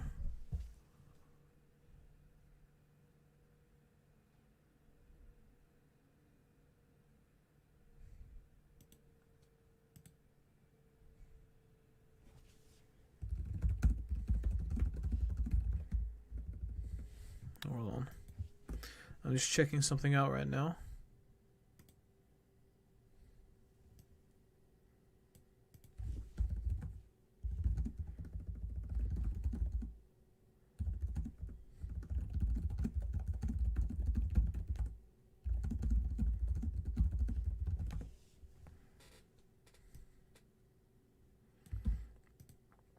Okay, so I got the link for Trading 212. So if anybody wants to sign up with Trading 212, hold on. We got another Victor Stadin. Victor Stadin. Thank you so much for becoming a Lucid Explorer. Okay, so first off, okay, so anybody who's in Europe, listen up. Trading 212, in my opinion, is one of the better platforms out there for stock trading. Yes, they also have CFDs. I don't really like CFDs on Trading 212. However, I do enjoy their stocks, right? I currently use Trading 212 every single day. I've sent several pictures of me using it. I actually use it. They're not sponsoring me. I'm actually really enjoying their platform. So if you want to join Trading 212 instead of any other platform out there, there's this link. If you press it, you can get a stock and I can get a stock. So we both get a free stock. I think the limit was like 20 times or something like that. And I already got like 10 free stocks. I think it's up to $100 or something. So if you are interested, I'm just going to drop down the link in the what is it? The live chat.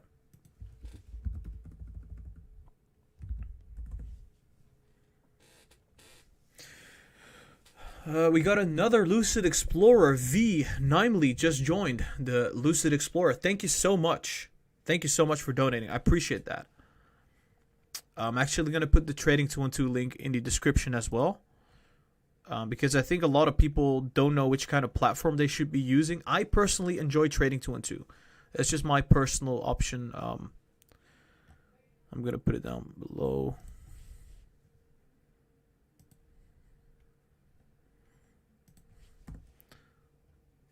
In the description, the trading platform I use. Trading 212 is Trading 212. Join now to get a free stock of about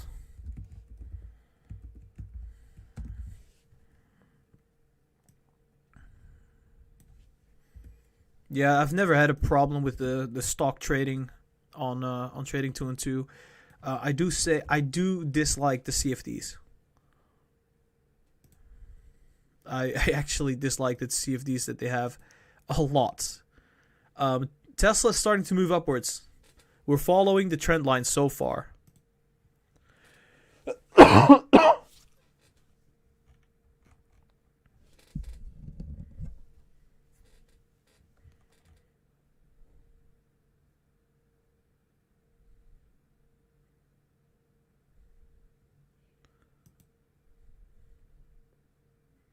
Niraj Patel says Gara was paid $26 for this paid advertisement. Use it at your own risk. 95% of retail traders lose money on this platform. So I'm going to be banning you because that is not the case and that's not truthful. You're lying. And I've seen a lot of negative comments from you. So here goes the ban hammer. Anyway, we see Tesla stock is rising right now. $673.4 at the moment. We're currently following this pattern. This is a temporary trend line, which is going to help us kind of figure out where things are going. This is the 5-minute chart. Keep that in mind. Anything could happen here. It's very difficult to predict any kind of movement here because it's just very volatile. Let's just put it that way.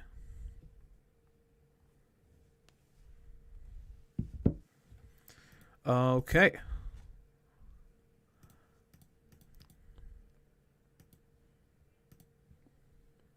There you go.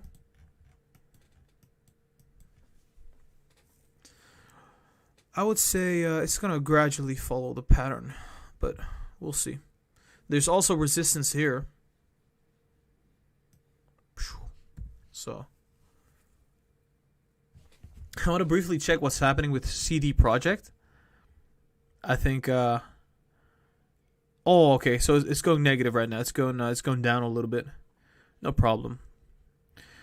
Yeah, I mean, this stock has been seeing so much negative news. Of course, it's going to go down a little bit. I mean, it's no problem. No problemo. 673.6. It's hitting the... Okay, so volume is picking up right now. We're looking pretty positive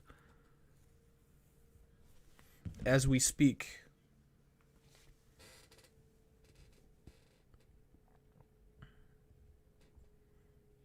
All right. Looking pretty nice. Potentially gonna get some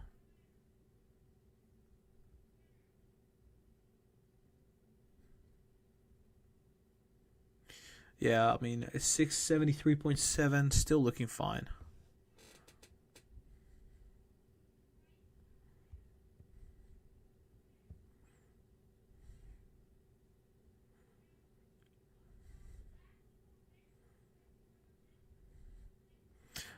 I actually do need a bank stock. I don't really have a bank stock so far. I really like JP Morgan. But they're valued pretty heavily. Oh, 674.3. There you go. I like that. I like that kind of movement. See what's happening in the live chat right now. I bet everybody's going crazy at the moment.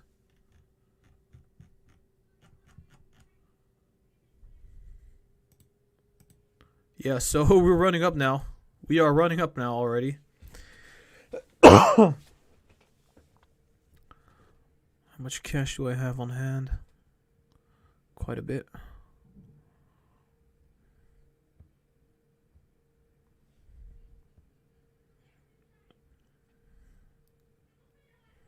I want to see if I can get some Neo.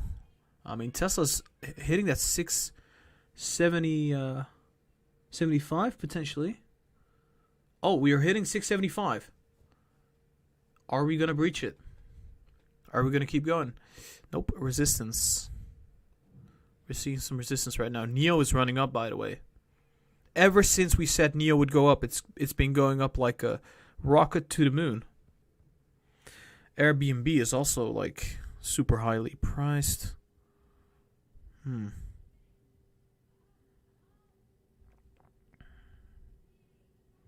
Which stock right now is looking interesting? 675.09. Wow. It is looking pretty fine.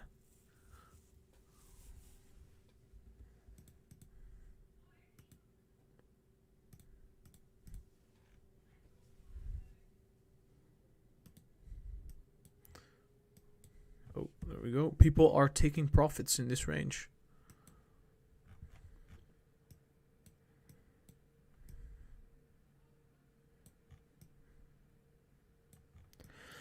So I would say 675 is a resistance. Volume looking positive. I think we're going to be running up, yeah. I think we're going to go up to 680 again. Very, very soon.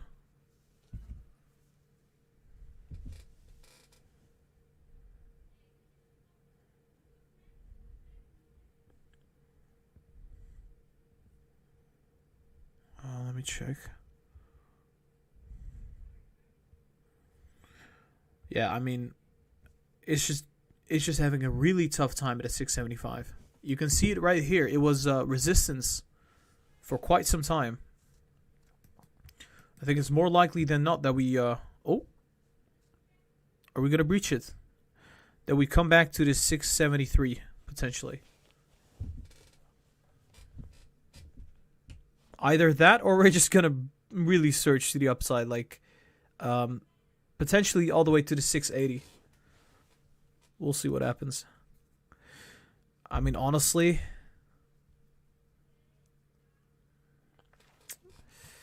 RSI has a lot of room to the upside, even on the 5 minutes. MACD has a lot of room to the upside as well. So this could be our rally to the 700s. Like I said, at the as we get closer to the market close, Tesla will be running up faster and faster. We got another member. Okay. How do I pronounce this? Sorry if I don't pronounce it well. Frachi Ruiz. Welcome to the Lucid Explorers. Appreciate you. Thank you for donating. That is awesome.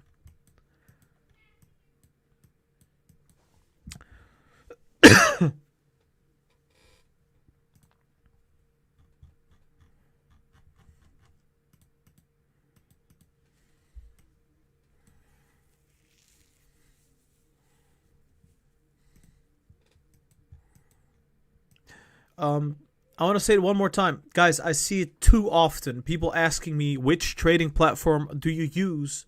It's in the description. You can see it down below. I use Trading 212. There's a link there. If you use that link, you get a free stock at Trading 212. 675.5. I get that question almost every stream. Which platform do you use? Which platform do you use? I use Trading 212 right now. 675.7. We're running up. Yeah, guys, I think we are going to go up to at least 677 now. 676 has been touched. Ooh, nice. Sweet. That's really amazing. Okay, so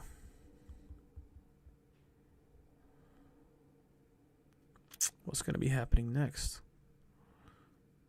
Are we gapping? No. Really? It's a tiny gap, right? I think so. It's a tiny gap. We're now sitting at 676.38. Volume hasn't been too different than usual. We're running up now. 676.8.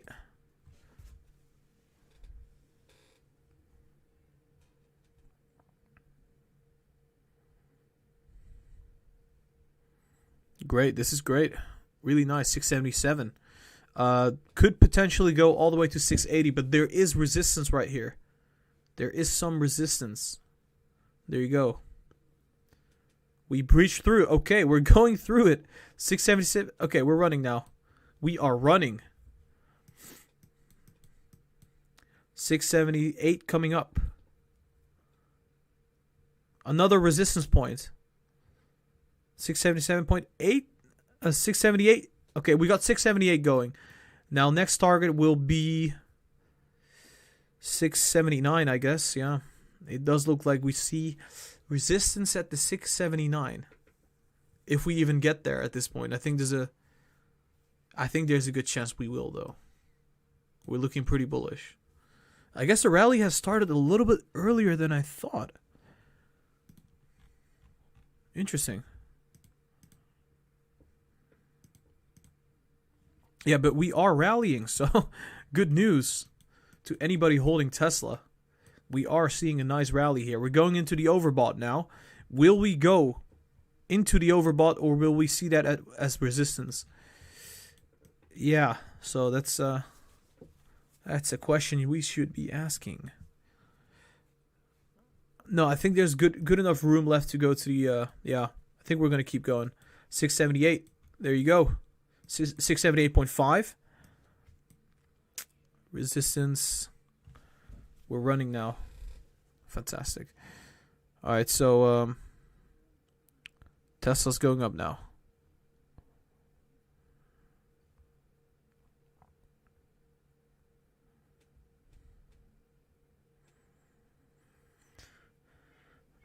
Alrighty then. We're now at the 678.6. Let's see what happens next. Fascinating. Hitting the 7. Okay, so we just tried to hit the 679. We saw that as resistance. It's about to reach it though. 678.9. Come on. So close.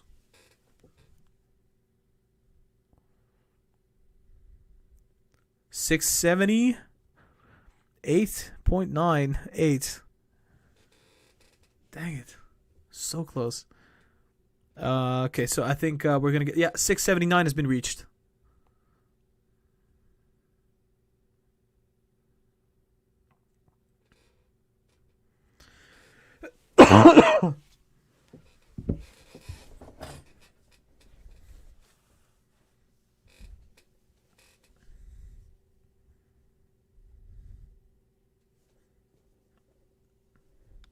Uh, 679. We're now sitting at that level.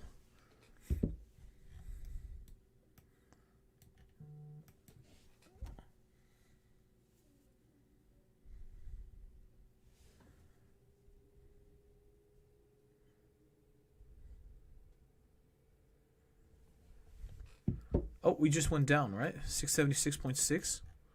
What is happening? Time to panic. No, it's not time to panic. I think we'll gradually be running upwards, so it's no problem. We see a lot of positive volume coming in, so could be the hedge funds buying right now.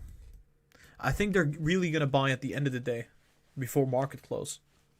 But this could be some initial buying.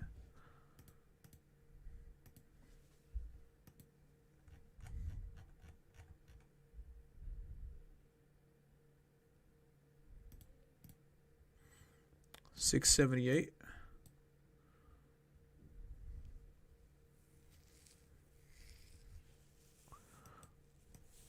This is the stairway to heaven. I'm telling you. Oh, as I said that, the stock drops. That is just ridiculous, right?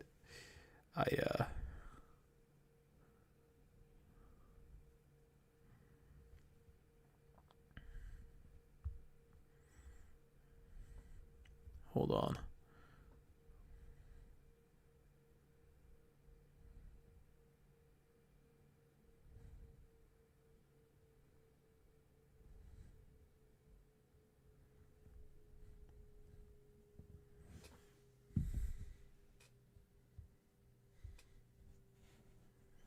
$676.2. We filled the gap over here, so that is nice. There was a tiny gap. Really, really tiny gap. Was it a tiny gap? Yep. Very, very tiny gap. We're now sitting at the 676.3. Potentially coming back down to, I would say 674 before balancing. So that could still be the case. We're using this trend line at this moment. It's working pretty fine so far.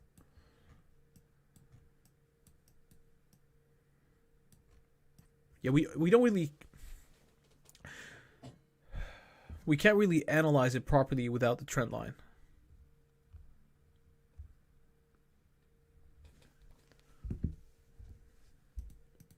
It does give us guidance, let's just put it that way.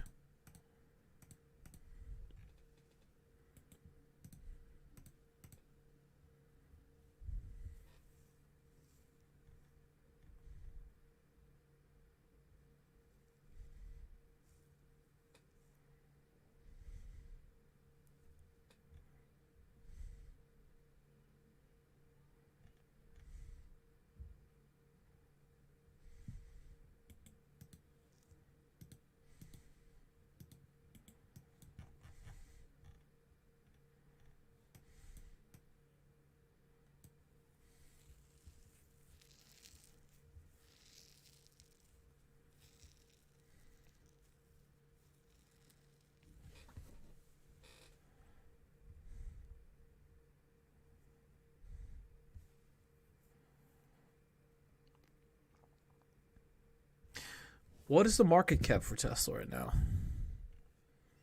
So, oh my gosh.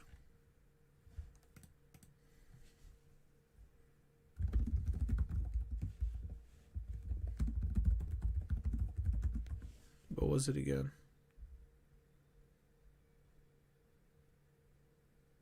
1.5%. 1.5%.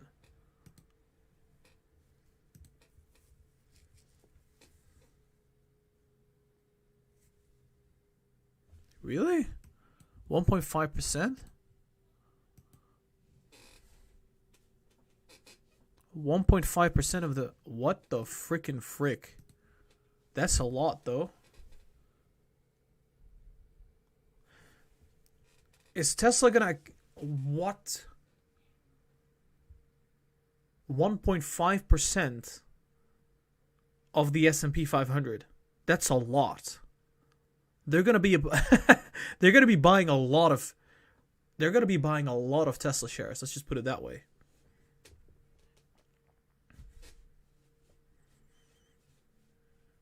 Right. So hold on. Let me do a little bit of a calculation.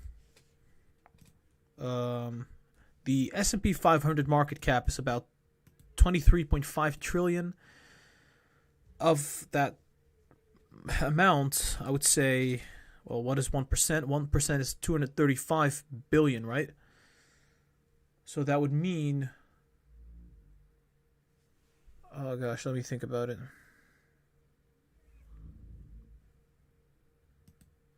How many shares do they have to buy then? If we just calculated ourselves, that would be a boatload of shares. We're now sitting at the 678.35, by the way. Looking pretty sweet. This is our trend line.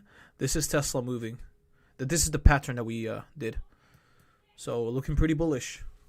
So they're going to be buying approximately, if they include it, I think somebody else said like $90 billion worth of stock.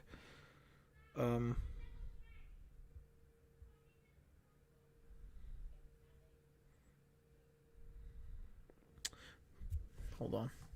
I think people in the live chat are wiser right now when it comes down to fundamentals. 130 million shares. Right, it's going to be big amounts. It's going to be very big amounts.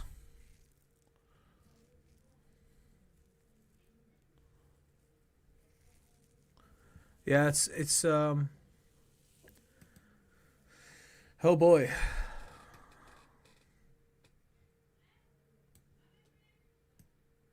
But how much in percentage points would that be? That kind of movement. I'm expecting it to go up at least 10%. There will be sellers, so people will be selling during that inclusion, probably.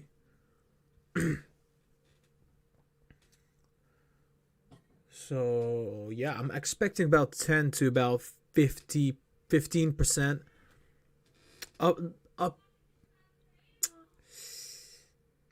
Upper limit of like 20 to 25%. But those numbers mean nothing. Because what if people don't sell? What if people don't want to sell when the inclusion happens? Or when they're actually coming in with the big volume, right? That could be a big problem for the people out there at the rebalancing side. Wow, I'm losing my voice. 675.6. We're coming back down now, ever gradually. Because if people are not, if people don't want to sell, because we do know that Tesla shareholders are like that, they just hold and they don't sell. We're now hitting the 674 as expected. Now let's see if we bounce. 673.8. Are we going to bounce off the trend line? Or are we going to break it?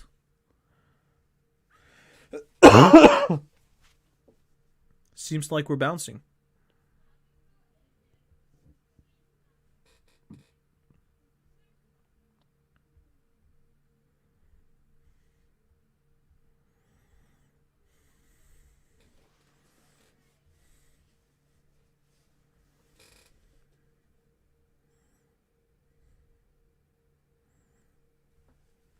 Looking pretty solid.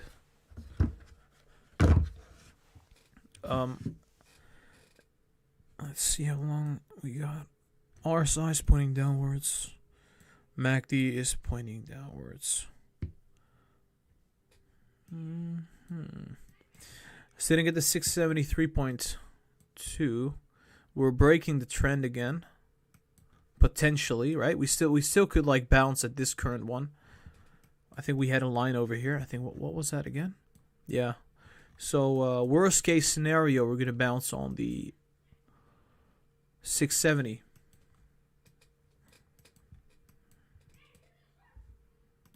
Hold on.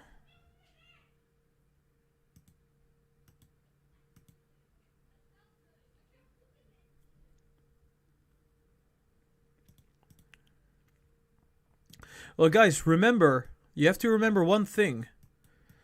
Remember when when was this again? I think it was right here. $5 billion of shares were issued, and this happened. This was $5 billion. What's going to happen if stocks, if about 80 to $100 billion worth of stocks are going to be bought out? Well, I actually think it's going to be a massive rally to the upside. Right? That's why I've been saying there's a good chance we hit the $800 if the markets are going to be stable. This was $5 billion being issued. So, yeah.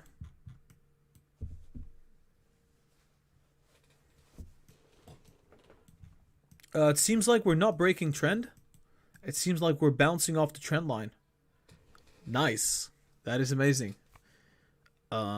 I hope it keeps on going the same way it's been going, because I think we could be reaching the $700 around 1 hour before market close.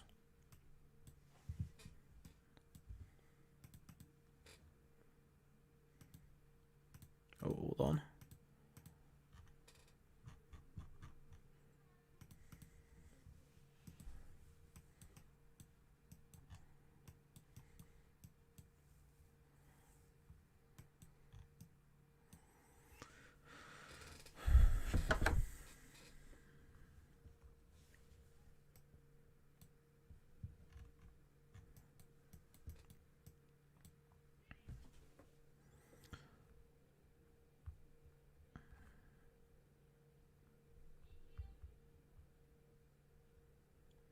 Oh yeah, so we're bouncing definitely. We're sitting at the 675 now.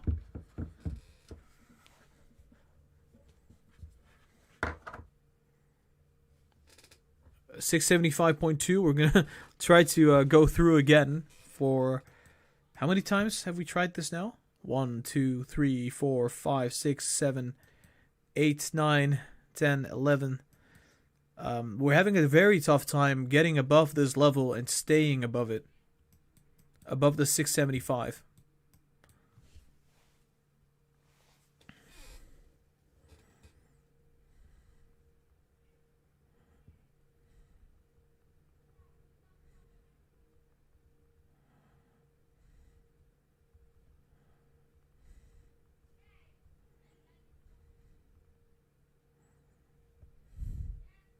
Wow. Okay. That's what can I say? It's like this 675 is just impossible to get through. Yeah. So I think it's mainly because we're having at the $700, a lot of people are holding contracts. And I think they're going to be expiring today, right? Or maybe they expired already. We're having a tough time here. We're just moving sideways pretty much in this area. But I think as we get closer, like I said, to the market close, it will be surging.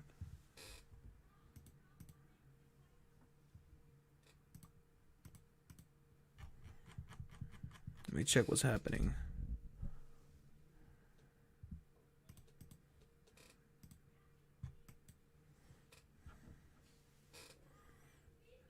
I'm just gonna check what's happening on the YouTube side of things.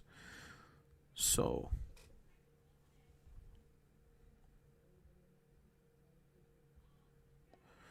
right.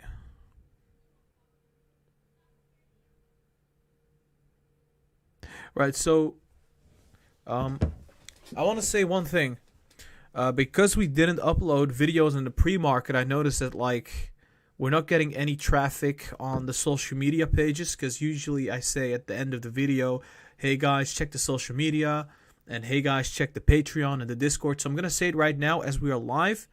If you guys enjoyed this live stream, guys, make sure you hit the thumbs up, subscribe to the channel. If you haven't subscribed yet, I would really appreciate that. Actually, that would be awesome. We're still gonna be live streaming, so don't worry about that. We're gonna live stream the whole day. Also, check out the social media. We have an Instagram, a TikTok, and a Twitter. Link is gonna be in the description.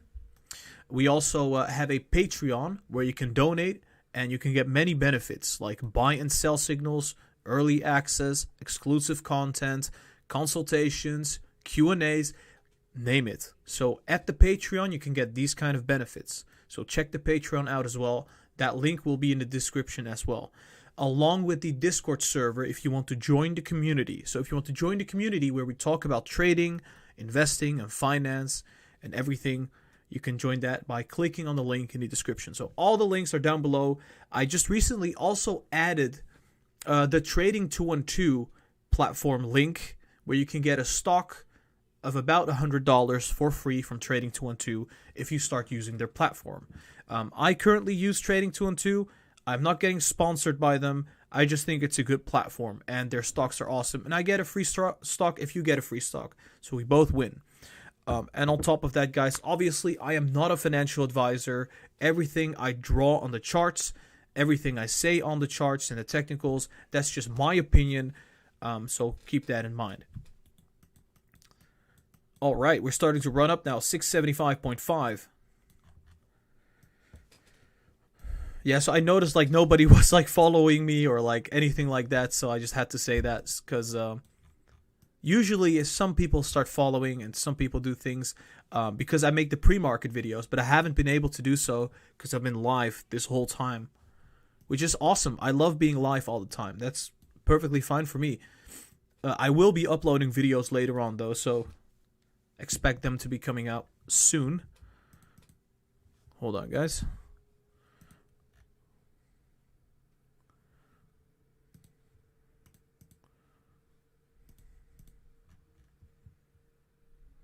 What's happening in the live chat?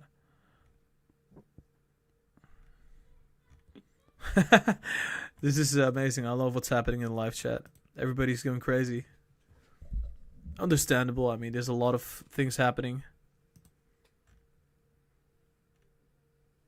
I think we had a donation from I Am Terminalance of $5. Can you do a technical analysis for YQ?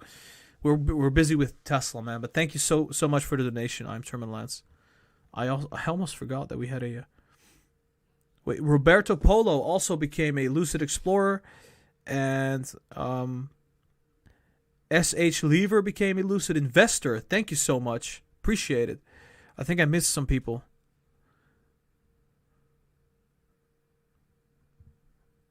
All right.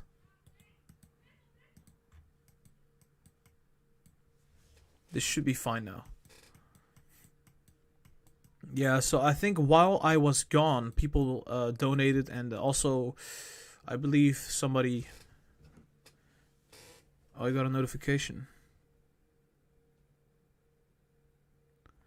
Oh, I got a. I invited somebody to Trading 212, and I got a promotion.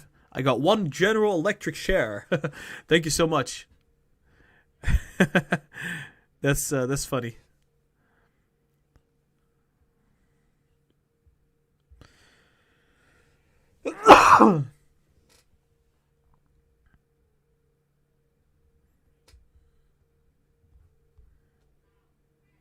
I'm gonna check what's happening on. Okay, so we're still sitting at the 675.9, about to break to the 676 potentially.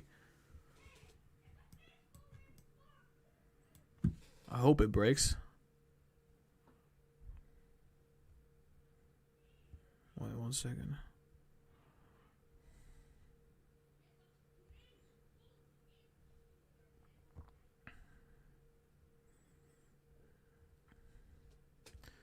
Let me check what's happening on Twitter. See if Elon is like tweeting anything. We're still stuck at the 675. Elon, what are you doing, Elon? Elon is tweeting not too many interesting things. Nah, he's not really posting anything. I would say it's not too special right now, what he's doing.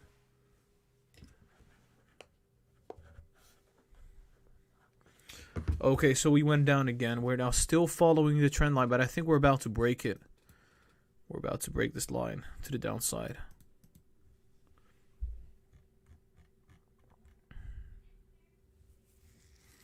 I am Terminal and says, or donated $5 and says, news article for Palantir saying sell just came out.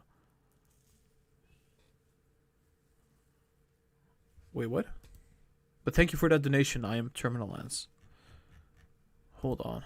What's happening with Palantir? We'll go back to Tesla in a second. Oh boy.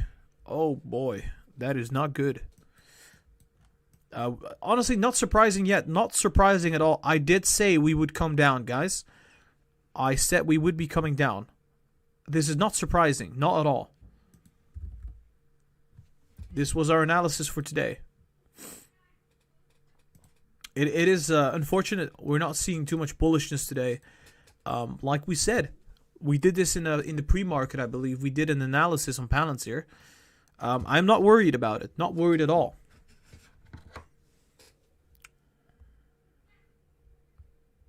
This is strategically putting Palantir's price down.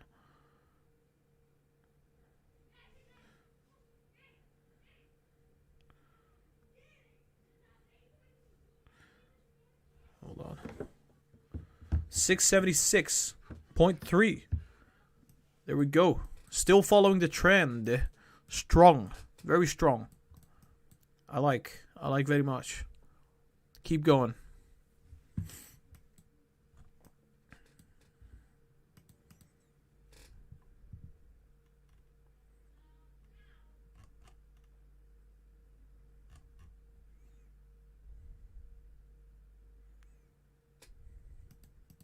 Okay, so some people wonder where I am from. And the answer is the Netherlands. If you know where that is.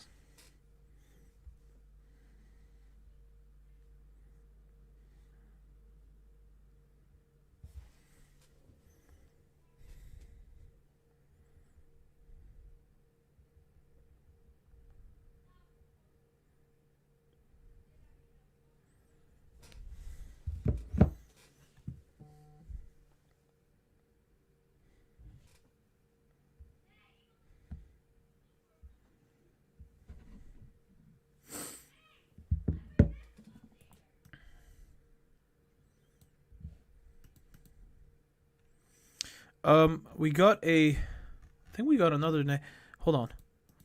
We got a $5 donation from Luca Leader saying that stimulus ruining the gain for today, maybe more later. Thanks for doing this every morning for us, homie. Tesla to the moon. Thank you for that $5 donation, Luca. And I think so. I think it is the case that because there's so much uncertainty around the stimulus that this is happening. So, I think if it wasn't for that, we would be trading in this range right now. Probably around this range. Closer to the $700.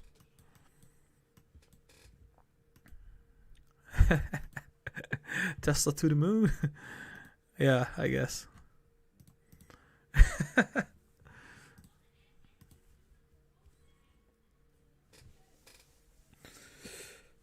we go. Okay, so I think right now, yeah, we're still following the trend. We are probably going to break it, though. We're going to go sideways now, I think. I think we're about to break it. Because there's a key resistance right here. It's about to break to the upside or downside, which is going to be interesting. I really am interested in what is happening next. Which way do we go? This is the short-term trend. This is the long-term trend. What will you do, Kendall Bar?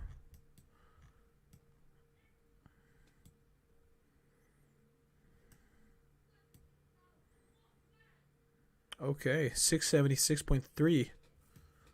676.5. We're still going up. Oh, undo that.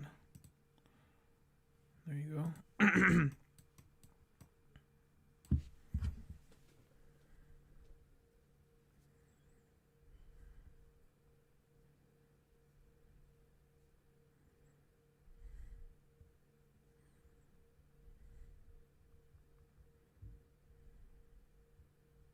Ooh. Oof. Okay, so yeah, right. So we just broke trend. I think we can throw this away. This trend now. It has been useful to us. It has been useful all the way. This whole range, it's been very useful. But I would say right now, we're seeing resistance here because of the long-term trend line that we drew right here. You can see it goes all the way back to right here in this range. And it does seem like we're seeing significant amount of resistance right now. At the 672 right now, going down again. Potentially seeing support here in this range. 671. Worst case scenario, it comes down to the 6. Why did I place it right here? That's what I'm wondering right now. Okay, we're going up now. 672.9. Yeah, the volume is going down. The volume is going down. So now at the 673.4. Okay, we broke the trend. This is not going to be useful to us. We're going to draw a new one. One that makes sense at this moment.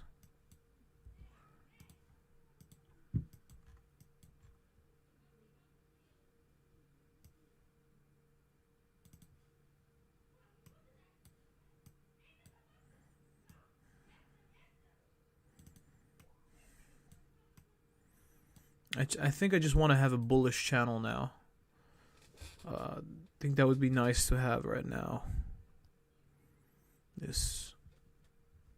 Why? What is this line? No, this is not very. Is it useful? I think it was useful. Yeah, never mind. It's actually rather useful.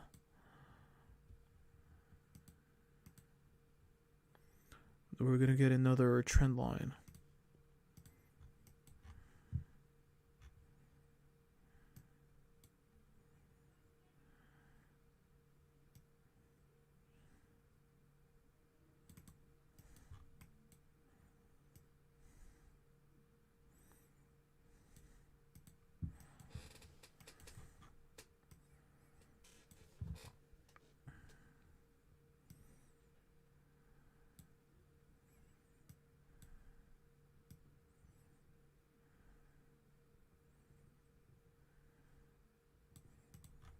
I would say that would be a nice bullish channel at this moment.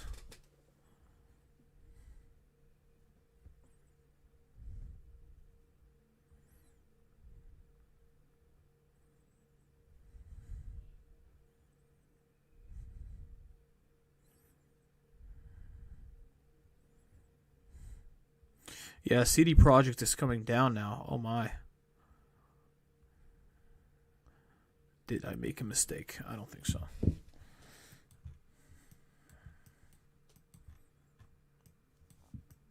I would say that this long-term, I would say, trend line is resistance right now. This is support.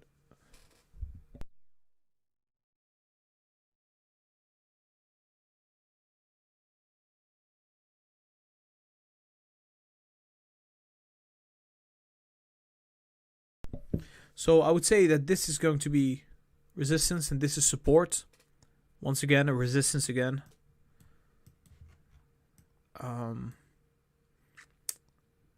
Maybe move it a little bit. Yeah, that makes more sense.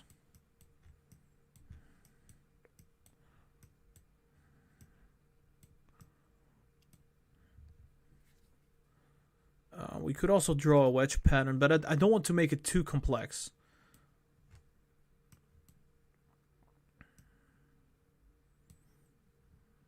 Yeah, I do have to put it down a bit.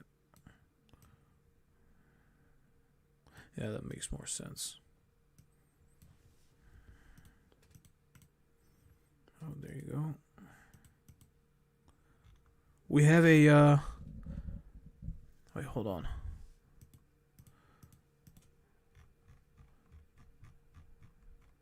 We have another Lucid Explorer coming in. Alan Rafferty. Thank you so much for becoming a Lucid Explorer.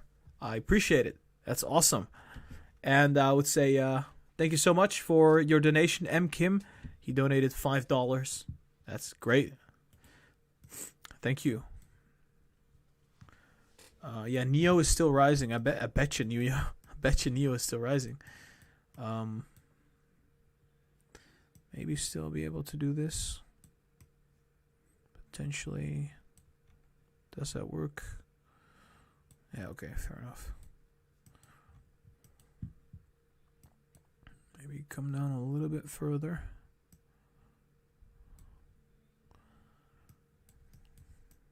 So I think short term we could be trading like this. And it will either break to the upside or to the downside. This kind of gives us some clarity, I would say.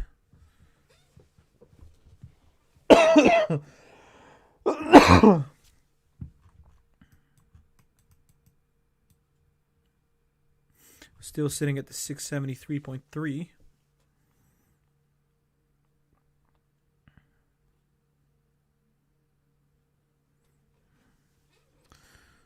Let me check.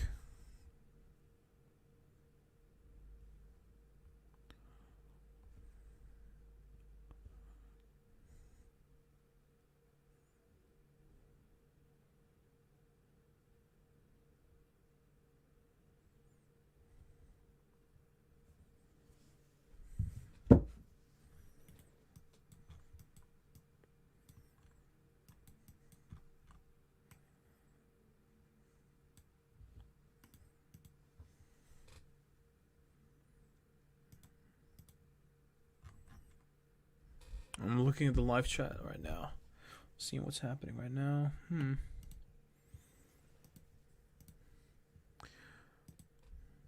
Not a whole lot happening right now.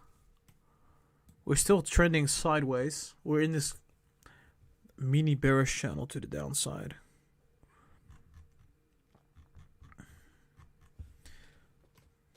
Wait, let me check the 1 minute. Or not the 3 minutes. Yeah, that is definitely bearish channel. Come on.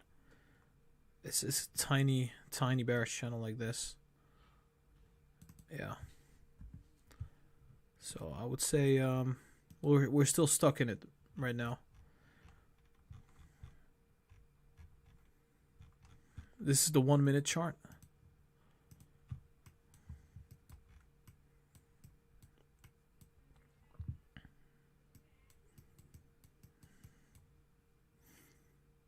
I think this chart is going to be interesting to look at, actually. Let's look at the 1 minute chart from now. That is going to be fascinating. Oh, undo this. There you go. Because of the fact that we are right now in a quite historical moment, I think looking at the 1 minute chart makes sense. Because we will see some big moves coming up. And in the 1 minute chart, you can see them really good.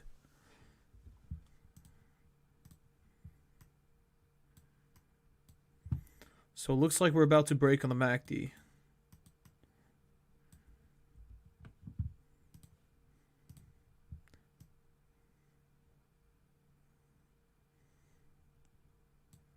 Maybe something like this.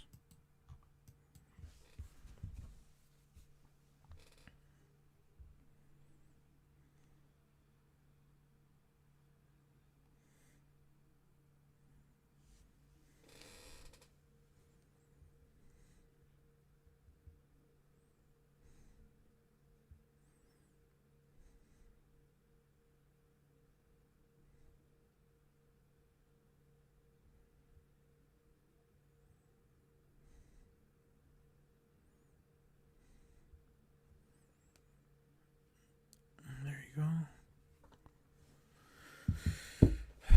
Oh, much denial, much woe. I thought it was about to be breaking, but this is the 1 minute, so it does look a little bit different to the 5 minutes, and it behaves differently to the 5 minutes and the 10 minutes and 30 minutes. I am expecting it to break out though. Looking at it right now, it should be breaking out in any second. But it's really tough. It's the short-term time frame is kind of tough to analyze. It's just kind of going both ways. Very interesting. I normally don't look at the 1 minute, but you can see the movement better here. Let's just move it a little bit.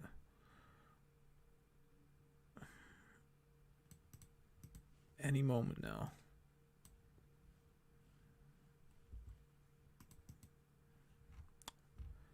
Hold on.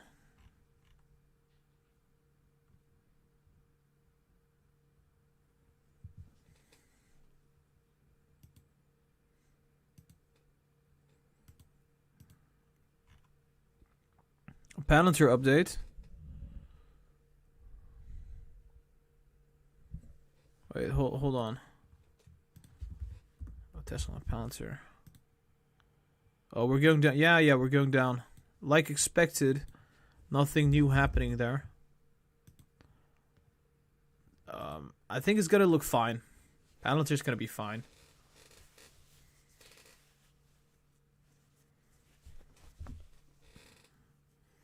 So we're breaching on the MACD. Let's see if it's gonna take us to the 688, 689. Maybe. Who knows? I think it's not gonna do that, but I'm optimistic. It might take us to this 680 though, in this range.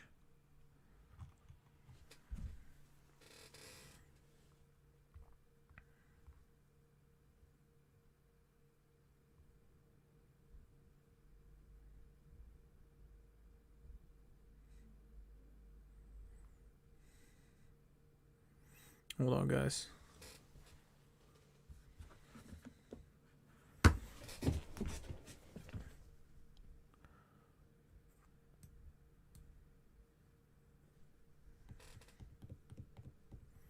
Yeah, it's really interesting. The 1 minute is actually weirdly different from the 30 minutes.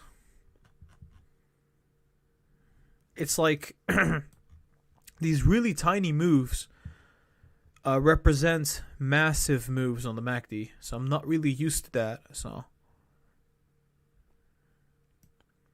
I think drawing on this time frame is going to be a little bit different. Potentially more like more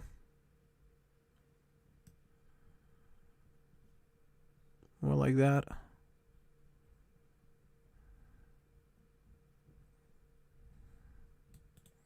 That would be more natural, I think. We'll see. It has crossed, so this could potentially be the case. Exactly like I at the moment I draw this, it just goes down. It's like, nope, we're not going to do that. Get out of here.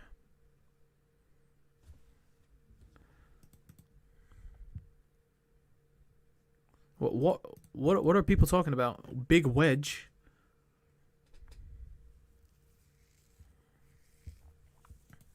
What big wedge are we talking about?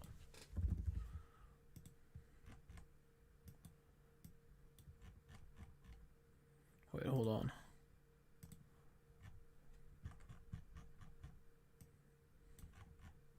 The big wedge. People keep talking about the big wedge. Oh, yeah, that is a very big wedge. Yeah, this is going to be an interesting move to the upside. Just put it that way. I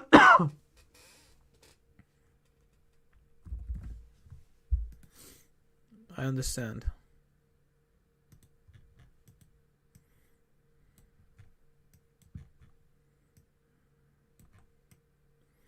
Yeah, looking at the 30 minutes right now, not really anything happening here at all. So I think the 1 minute is going to be nice to look at.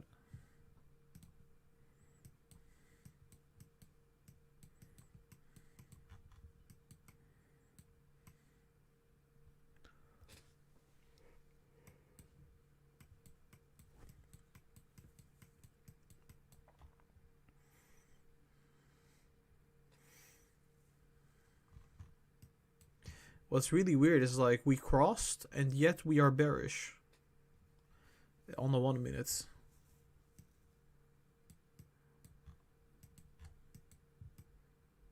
really weird.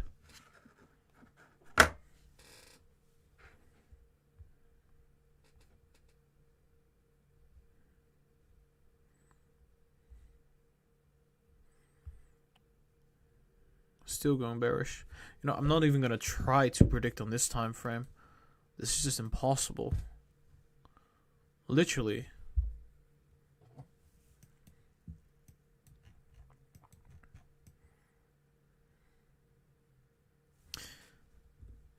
Well, I think if I use a trend line, we could predict it.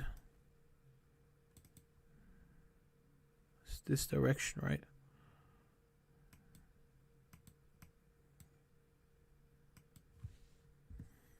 It likes to be moving like this. So something like that would be probably what's going to happen. But enough about the 1 minute. Let's go to the 5 minutes. I like the 5 minutes. At least I can tell something about the 5 minutes. 1 minute is like impossible.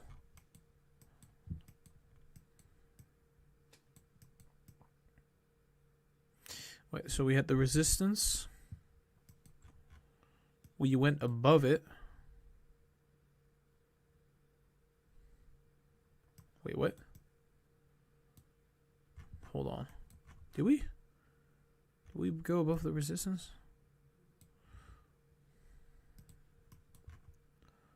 Kind of.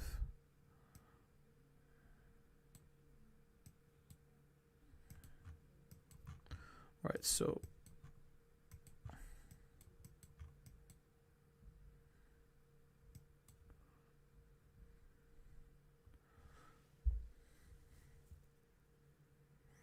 okay, so we're using this as support, as we said before.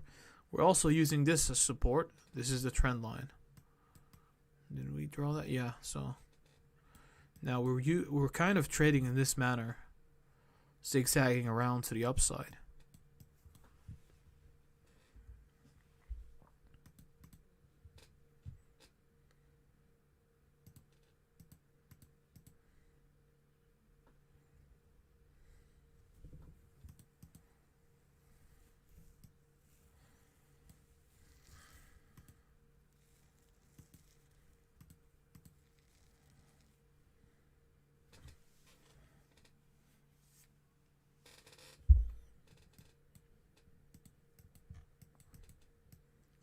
$674.5. Oh, this is just frustrating. It's just moving sideways here. And it looks like we're also going down on the MACD. So that is bearish, right? That's been the reason why we went down. However, in any case, we could still be moving up. So I'm not worried about that.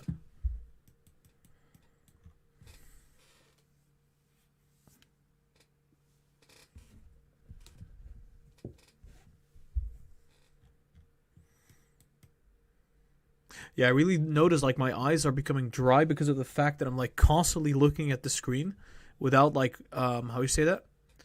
Twitching? I don't know how you call that when you're like blinking, right? Without blinking. It's really bad for your eyes, you know?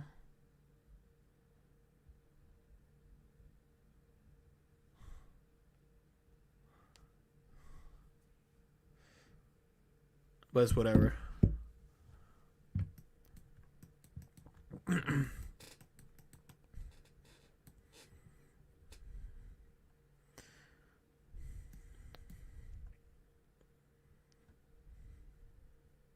I will fix the dry ice problems once I shed some tears of joy when Tesla tears apart to the $800. Let's just put it that way. We're going to be fine. That's just so bad. But yeah, what's happening in the live chat right now?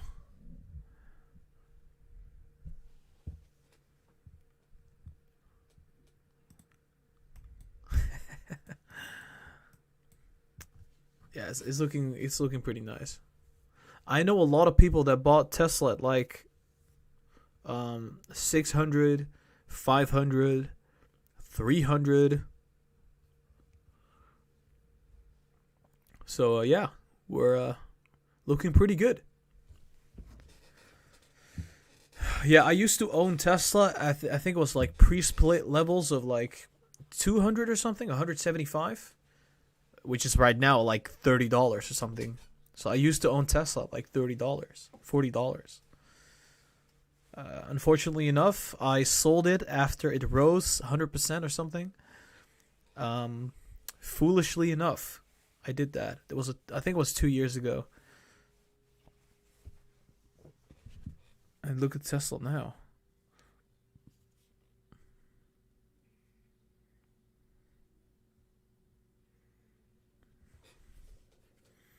I'm briefly going to be checking my shares. We're starting to move upwards again. Are we going to go sideways? We'll see. We have been going sideways for a long time now, so.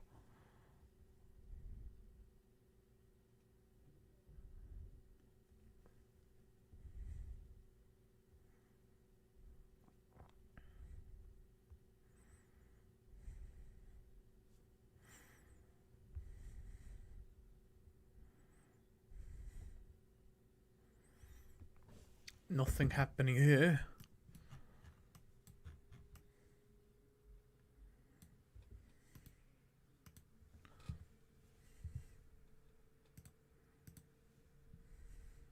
Wait, did something happen in the chat?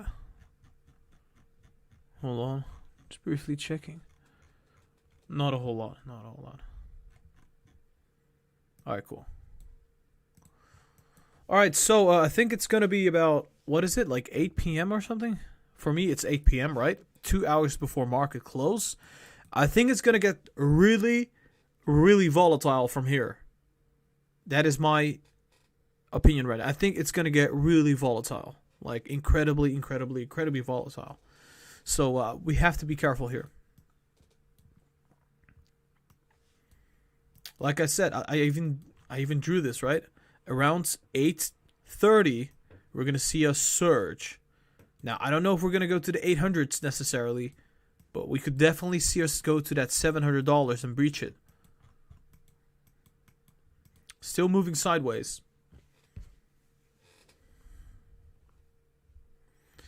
See what I'm doing right now.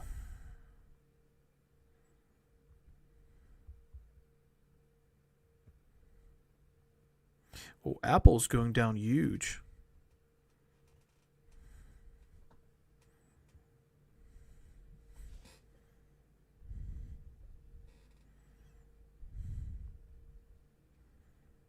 I bought some Apple. It's getting to really cheap prices right now. So, why the hell not?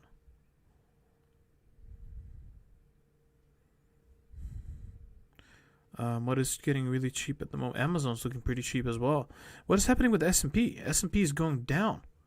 Oh, that's the reason we've not been going up. The S&P and the Nasdaq are going down significantly. So, yeah, there we go. 670. Of course we go down now. What can I say? I mean, everything else is going down right now. Oh, wait, hold on. Just a tiny theory. It could not necessarily be the case. Maybe they're selling the big cap stocks to make room for Tesla? Or I think they've already done that, though, potentially. But I think Apple and Amazon are going down more than usual. Let's just put it that way. Way more than usual. So, It doesn't make a whole lot of sense. AMD is going up nicely. While the whole market is tanking, AMD is going up. It's pretty amazing. Yeah. So, BlackBerry going down 13%. Not really relevant right now, but Tesla is one of the only stocks out there that is positive. Yep, pretty much. It's literally the case, yeah.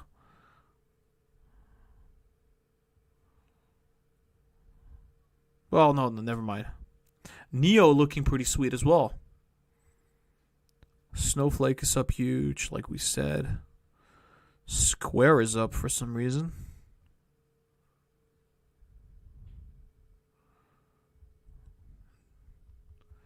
Right, so we're now sitting at the lower edge of this channel. Let's see if it's going to hold it. We're now sitting at the 670. I think it's going to hold it. And if it doesn't, well, I think right here is going to hold it in this range. It's not going to go down too much. Highly, highly doubt that. I'm just briefly checking some stocks on my own app right now. I had bought some Apple.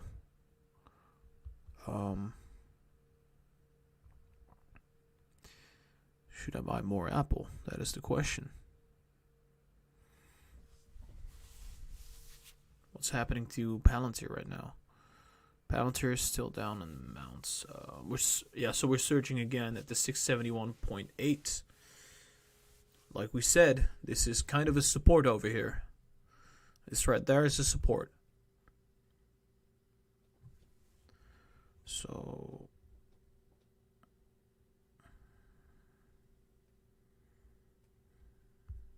we're going to the 675 again.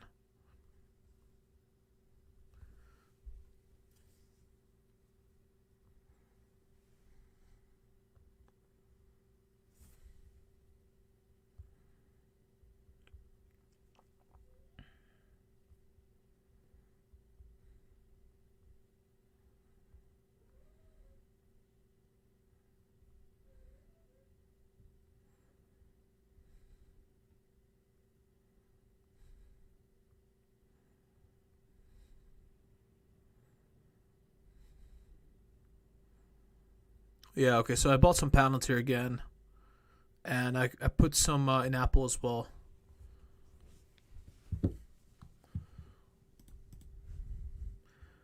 Alright, see what's happening over here. We got another Lucid Explorer. Somebody joined. Let me check who it was. Shiv Garj just joined. Thank you so much. Welcome to the Lucid Explorers. Thank you so much, Shiv. Appreciate it. That's awesome.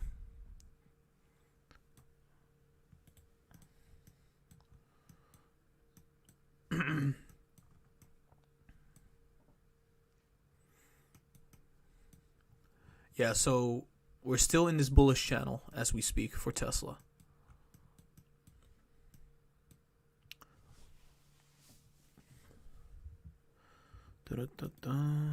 What's happening here?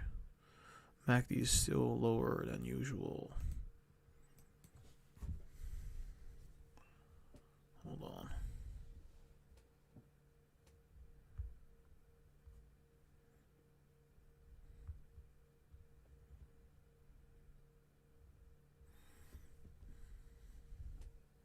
$673 being hit.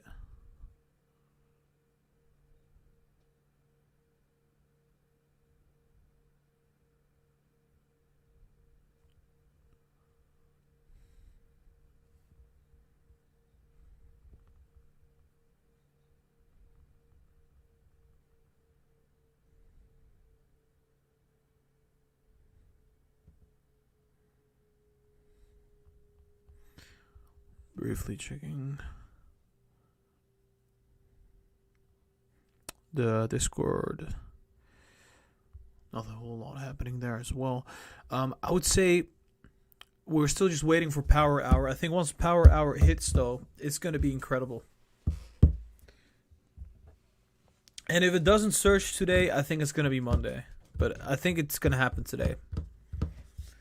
We're just waiting for that big spike up. I do think there's big resistance sitting at the 700 though. So either way, $700 will be like a major resistance point, I would say.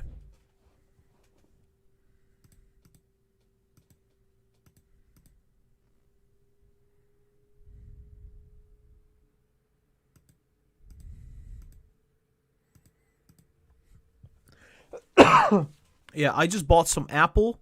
I bought some Palantir again. The current stocks that I own are Tesla, CD Projekt Red, Palantir, Apple. I had some Neo, but I sold it. I think Neo is still going to run up, though. I'm going to buy Neo if there's any kind of dip, but for now, I'm going to be staying put right now because of the... Once the S&P 500 inclusion ends, maybe Neo goes down a bit as well. But yeah, that's just my assumption right now.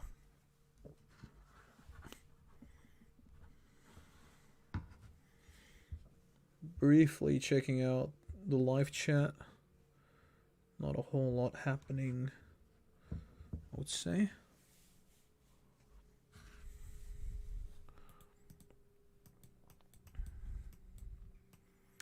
Yeah, so currently we're sitting at the 672.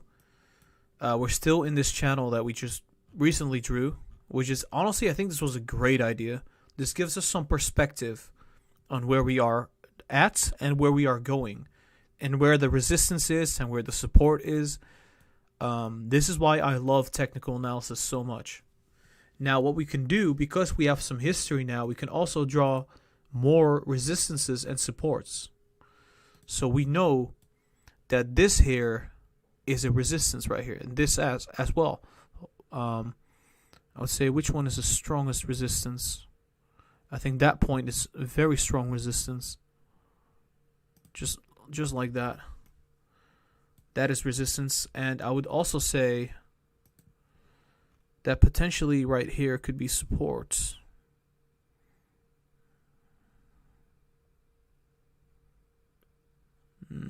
I would. Yeah, I want to put this as support right now, but no, I'm gonna leave it as it is. I don't want it to be too cluttered. It looks cluttered as it is, but for now, this is enough. This is a resistance point. Maybe move it a little bit like that. It's gonna help us out. So I think we're going to struggle at the 676. It does look like we're about to turn bullish on the MACD. RSI has a lot of room left. Looking pretty good.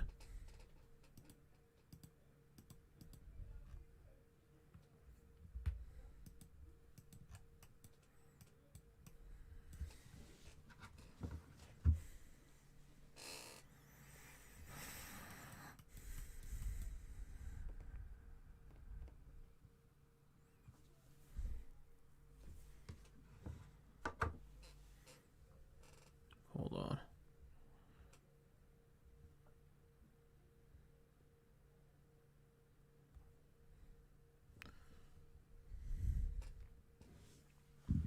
All right, guys, I'm going to take a tiny break. This break is not going to be too long. It's going to be about, I would say, 2 to 5 minutes. I'm just going to stretch a little bit. I've been live streaming for 2 hours in the straight again. 2 hours in the straight. 2 hours straight again, I think.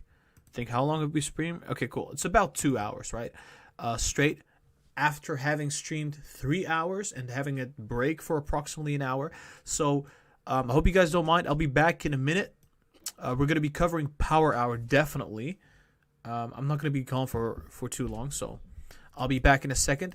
But make sure you hit the thumbs up. Subscribe to the channel if you haven't yet. I would appreciate that. Also, check out the Instagram, the TikTok, and the Twitter.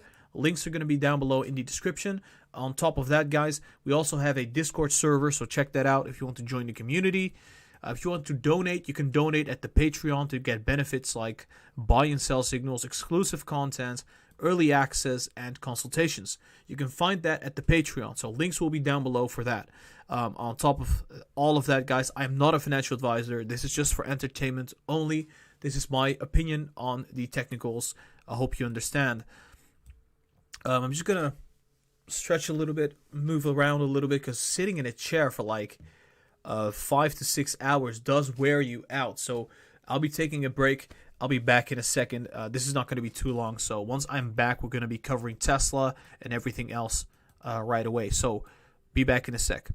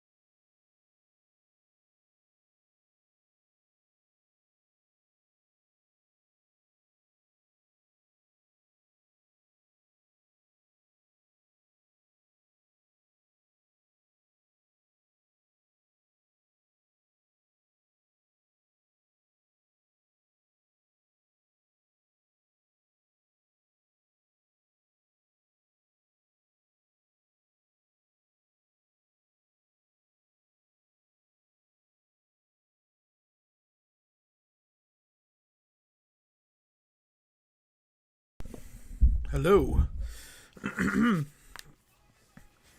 I am back. Whew.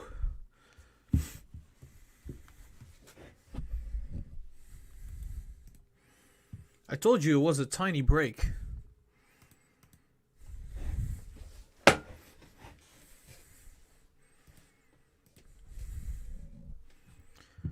Whoa, that was like 300 people leaving. Damn, that's a lot. No problem though. We got this. We got this. I'll put in the AirPods. Looks like we're about to turn bullish on Tesla. Any moment now, we're gonna surge to the upside. At least the MACD is kind of showing that. I trust the MACD. Okay. Let me check what's happening in the chat. What's happening with Palantir? Is Palantir dropping? Not really. Not really. I thought it was dropping for real.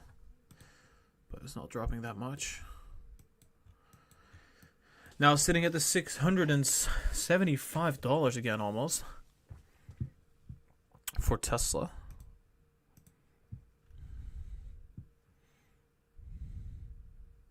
Yeah, I wish I had blue lens glasses.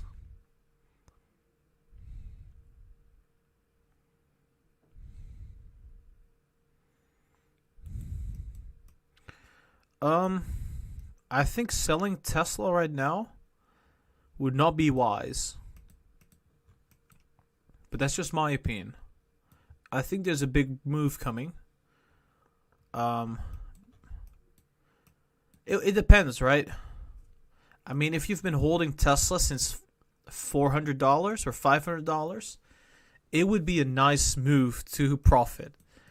But if you're holding Tesla since like $600 and $650 or something, maybe you can get a little bit more out of it. But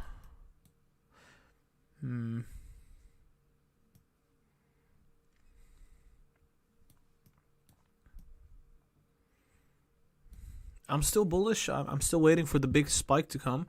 Well, we had the initial big spike at open, which was a rather big spike. Let's just put it that way. But it wasn't too impressive yet. So nothing too crazy happening right now.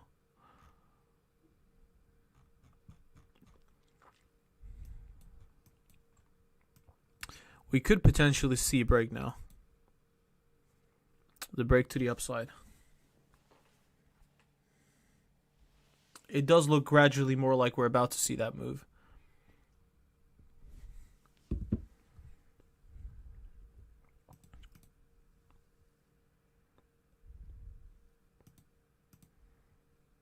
There we go.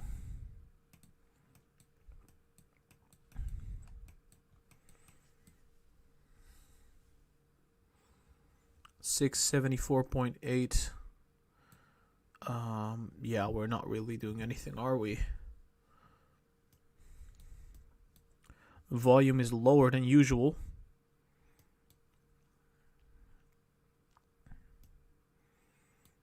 So yeah, I think we're gonna break on the MACD any second.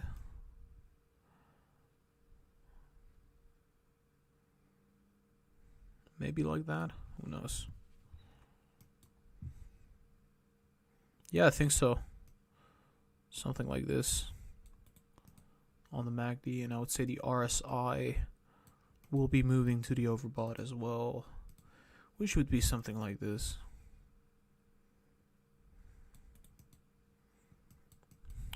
Okay. Yeah, we're starting to see a little bit more bullishness now at the 675.5, where we usually have resistance, guys. Remember, we have to breach it before we see anything happen. at the 676. I think, yeah, there you go. 676.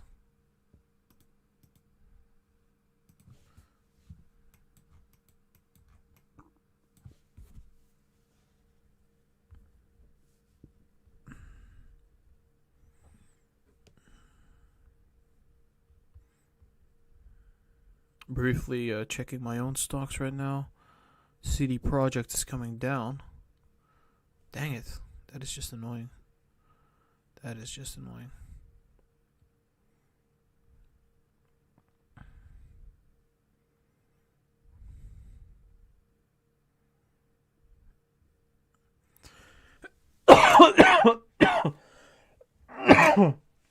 I'm so sorry for that. I still got a cold. I'm gonna be grabbing my pillow. 1 second. I'll be back.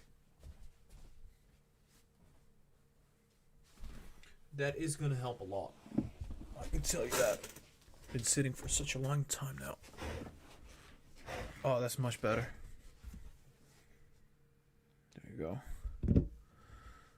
What's happening with the live chat right now?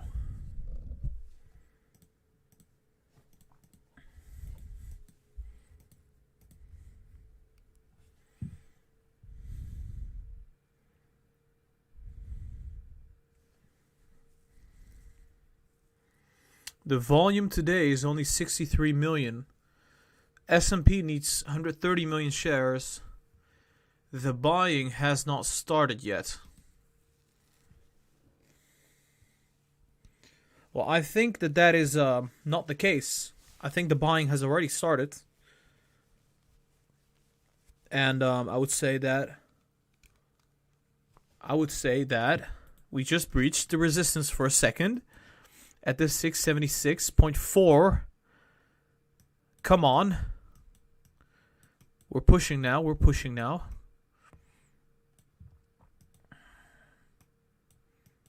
Yes. Yes.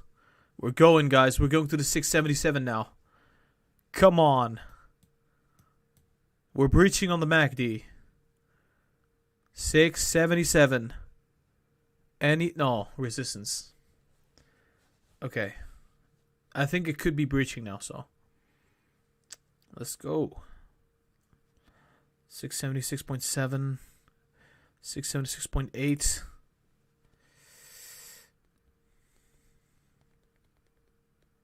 We're getting really close to that power hour.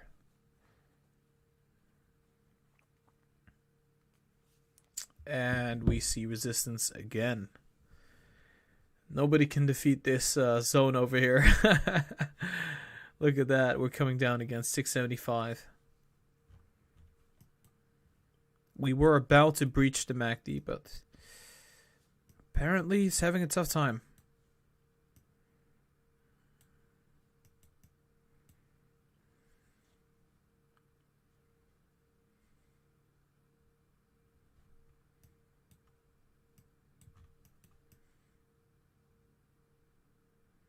Look at the volume. It's decreasing so much.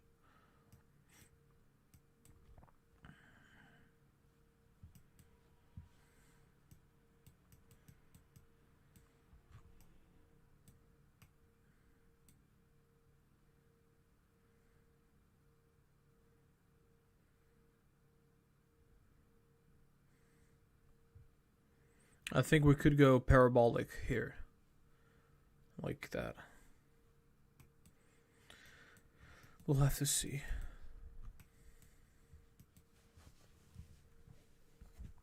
I'm going to check the live chat on my phone right now. 1 second.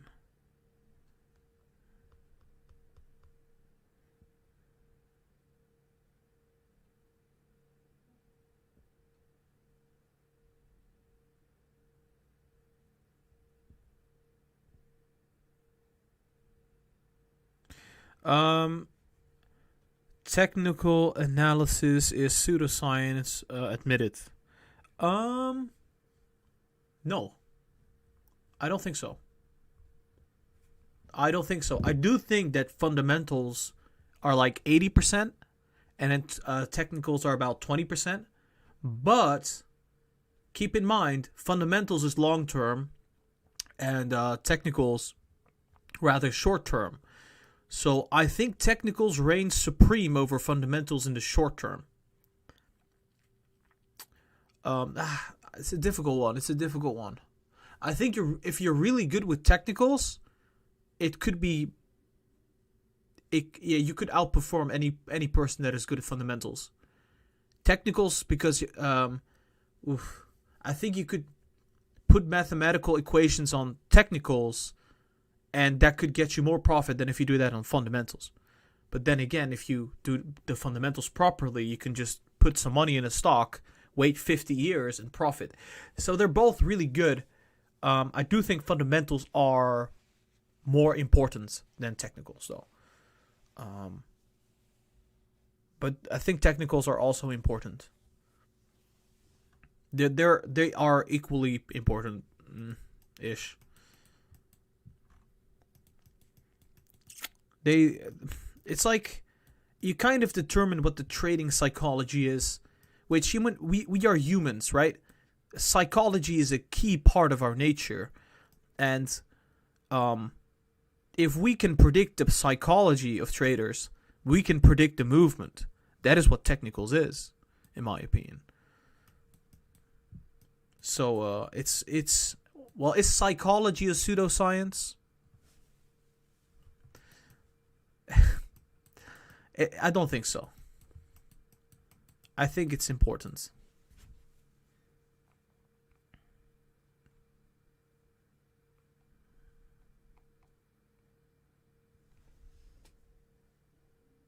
Wait, I'm just briefly checking the live chat to see if I can do that. We got a $5 donation from Paul S. Gara mahalo for staying live all day today. No problem. You guys asked and I deliver. Thank you for that donation, Paul. We're going down now to the 673.7. Thanks for the donation. I appreciate it.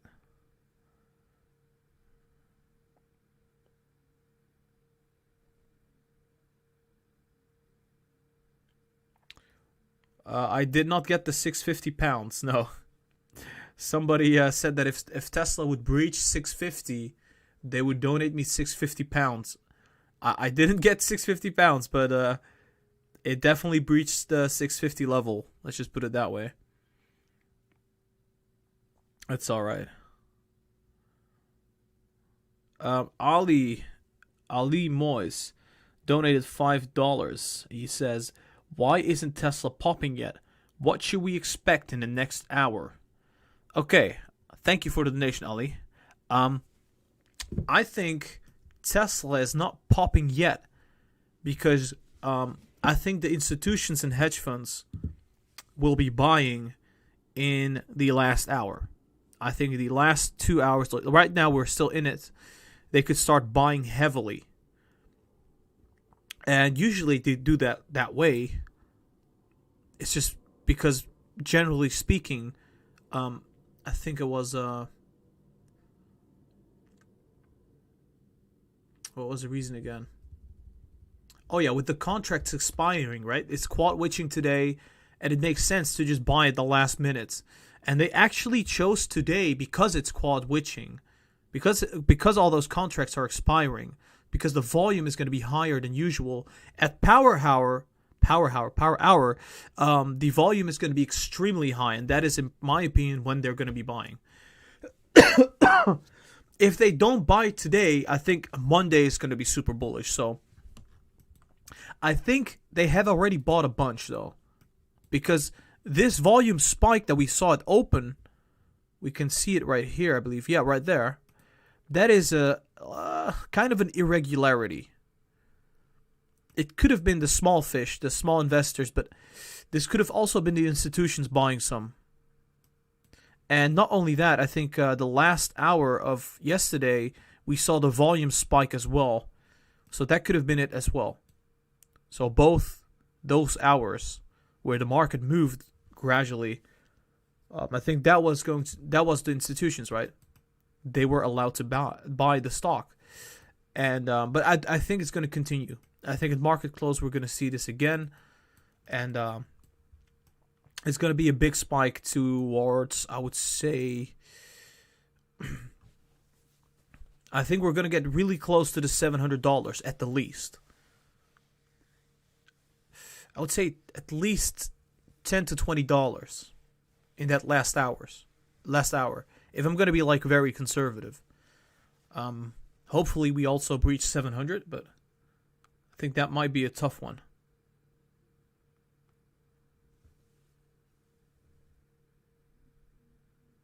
Someone just bought 30,000 calls for 800 expiring today. Oof. That is insane.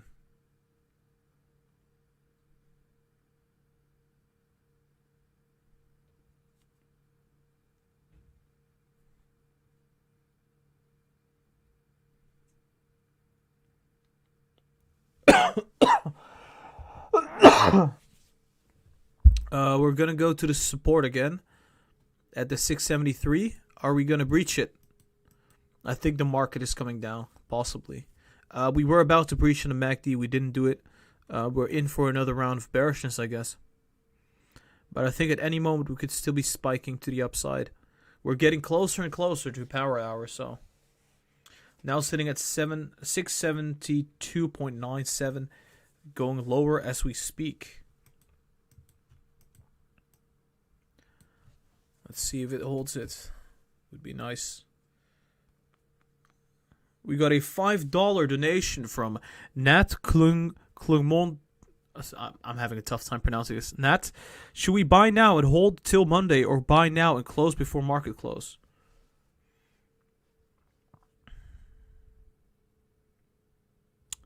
I am not a financial advisor, so I cannot tell you what to do. But what I would do, what I think, in my opinion, would be a wise choice, is I don't think buying now is going to be a wise thing to do. Because it's so risky. It is so risky right now.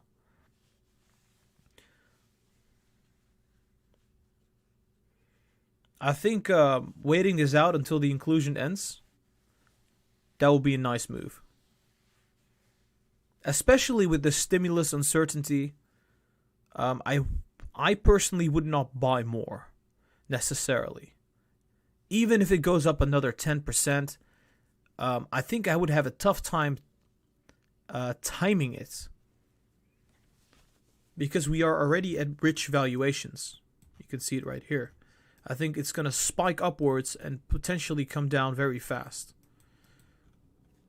I'm more of a long-term trader, I would say. So this is not going to be too beneficial. Also, there's the risk that once the market comes down, well, Tesla's going to come down too, which could mean that this would be the top. So I would be very cautious.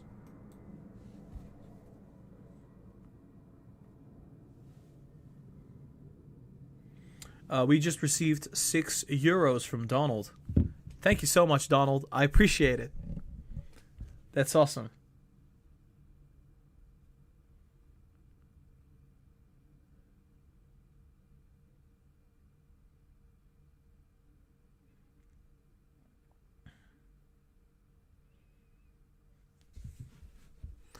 I think taking profits wouldn't be too bad. But this move that is about to come, this is going to be high reward and high risk. Yes, we will probably see 10-20%, but we're also going to go down 10-20% after. We'll see. I think we're about to see a big run up, guys. Any moment. Any moment.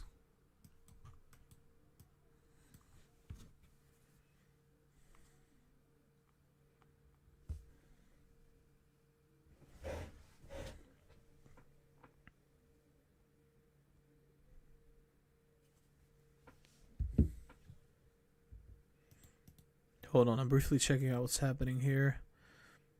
Everything looking fine. We got about 1 hour and 13 minutes until market close. Tesla is not moving an inch. It isn't doing anything. It's refusing to move. Hold on.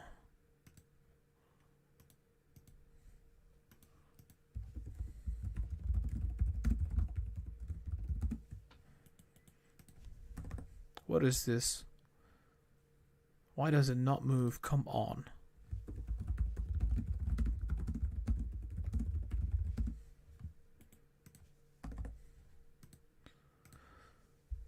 $673.98. It is holding this support though. It is it's still holding it, so that's really nice. Really, really nice. Hopefully it keeps going up. We're now at the 674.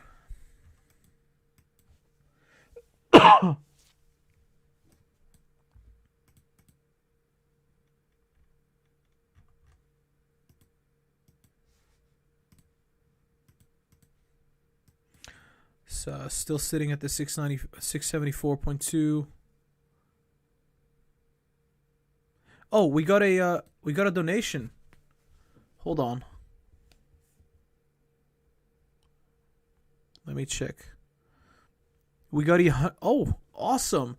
We got $100 donation from Chirag Patel. Thank you so much. I really appreciate it. That is awesome.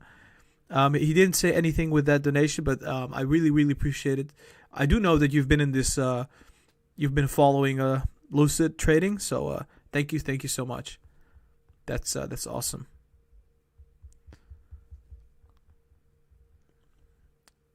It's fantastic.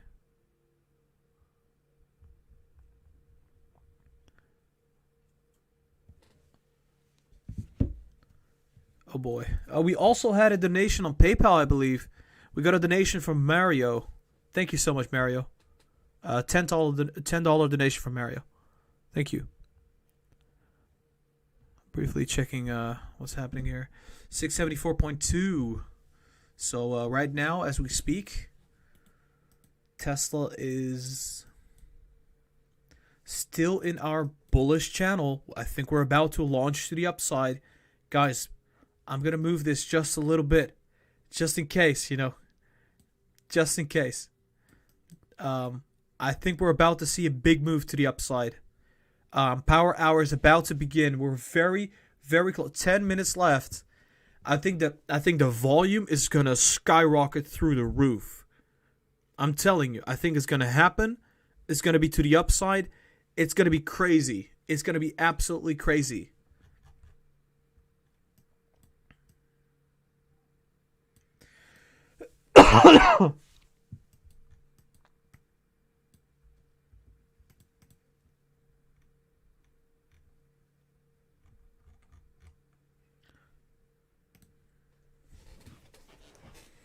Let me just briefly check what's happening in the live chat. We're now sitting at the 673.5. I'm just briefly checking the live chat, see if I can refresh everything. There you go. Did we receive anything else? Okay, cool. Everything looking pretty fine. Fine. All right. We got about 9 minutes left until power hour. So, yeah. It's going to be really, really interesting. Oh my gosh. This is, it's nerve-wracking. It is nerve-wracking.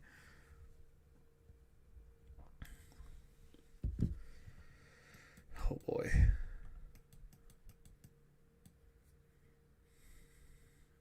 So the MACD could go up at any second. At any second, it could be surging to the upside. Any second now. And I think the move that we're gonna see is gonna sort of look familiar to the one that we saw last night, and it started at approximately 10 minutes before. Oh wait, hold on. What the hell is happening right now? We're selling off to the 671.2. Not a whole lot happening right now, but still going steady. I would say the markets are looking pretty negative, while Tesla is sitting 2.5% to the upside. So, yeah. Any moment now, we could see a surge to the upside. There's another theory that says that this whole move to the upside has been the institutions, which would be crazy, but I don't think so. I think the volume is too low for that. We're still selling to the 671.5 right now.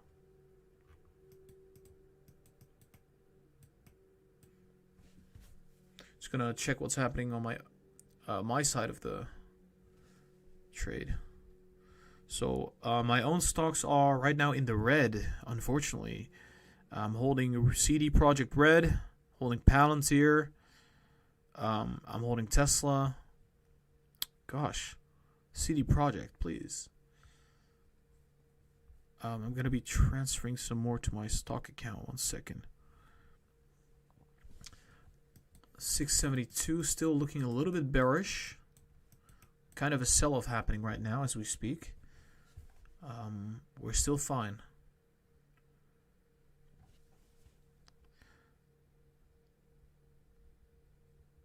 Hold on.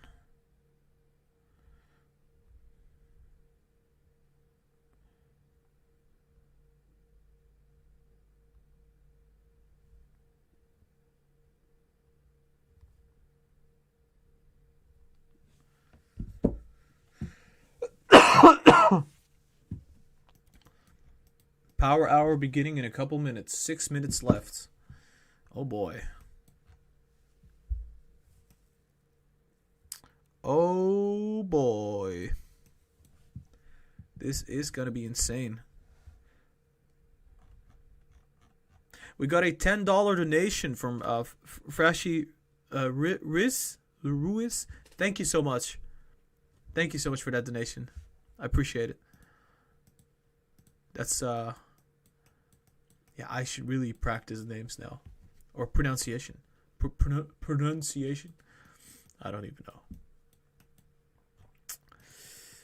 know. Thanks for the donation, Fracky. I'm gonna just go with Fracky. Hopefully I got it right. Hopefully. Wait. Hold on. Hold on.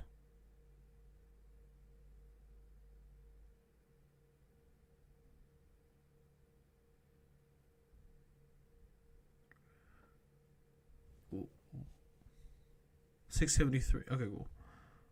I was just never mind. I thought something happened, but it didn't happen, which is fine.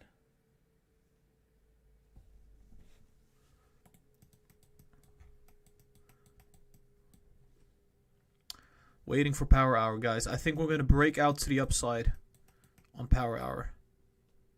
I'm going to keep moving it. Yeah, any minute now. Expecting a breakout at this moment. I think a lot of people are expecting a breakout. It would be very surprising if it actually goes down, actually. I think there's a better chance of this surging to the upside. Let's just so 9, this would be for me 9 p.m. It's 9 p.m. right now, from 1 hour before market close. Power hour starting in about 3 minutes. Oh boy.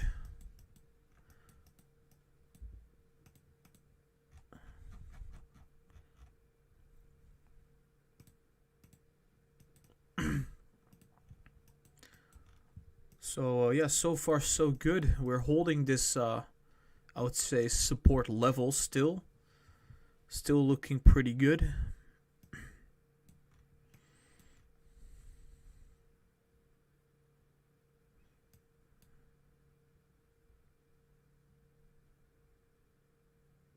That was about $10, right? I think it could be another $10 coming in.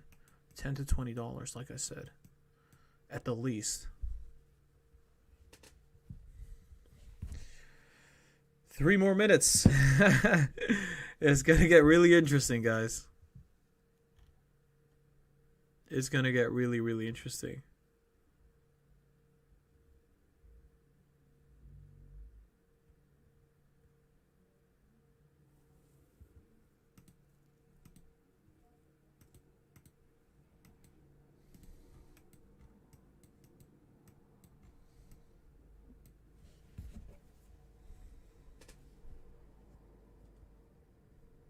Hold on, briefly checking what's happening here.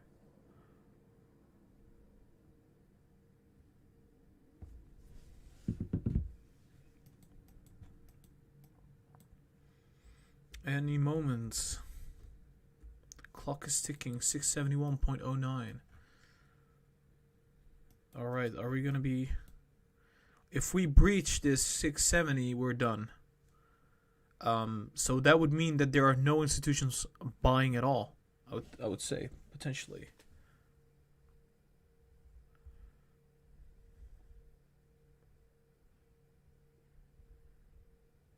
Yeah, I got some more, I would say, CD Projekt. I bought some more of those.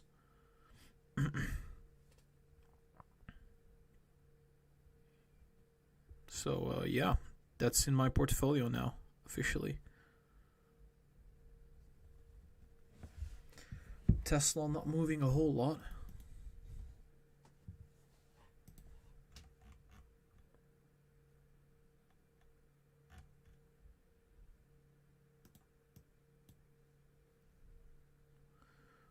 $671.5.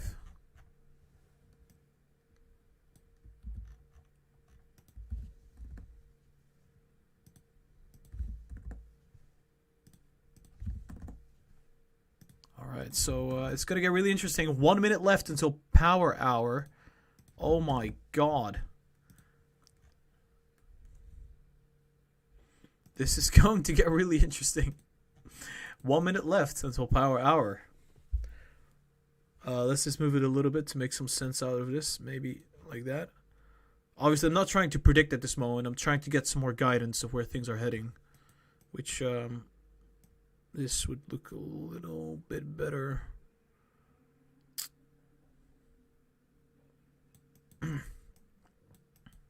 That's like the ultimate bullish case. Alright. Here we go. Power hour has just begun. Okay. Last hour of the market. See what's going to happen now. Come on, do something, Tesla. We've been waiting all day. Alright. Time is ticking. 672. 672.2. Come on. It's moving up. 672.5.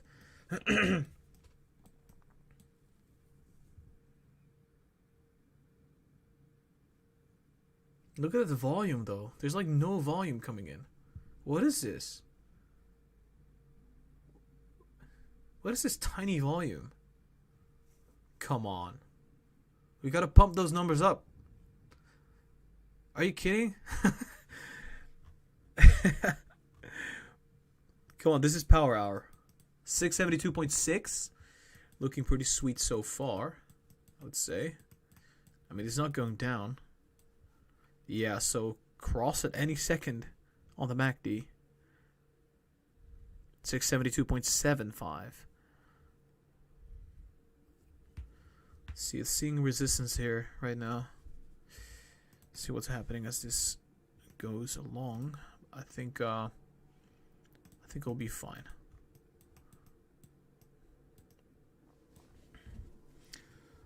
It's still struggling right now. Struggling quite a bit.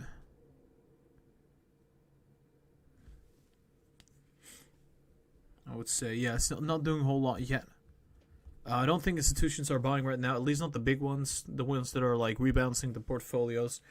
So I think we're going to be waiting for that moment. Any second, any minute. Obviously, they still have till Monday to decide what they want to do. So we'll see.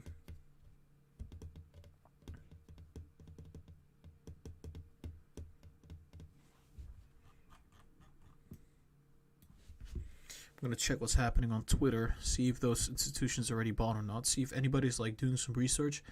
1 second. It doesn't look like they did though, so.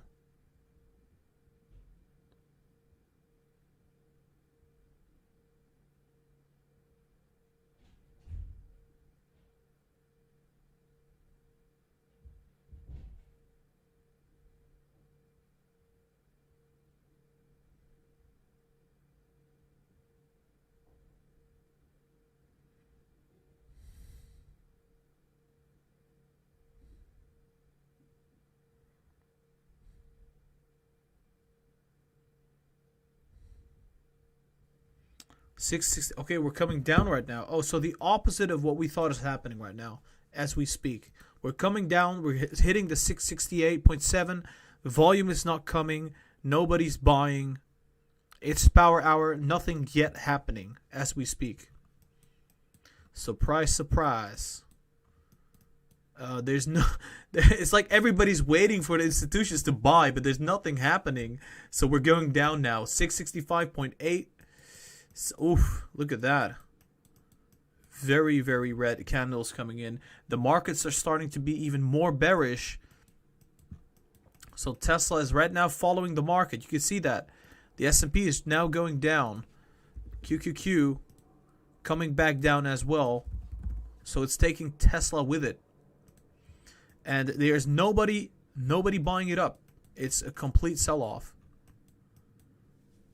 That's just unfortunate. We're still waiting. We're still waiting for that surge.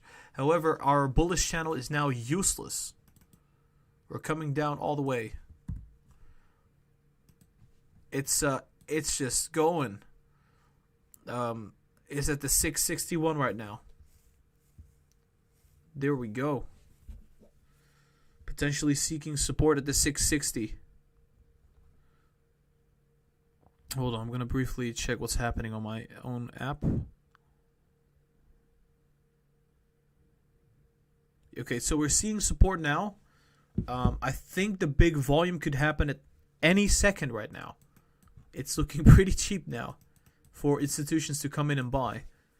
Last time this happened here, right there.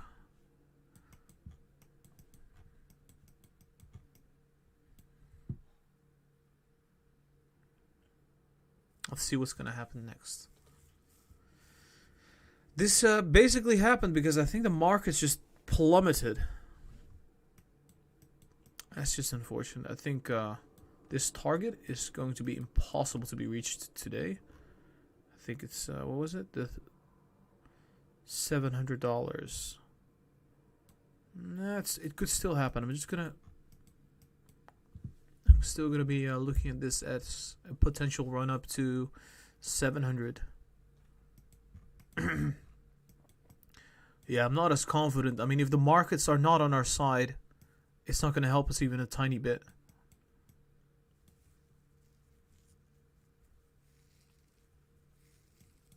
I mean, remember at the beginning of the day, the markets were bullish. We went to 680, and then the markets went negative. We just went sideways. We didn't do anything. But we're coming up now. 665, 666. We're going to see some resistance here, potentially. At this level, I would say around here. Kind of a sell-off happening because of the fact that both... Okay, so the markets are going down. There's no volume coming. And, yeah, I think people were anticipating a big surge to the upside. We're now sitting at 666. Gradually going up at this moment.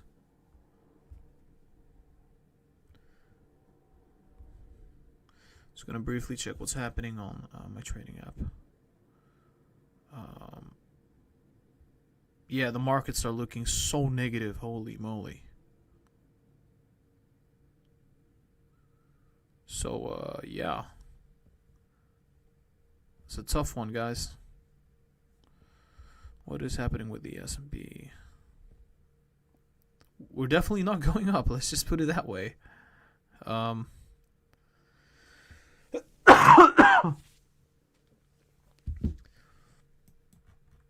thought we were about to breach it. Not going to happen. Markets are negative.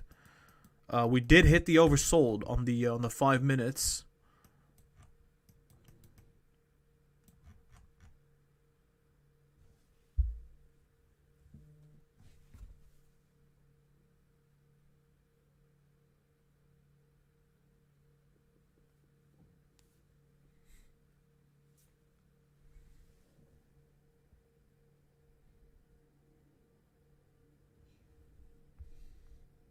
Hold on.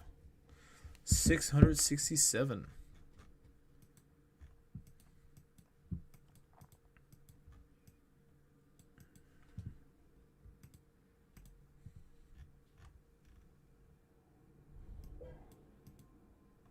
What's happening with Palantir?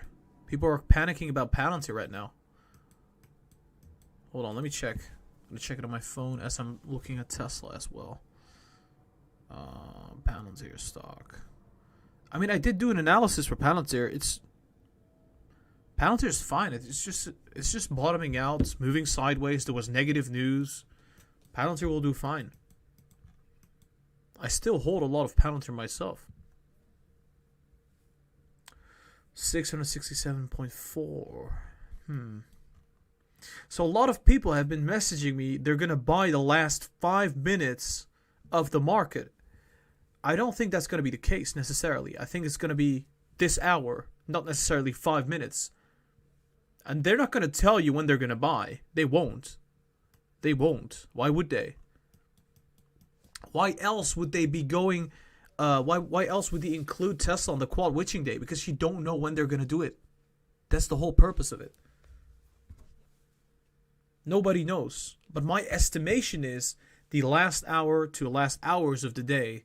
Because yesterday, we saw a big surge in the last hour of the day, which I think was the institutions buying. And also, I think right now, we're going to see the same thing happen again during this hour. And if it's not during this hour, I think that they are allowed to do this Monday as well. So let me just check the live chat. See if I'm going to be proven wrong by somebody who is super intelligent. Okay.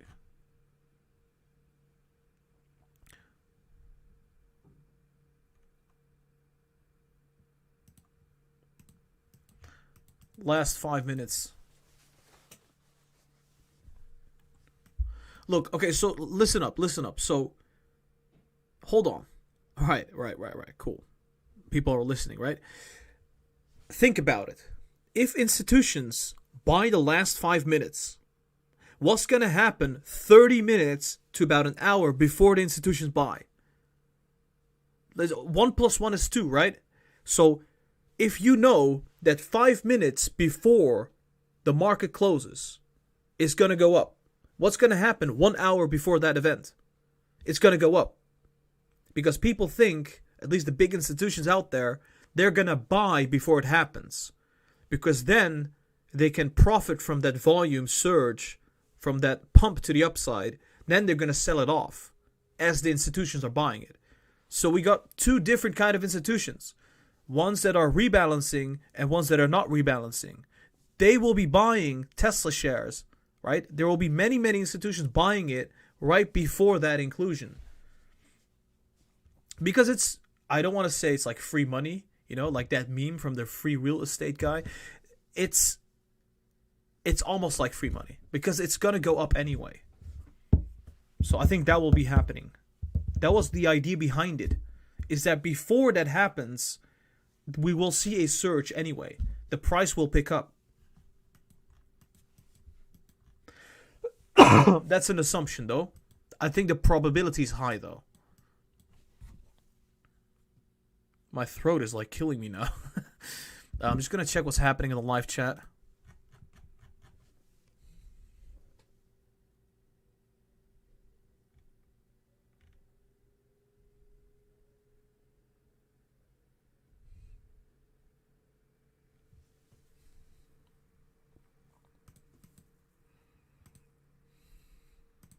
Right, once again.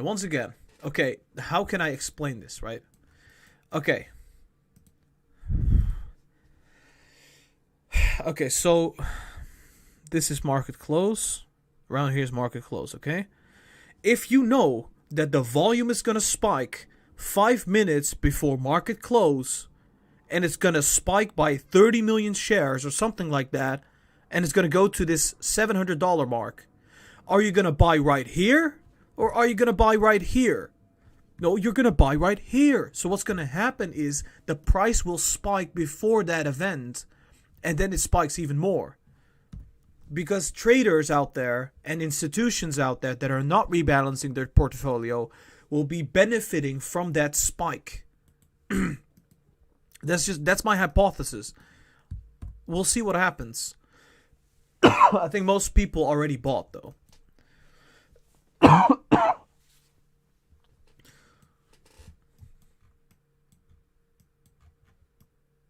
We're still bearish on the MACD.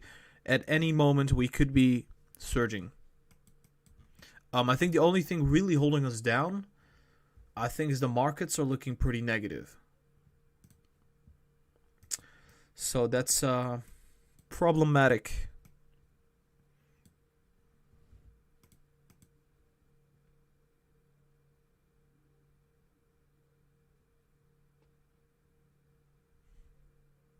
I'm just listening to the people that are.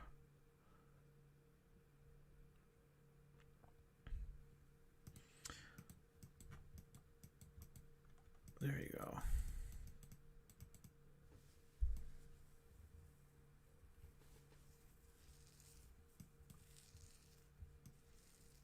If that theory is correct, right? If that theory is correct, then why did the price? Do you see this? Why did the price surge before the spike that we saw here? It's because it's anticipated. Traders know, if traders know something is going to happen, they're going to buy before it happens. It's buy the rumor, sell the news. It's a very classical thing that happens almost every day with all stocks out there. It sounds silly, but it is silly, but I think it's going to happen. As we speak, it's selling off because there's bearish pressure in the whole market. And there's uncertainty because of stimulus.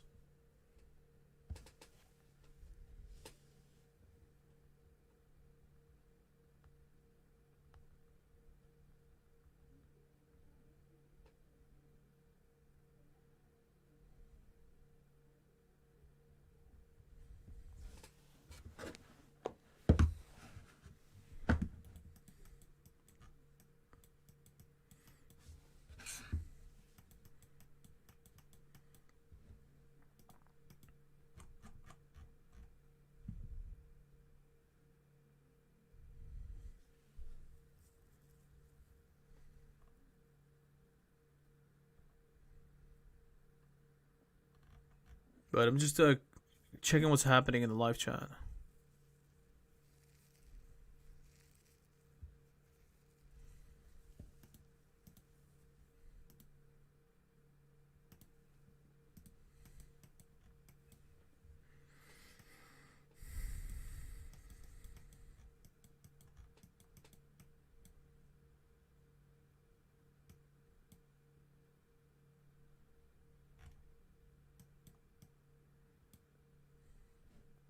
Guys, we're getting...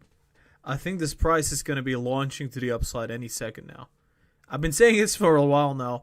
But the MACD is looking pretty sweet. RSI is looking pretty sweet as well. Historically speaking, around this range, we do see a big surge to the upside. Yep. Recently speaking, I would say. I think it would have happened earlier if the markets weren't so bearish, right? It's like a negative cloud hanging over all the stocks out there. Although we're still up like 1.5%, we were up about 2% average today. So that's not bad either. I mean, we reached 680 at some point. 684 actually. New all-time high. I don't think we're topping out, but... like people are saying, I do agree. Yes, we will be seeing a huge surge in volume at the last minutes, but I think it will, before that event happens, we're still going to see buying, I would say, buying volume coming in. Probably short-term traders, though, and institutions. Still looking bearish.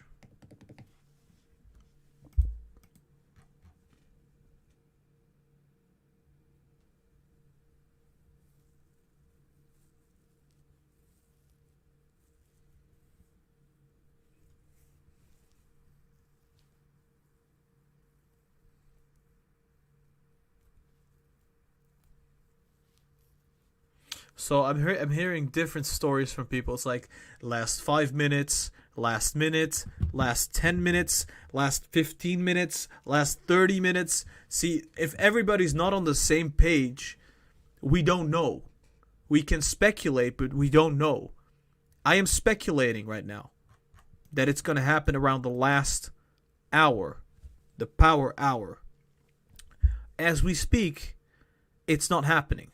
It's going down. It's trending downwards. So that is interesting what's happening here. 659 being reached right now.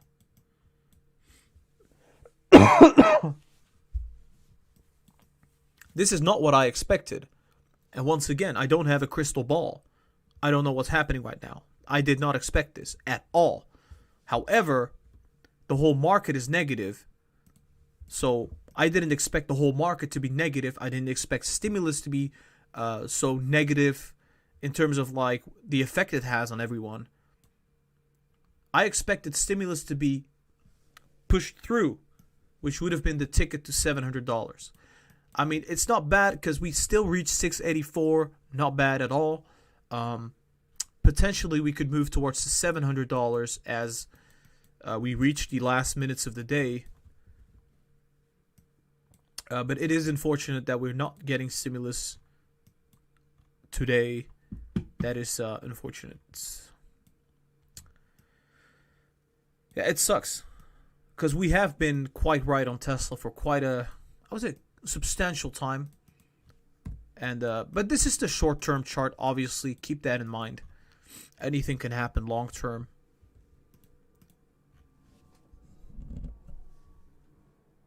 No, I would say it's incredibly, incredibly difficult to be predicting what's happening right now in this historical moment as we have quad witching and the stimulus news that we're not getting stimulus yet.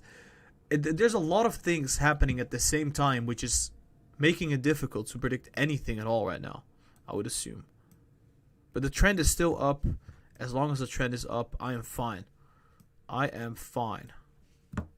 So it could still move upwards. 662. You know, I'm going to do one prediction just for the hell of it. Haven't done one yet. So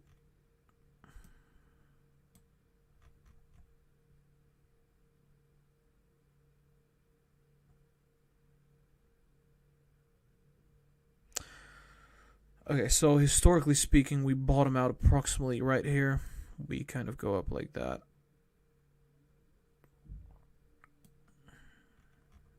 Now that is a very odd pattern, I would say. Something like this. Which could mean we could bottom here.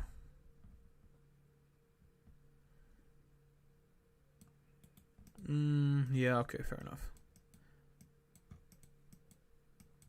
Keep in mind, it's very difficult to be predicting on a 5-minute chart.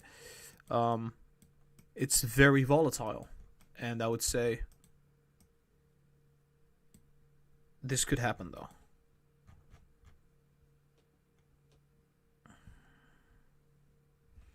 Let me draw another trend line, see if we can kind of figure out where things are heading. Hold on.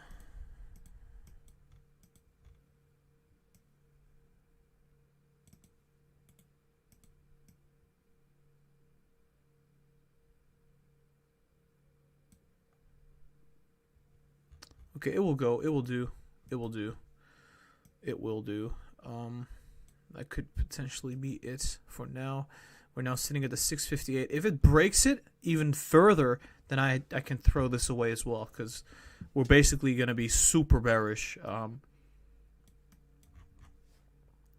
Yeah, it's breaking further. 657.3 as we speak.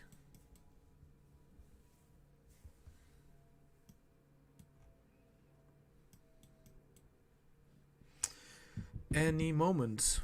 But what's happening in the market? The market is, look at that sell-off. Market is selling off as we speak. QQQ selling off as well. So it's giving us a rough time right now. We're almost entering the negative.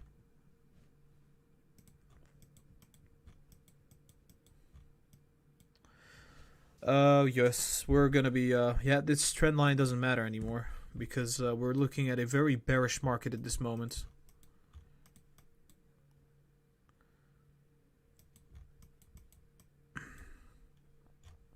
We could see support at the 650. Are the markets going down as well? Yep. Still going down. One second, guys. I want to just briefly check something out.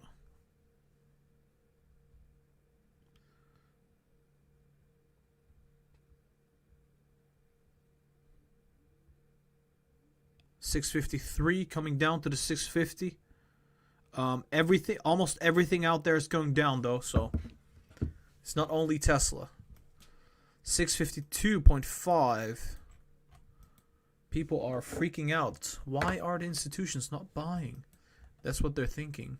Probably. Where was this sitting at? I think right here. 654.7. I'm gonna buy some Tesla. I think I'm gonna buy some Tesla as we speak.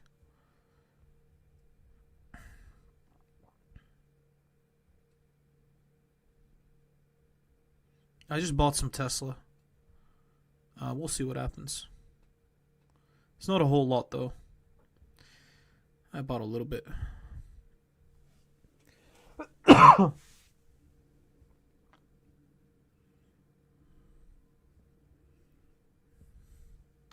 Oh yeah, we're starting to run up as I bought Tesla. I would love that. I just bought a little bit of Tesla, so the 653, 654, I think, in that range.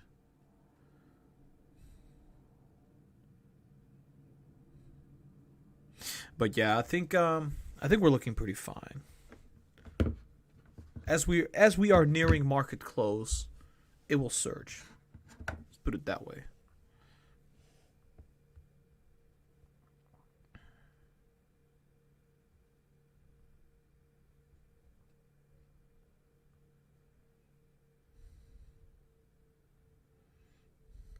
Now sitting at the 654.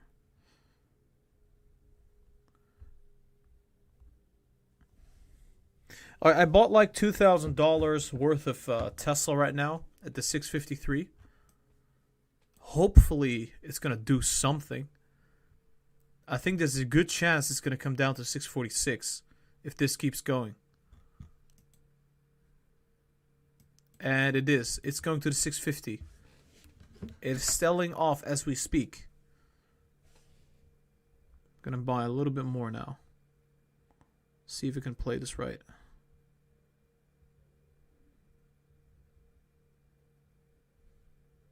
$647.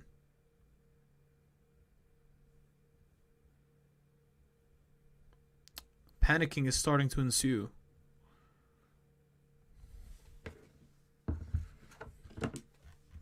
There you go. So that one is happening not at all. 647.2.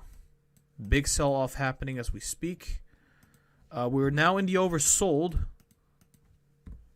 Very much in the oversold. MACD is super negative.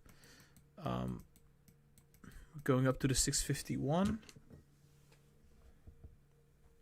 I'm going to do a short-term play. I just bought another $1,000 worth of Tesla. It's going up right now as we speak, so looking pretty fine.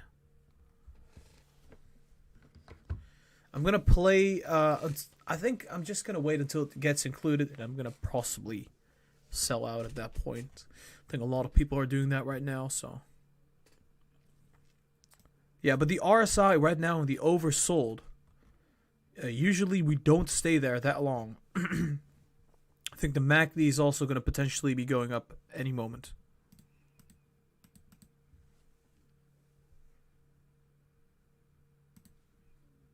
I'm going to briefly check what's happening in the live chat.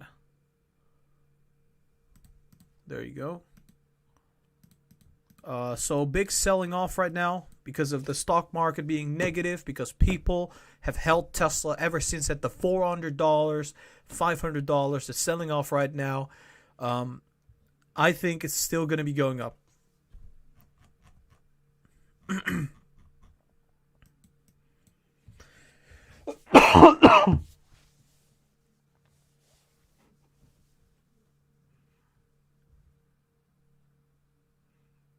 652. 652. Maybe I need to buy some more. Lots of volume coming in, though. Lots of volume coming in. A lot of volume coming in right now. Volume is spiking. Yeah, we're going up now. 655.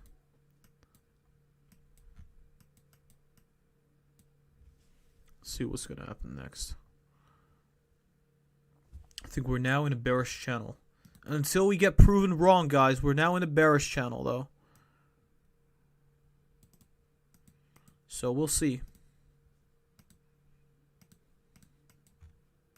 Until it proves us wrong, we're now stuck in this bearish channel. We need that volume to pick up on the positive side. We're right now at the oversold. So, it looks like a bottomless pit. How the MACD is moving right now. It's going down. Quite an amount as we speak, so. Right now in this bearish channel, I would say, we could draw it properly.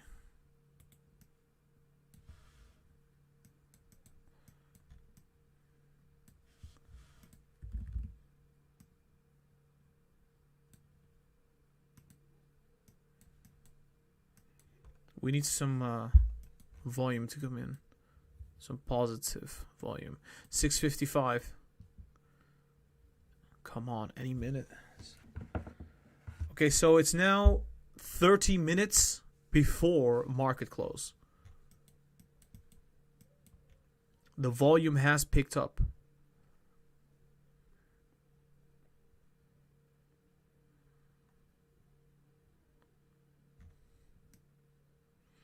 We have to breach this. There we go.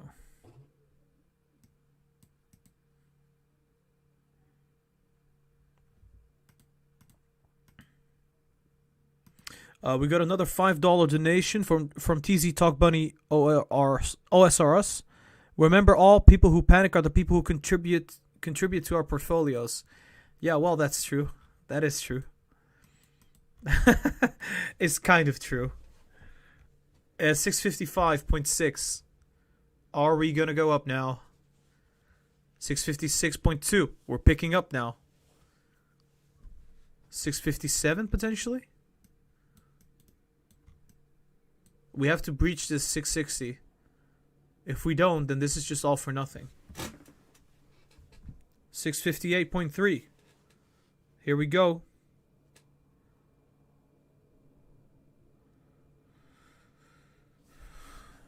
Okay.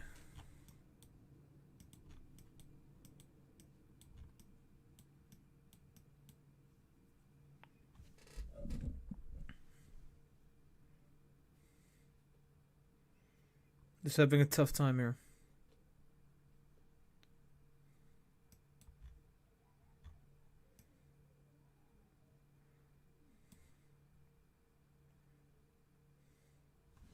Let me check my own stocks briefly. I just bought some Tesla, so, and it's looking pretty good. I can tell you that, guys. I bought some Tesla at the 653. I got some leverage on that. Looking pretty good so far. So I'm happy. I bought it at the bottom. I bought it right here. Oh, I also have Tesla at 648. I think that was right here. Right, 648. It's right here. So now sitting at the 657. We're gradually going to be moving upwards. Picking up the pace again.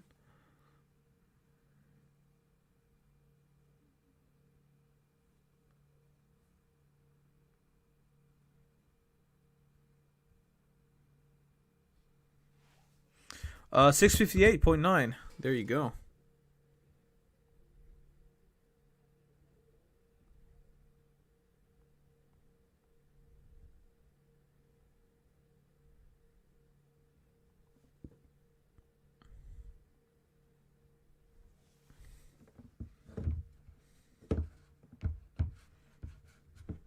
And we are seeing resistance.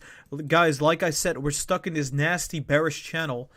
I think we're going to have a very tough time going through the 660 if the volume remains this low. It's relatively low, so we're still stuck in it. In this bearish trend. The reason I'm saying we're bearish is because we're now having a lower low. You can see it here. This was a lower low. And we had our previous low here. And we kind of did expect a higher low. So now still going down at the 652.5.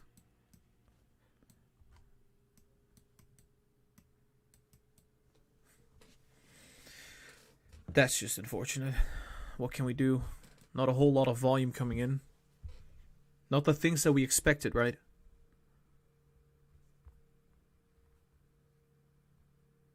Let me check what's happening on the YouTube side of things.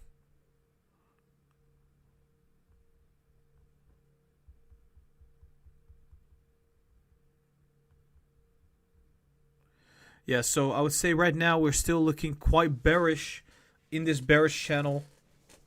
650 has been reached again. Would you look at that?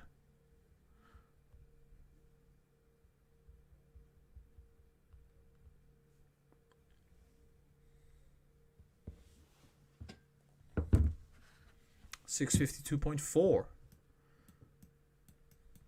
This is a death spiral. Look at that. Ouchies.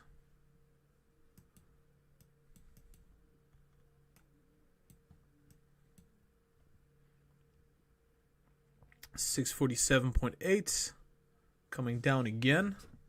Might buy some more as we speak. Let me just do that. Hold on, guys.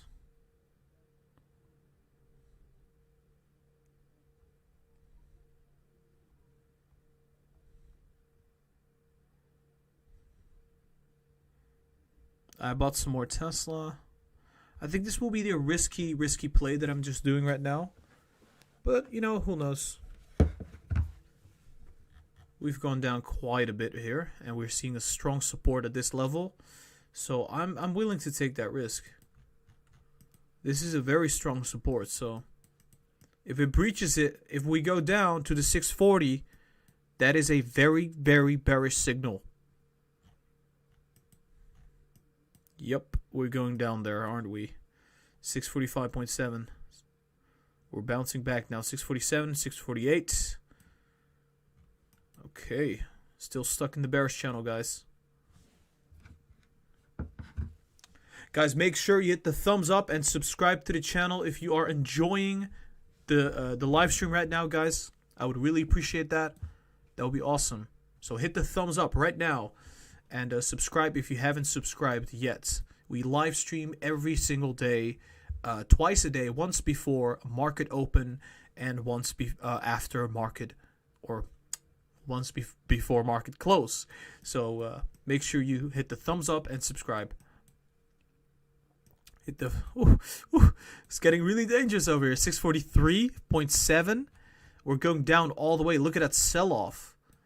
We're going lower than we expected. We thought we hit the 6. Holy moly, guys! This is one big sell-off. 640, 639, 638, 635. Look at that. 633. I'm clueless right now. What is happening right now? I thought there would be an inclusion, right? But it's jumping up right now as we speak to the 637. Wow. This is insane, right? But this is very much to be expected because of the fact that a lot of people were expecting big volume. That expectation hasn't come true. And we're seeing a big sell-off as we speak during the negativity of the market as well. Obviously. But look at the MACD. The MACD is coming down to levels where we usually bottom out. So at any moment, this could be picking up to the upside.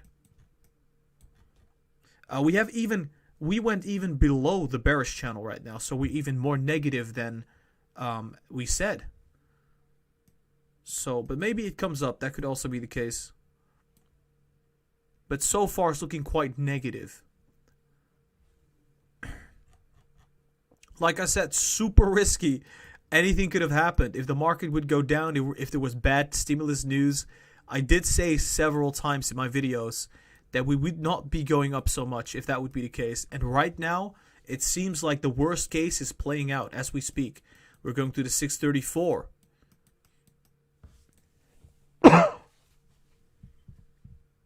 Huge bearish negativity right now. Oh, there we go. Let's just check what's happening in live chat right now as we speak. It is definitely looking pretty bad right now. 638. I'm also down right now. I bought at the 642 or something. I'm down a big amount, I can tell you that. But I'm still looking at some positivity coming in any moment at the end of the day, because the Nasdaq is going down super much, which is taking down Tesla, which is the main reason why we are going down at this moment, because of the whole market going down as we speak. 638 points. So look at that. The difference is staggering. We're sitting at the 637, but the top was at the 684. That's about a $50 difference. That's insane. But yeah, this is quad witching day. This is the S&P 500 inclusion day, and the stock market is not taking it. Okay, I can tell you that. It is not liking it. Just give me 1 second.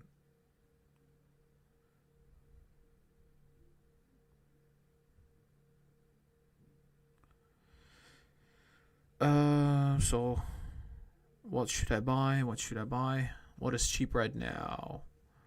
Apple. Is Apple cheap right now? Yes, Apple's cheap right now. Tesla's cheap right now. It just went down like $30. NIO's cheap right now. Went down $1. Looking pretty sweet.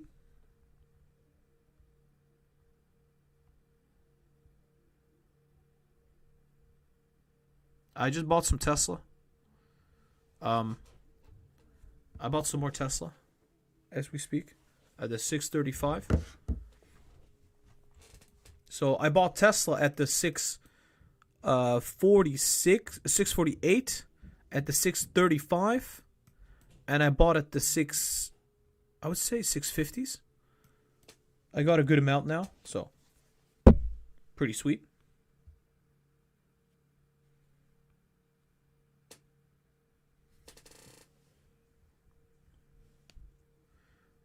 Righty. Yeah, a lot of people are taking profits. We're still in this bearish. I'm just going to expand it a little bit.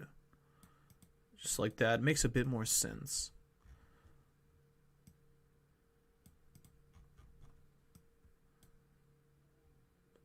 $632, $631. Oh my gosh. What is happening? 630s. There's no... Oh my gosh. This is insane. This is absolutely insane. We're down approximately $50.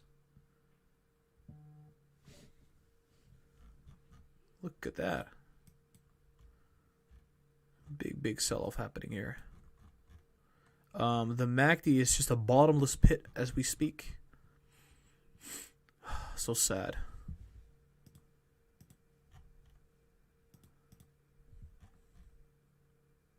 Hold on. Briefly checking what's happening right now.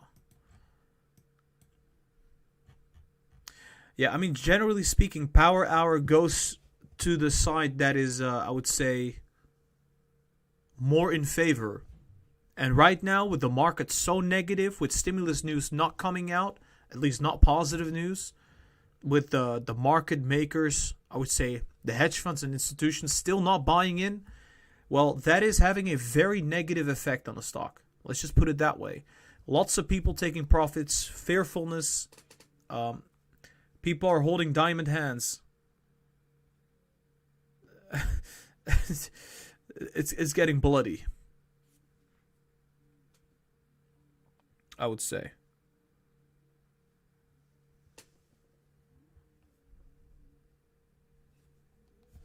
Wait, I want to check it out on the 30 minutes. See what's happening on the 30 minutes. Right, so have we topped out? That does look like topping out, though. Doesn't it? Let me just check it out.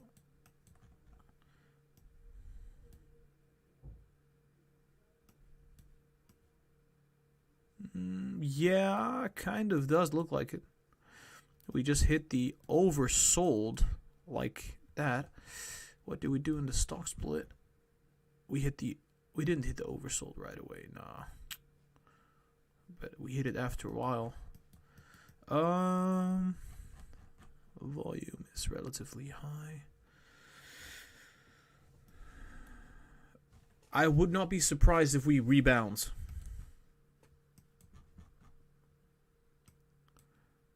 And the lowest point I would see it at is the 620 range, 628, 627. But I think we should be safe, relatively speaking. We are safe. But what's the 4 hours doing? So the 4 hours is spiking down. 4 hours spiking downwards like that. And the daily chart is negative. We're going down now. It is I'm still waiting for that volume to spike. I can't really say anything until then.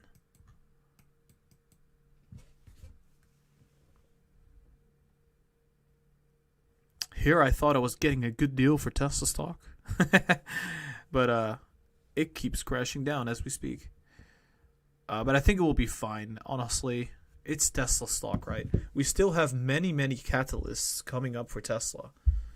I would say there's a good chance that we're still going to be rallying to the upside.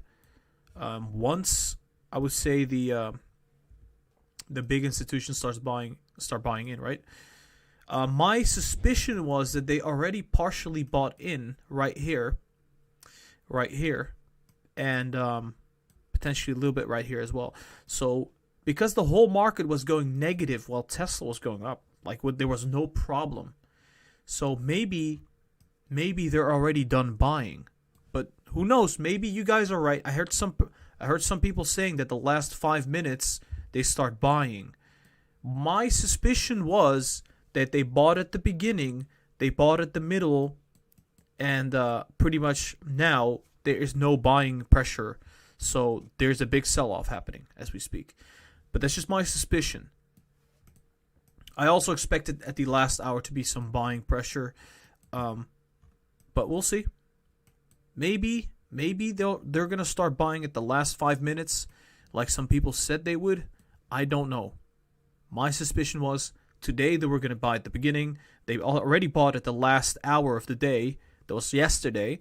They already bought it at the middle. Because the whole market was negative. The whole market was negative while Tesla was going up.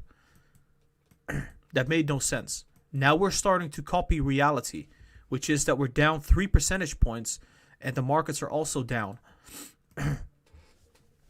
So my worst case scenario for Tesla was if stimulus doesn't go through before the inclusion, if the markets are negative, we're going to just about touch 700 and come back down.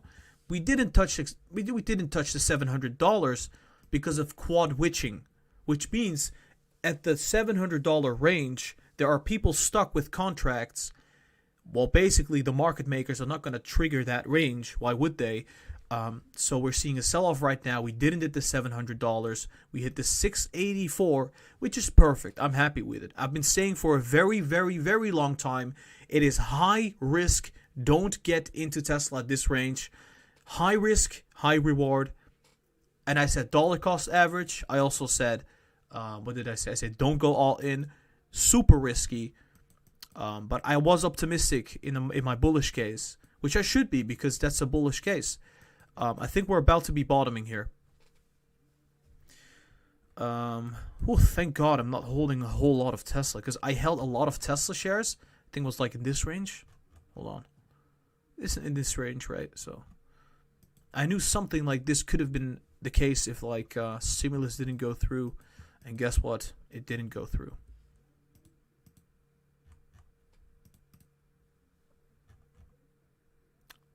Hold on, guys. But I think this is so unfortunate because I thought the chance of this happening was tiny. I thought there was a tiny chance of this happening, but it happened. So this was like the lowest probability case. It's like no stimulus, market's negative, Tesla comes down.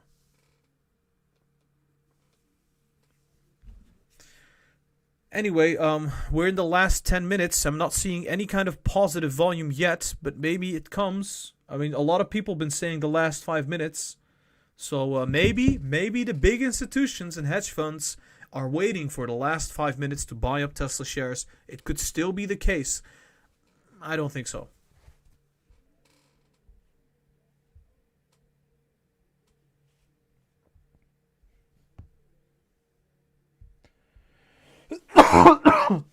I highly doubt it, but it could be the case.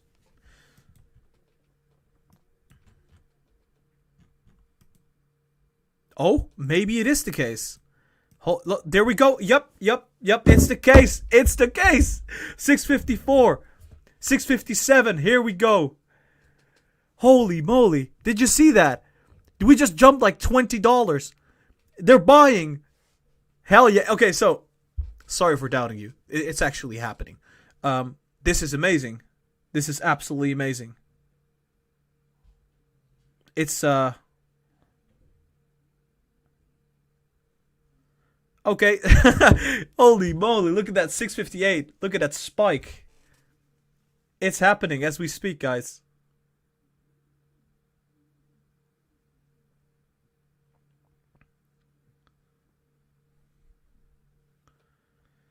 Whoa, that was interesting. 662. Holy moly, did you guys see that? I am never gonna doubt the live chat again. That was amazing. It just spiked like $20. 666. Okay, that is the hedge funds buying, guys. That's the institutions. It's confirmed. Look at this. Oh my gosh. Would you look at that?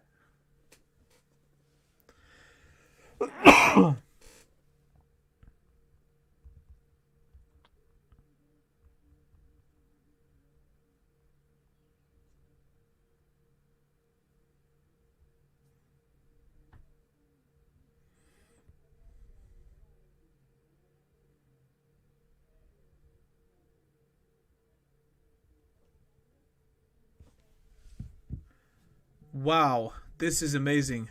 I'm speechless. I'm absolutely speechless. What can I say? I am absolutely speechless. That is insane. That's beautiful.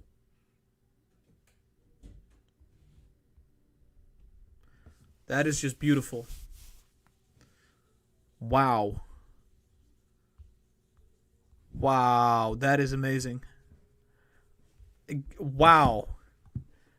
Wow, I've been waiting the whole day for this. Been waiting the whole freaking day for this. And it happened. Oh my gosh. Look at this volume. Look at this volume, guys. Do you see that? Damn. Holy moly. I am speechless.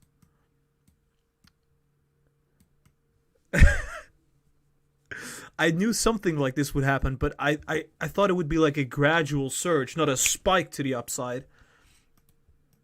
This is amazing, though. Wow. That's a rocket ship to the moon, alright? That is amazing. This is, I can't say, I don't have any other words to say than this is amazing. This is saving so many portfolios out there. I can tell you that. This is saving so many portfolios out there. This is the short squeeze of the squeezes. Holy sh... This is amazing.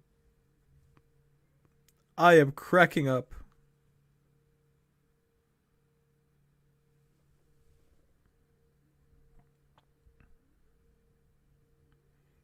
Oh, it just keeps going. It just keeps going. It doesn't stop. This is so amazing. 672. Holy moly. Look at that. It just keeps going.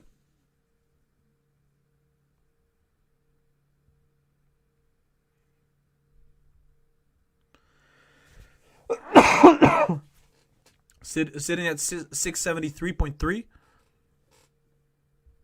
While the whole market is negative. Well, everything is coming up gradually, so it's not true necessarily. Wow. I am never gonna doubt chat. Chat has wisdom. Honestly, chat has wisdom that I have yet to find, to acquire. That is, like, everybody was calling it out the last 10 minutes, Gara. The last 10 minutes, the last 5 minutes. And I was like, but what about this? And what about that? And what about...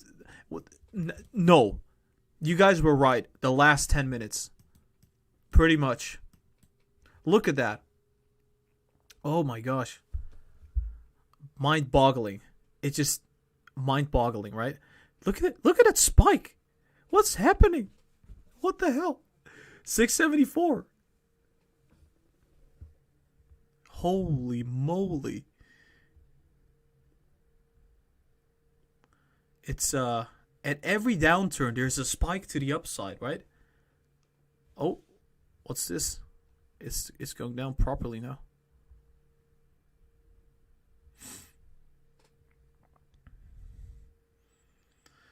Wow. Is it gonna spike again? That would be just fascinating, right? Oh my gosh.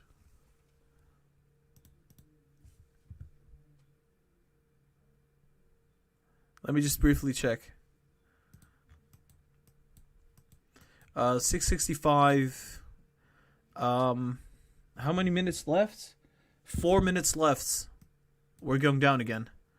We'll see what happens next. A big sell-off ensues. 655.7. Oh boy. Oh no. 651. Big sell-off happening right now as we speak. 648.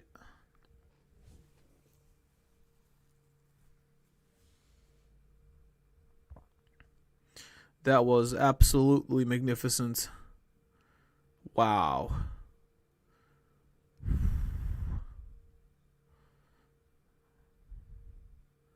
Wow.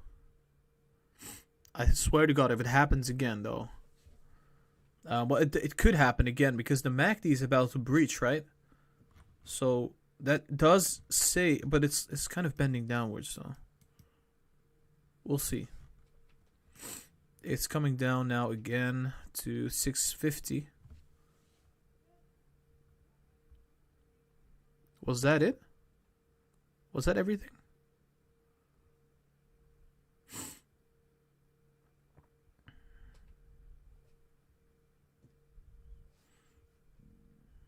It's still coming down. Nope, it's still coming down.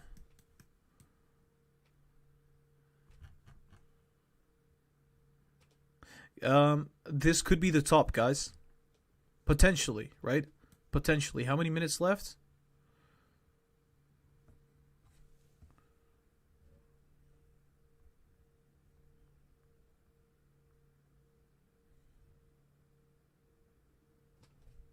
Three minutes left.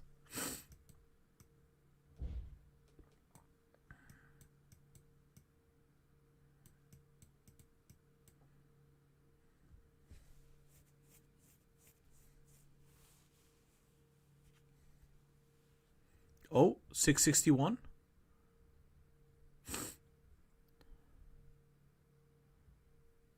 Two minutes left. Lots of selling pressure. People are getting out of Tesla.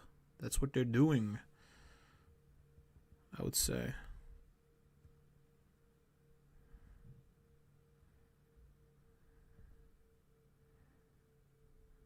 Let's see what Neo is at right now. Maybe I'll get some Neo before the market closes.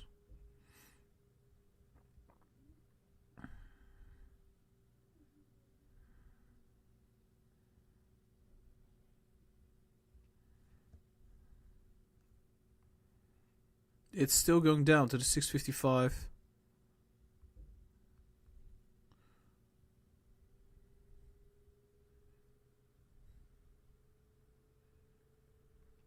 Right.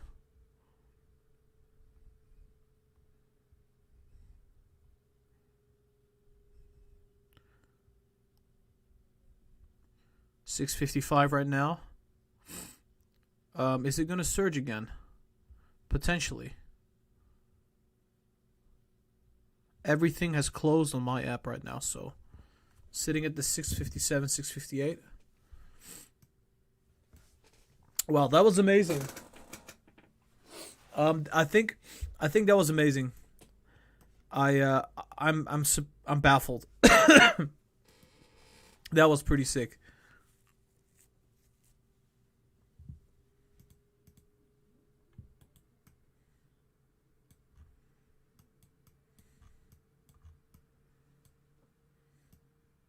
Wait, what? What? Wait, I think it glitched out. Do you see that? It glitched. What is happening? 685? What? What? What? It's sitting at 680? Okay, that is amazing. What? Okay, my whole app is glitched out now because it just hit 680. Wow. That is amazing. Wow. Okay, so are you kidding me? My app is not working. My program. It's saying it's red, but it's not red. What?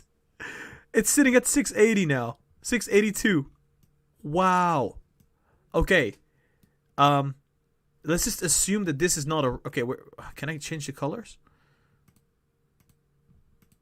It's a green candle now. It's now a green candle. We're at the 677. We're at the... Okay, so apparently what they did... I think it's not glitched, actually. I think what they did... They sort of... right before the market closed, I believe, they bought all the shares, and then it's now selling off in the after hour. It's not selling off. It actually went up huge. Now we have a nice color red now. I like that one, actually. It's not too bad. It's actually intimidating. I like that. It should be intimidating. We're right now sitting at the 673 as we speak. Holy whoa, wow. That was one hell of a ride. That was one hell of a ride, I can tell you that. Wow. Oh, wow. This is just crazy. This is crazy. Wow.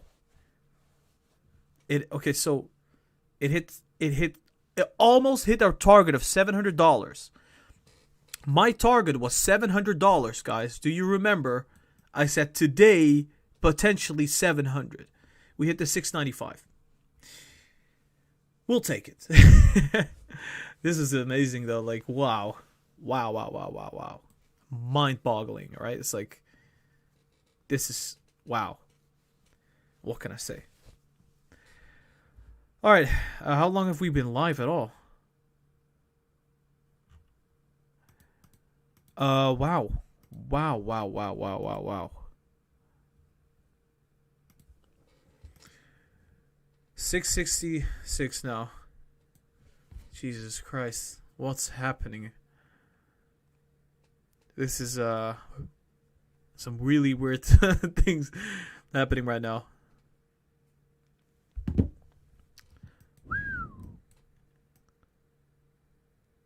It hit the 680, 694, and it came down. Yeah.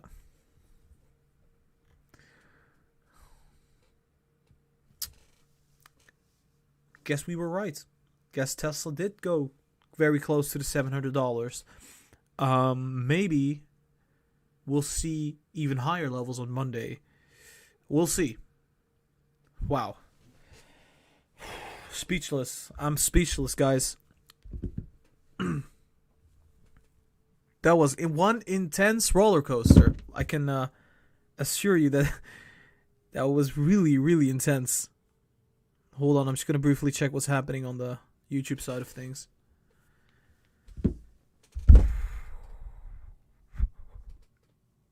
What the hell?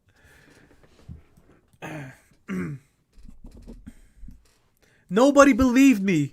I kept saying, guys, it's going to be possible to hit 700. Everybody kept saying, no, it's going to go down. No, it's going to go down. It's going to go down. And I was about to lose hope and faith. I just didn't know when it would happen because I'm not familiar with S&P inclusions.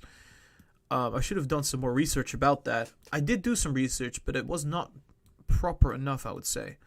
I guess next time, when another stock gets included, we'll know what to do. But for now, this is absolutely ridiculous. I cannot believe it. Freaking hell. So like I said, the 700 was going to be very tough to breach. Right before the 700 is stopped. So.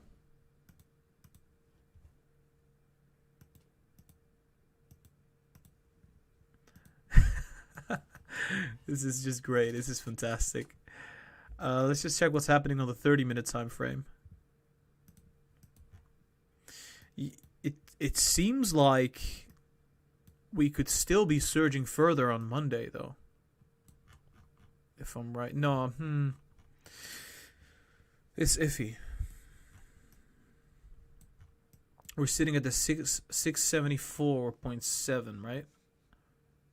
670. Oh my gosh. Wow. That's just insane. That is just insane. Wow.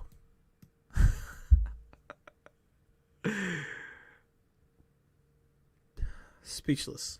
Guys, just for that, you should be hitting the thumbs up and subscribing to the YouTube channel. This was crazy. This was absolutely crazy. Wow. I am still like trying to process everything that just happened. Wow. I'm still wowed. That was a lot of money that just went into Tesla. That was a lot of money that just went into Tesla. That was a lot of that was a lot of money that just went into Tesla. You see that candle in the volume? That is institutions buying in.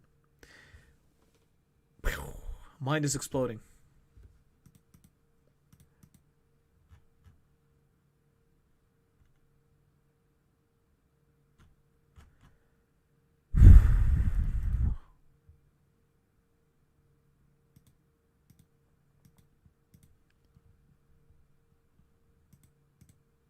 Oh, hold on.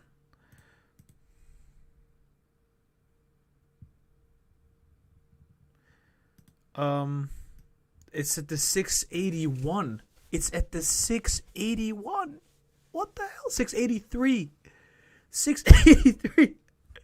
And like it's nothing. 685. I think they're still buying, aren't they? The institutions. It seems like it. It seems like it. Definitely. The volume in the after hours is pretty high, relatively speaking, so. Wow.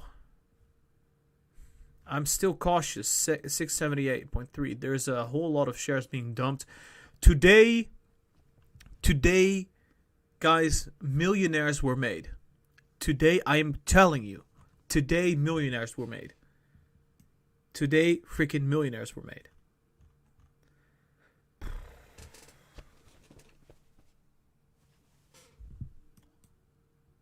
Wow. Because of the fact that people that held at the 400s just sold today. That's why I'm saying that millionaires were made today. Oh my gosh. That's 685.8. I'm speechless. I'm still just... I cannot compute.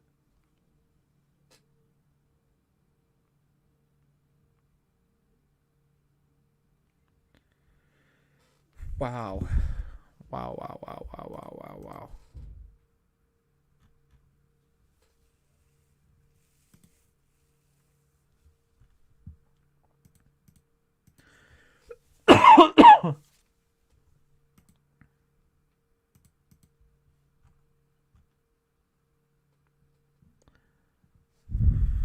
That was that was a little too much.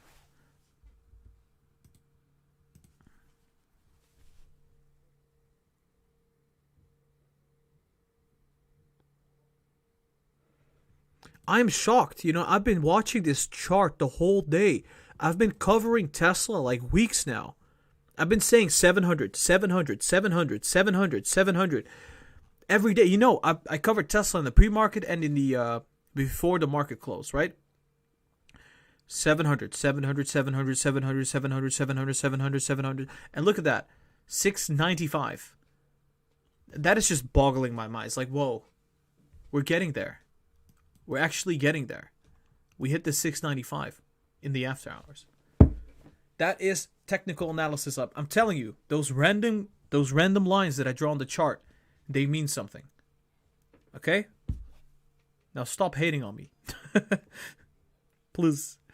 Anyway, we have been live streaming we've been live streaming 8 hours and almost 30 minutes, right? So 8.5 hours. Guys, for that, make sure you hit the thumbs up, subscribe to the channel, check out the social media, the Instagram, the TikTok, and the Twitter. Check out the Discord. All the links will be in the description, by the way. You can donate at Patreon. Any amount is possible. You can get many benefits at the Patreon. So check it all out. Links are going to be down below in the description. Show some love. I would appreciate that. And also...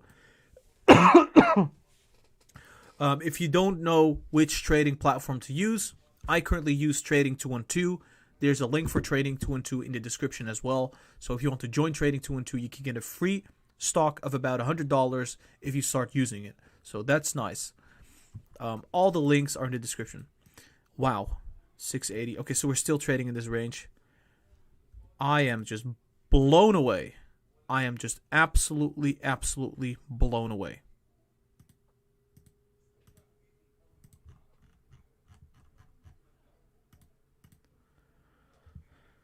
What's happening to... No, I don't want to look at anything else but Tesla right now. Jesus.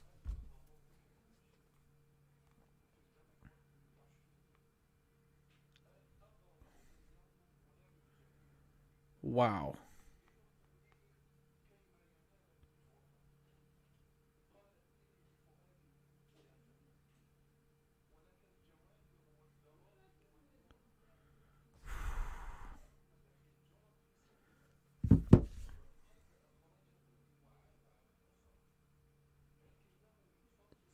They're still buying. I think they're still buying. It's not going down for a good reason.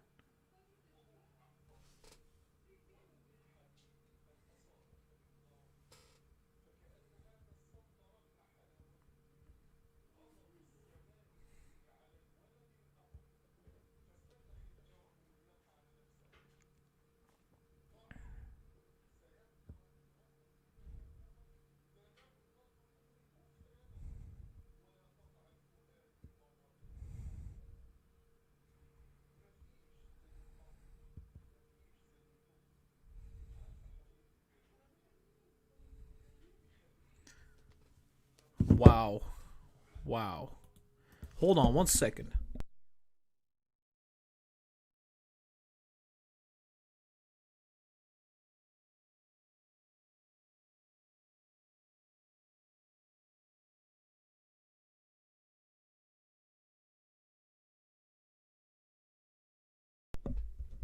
Okay, so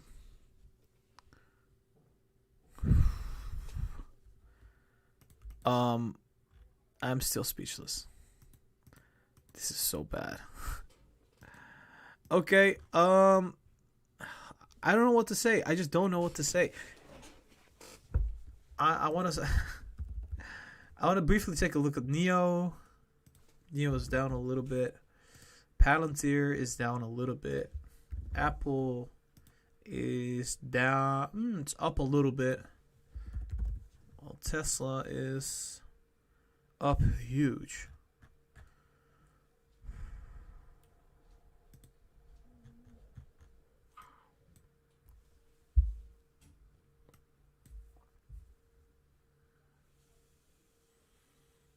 You know what? You know what, guys? I'm gonna be wrapping up the live stream. I am tired. I'm happy. I am overworked. But I did enjoy every single minute of it. I hope you guys enjoyed this live stream. If you guys enjoyed the live stream, make sure you hit the thumbs up. Subscribe to the channel if you want to be there for the next live stream, which is going to be probably, I would say, tomorrow. And Monday and Sunday and every other day, because we live stream every single day, twice a day on the trading days and once a day on the weekends. So guys, hit up the thumbs up, subscribe, and also check out the social media. We have an Instagram, TikTok, and Twitter. The link's going to be in the description. If you want to join the community, you can join the Discord. The Discord server link is going to be down below as well. And you can also donate to the channel if you want to show some love. That is possible through the Patreon. Patreon link is going to be down below. You can get many benefits like buy and sell signals, early access, exclusive content, consultations, and many more. So check that out. Patreon will be down below as well. If you haven't found a trading platform to trade on, there's also Trading 212 link. So check that out. Guys, I'm extremely exhausted. I'm going to be taking a break, and after I take a break, I'm going to be uploading videos about your favorite stocks, Tesla, NEO, Palantir, AMD, name it. Everything is going to come. I'm going to be working at late night right now, because right now it's 10 p.m., so I'm going to be uploading videos until 3 a.m. I don't mind it because I love what I do, and I hope you guys love my videos and my live streams. Show your appreciation by hitting the thumbs up and subscribing to the channel. Guys, I'll be wrapping up the live stream right now. Lucid Trading out. I'll see you in the video.